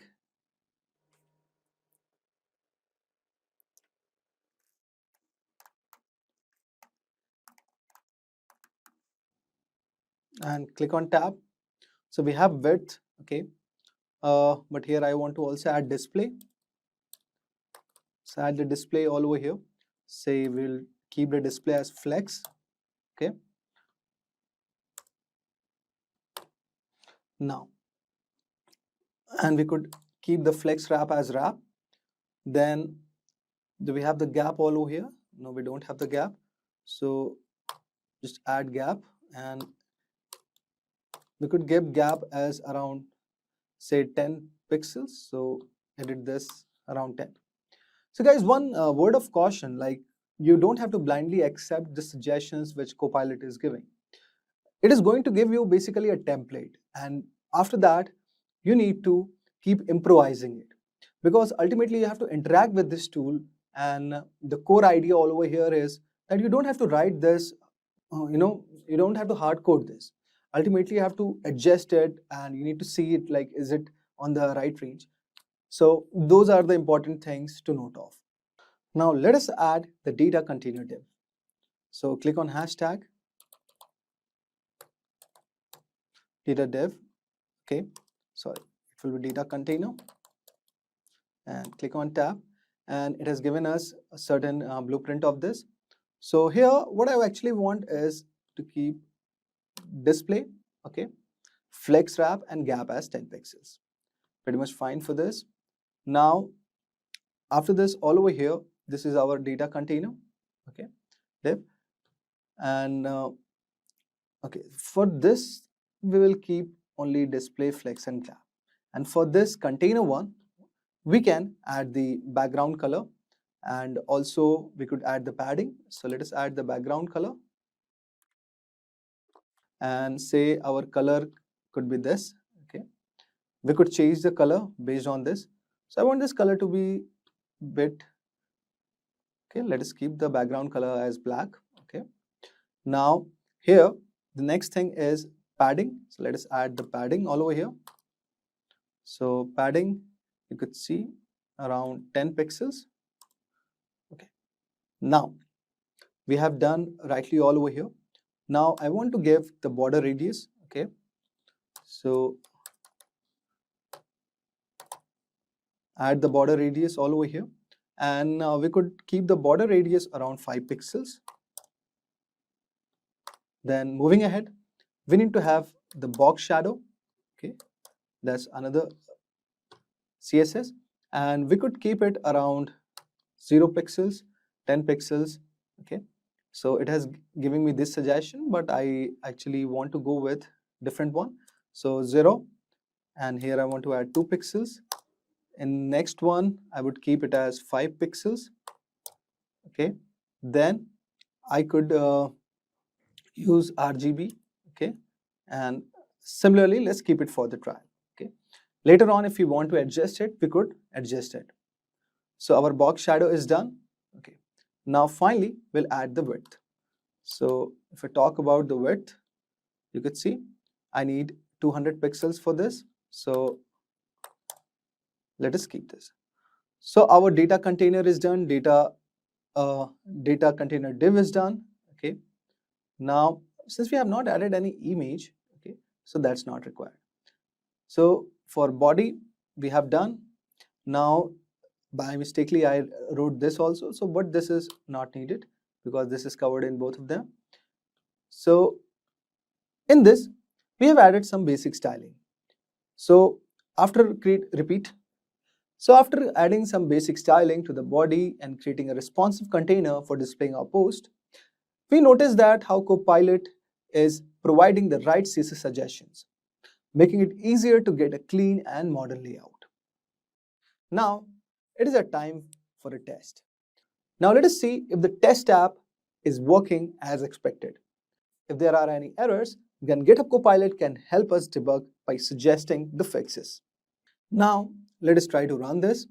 So, and I'm very much sure that there are some errors happened in this code, which I might have deliberately done, but let us see how it works. Now just click on F5 and you could use web as Chrome.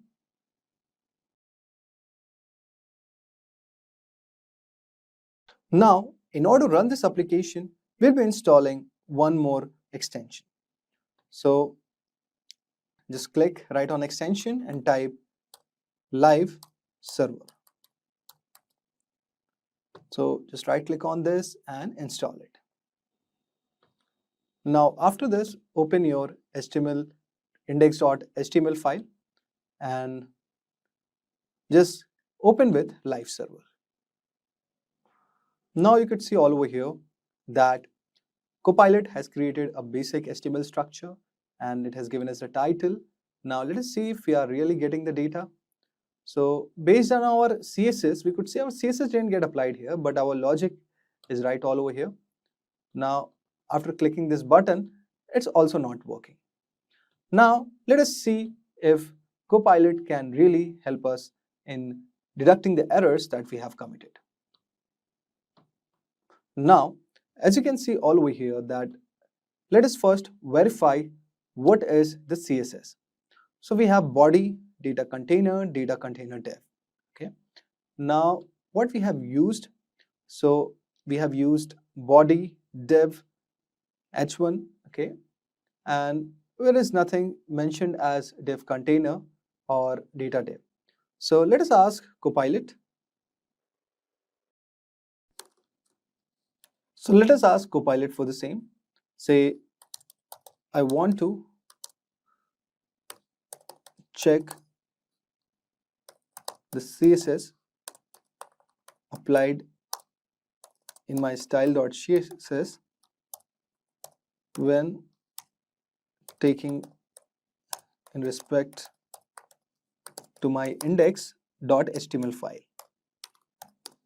Also, after clicking the button, it's not giving me the title. Please resolve. Now you could see all over here that it is showing that the body tag should be placed outside the head tag. Okay. Now the fetch data function should be defined in the script.js file, which is missing. Okay. So we have not defined the fetch data function properly. So it has given us the proper code. Let us copy and paste this. Now you can see all over here that I have copied this. Okay. And I have updated my index.html file. Now the next task, it is saying to rename it. So let us rename it with scripts or .js. So let's type. Okay. So this file has become script.js, and you could see all over here that with the respective script.js file, we have, particularly done all this thing. Now, if you could see all over here that I have created the same functionality, but it's time to finally update our style.css. So let us see what suggestions it is given by our style.css. Let us copy this. Let us delete this and let us paste this. Now finally click on autosave. Okay. Now right click all over here, and you could see our CSS has been modified a bit. But still, clicking on get data, our function is not returning the given output. So what we can do for the same, so we will again interact with GitHub Copilot, and you can ask, after entering the, okay, so after clicking on get data, it's not displaying the output. So you could see all over here, it has given me the basic demo.js file. So now we will again rectify it. So go to your script.js, okay, and okay, just paste it all over here. Now, next thing, what it has told us that to update it. Now it is telling us that this is correctly linked. But right now, as you can see all over here, the name has changed. So we'll update the name. So for the same purpose, just copy all over here and go to your index.html file. Okay, click on everything, delete it and paste it. Now see where demo.js is written, just replace script.js. Now what is the next advice it has given? Okay, so as you can see all over here, let us see whether it's working or not. So since our VS Code is still in autosave, so we don't need to save it manually. So we can go again. And as you can see all over here, when I'm trying to refresh it, it is already giving me the title of the respective thing. Now, if you want to play with the CSS, you can still interact with the GitHub Copilot like I was doing. But actually, now I want to do some modification. So whenever I'm refreshing it, I don't want this title to be displayed. Whenever I click the button, then only it displays me. So let us type to the GitHub Copilot and ask that what suggestion it could give us. So go to your Copilot and say the issues which you are facing, and make your prompt much more clear, okay, because it's a generative AI tool, and here we have to interact with the tool as much as you can. But your prompt should be very much clear, because if you give any prompt which is not complete or which has very less information, then it is not going to revert you the right answers. So keep that in mind, keep your prompts.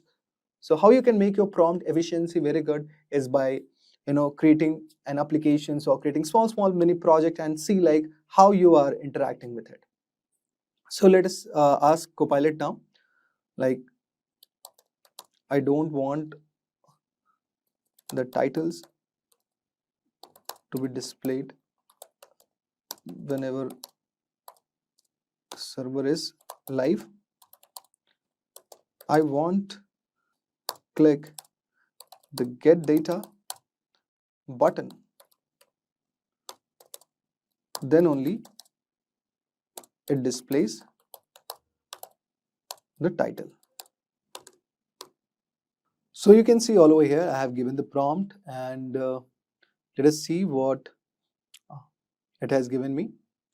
So you can see all over here, it has given me the updated index.html file. So let us update this.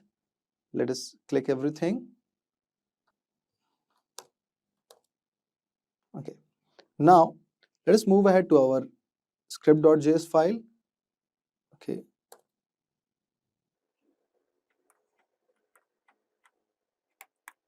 So guys, as you can see, I have asked GitHub Copilot regarding the issue which was coming, and I have updated my index.html, script.js and style.js. Now let us see what exactly we have done. So what we have done all over here, that the thing which we are not doing is to first, clearing the previous data. Okay. So for the same purpose, I have added this code given by Copilot. Then we were looping. Okay. This one we have done already. Now, after clicking the button, we want to change the background color. For this, we have added this functionality. If we are getting any API error, so it's going to catch up from this code. Okay. So we have done little bit of adjustment, and also in our index.html, we have also added a button functionality also. So this fetch data functionality, okay, which is going to redirect to this function, which is finally returning the given data, or basically the title from the given APIs. And style.css have been updated based on it. So you can see all over here, we have updated font family, we have done transition, we have done padding. Okay, we have added a new functionality for hovering, okay, for which the background color is blue, and we are transforming it with the scale of 1 to 1. And then we have added the container. Okay, so these are some of the basic CSS classes that we have added and updated it so that with respect to our index.html file. Now let us try to see our application. So my live server is on, and for you, if you have stopped it, so just select all, and what you can do, open with live server. And there's a shortcut for this also, that is Alt L or Alt O. Now let us direct. So you can see all over here, we have seen that our title is a little bit bold and there is spaces, and you can see the hovering functionality. So you can see currently our color for the button is white. Okay, but whenever I hover around it, so it changes to blue.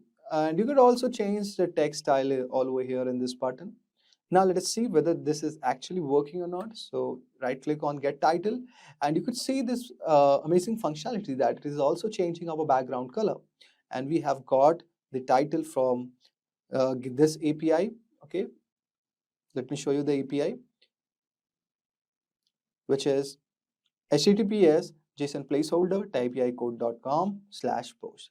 So this is a dummy API from which we are getting the data. With this, we have come to the end of this video. If you have any question or doubt, please feel free to ask in the comment section below. Our team of experts will help you as soon as possible.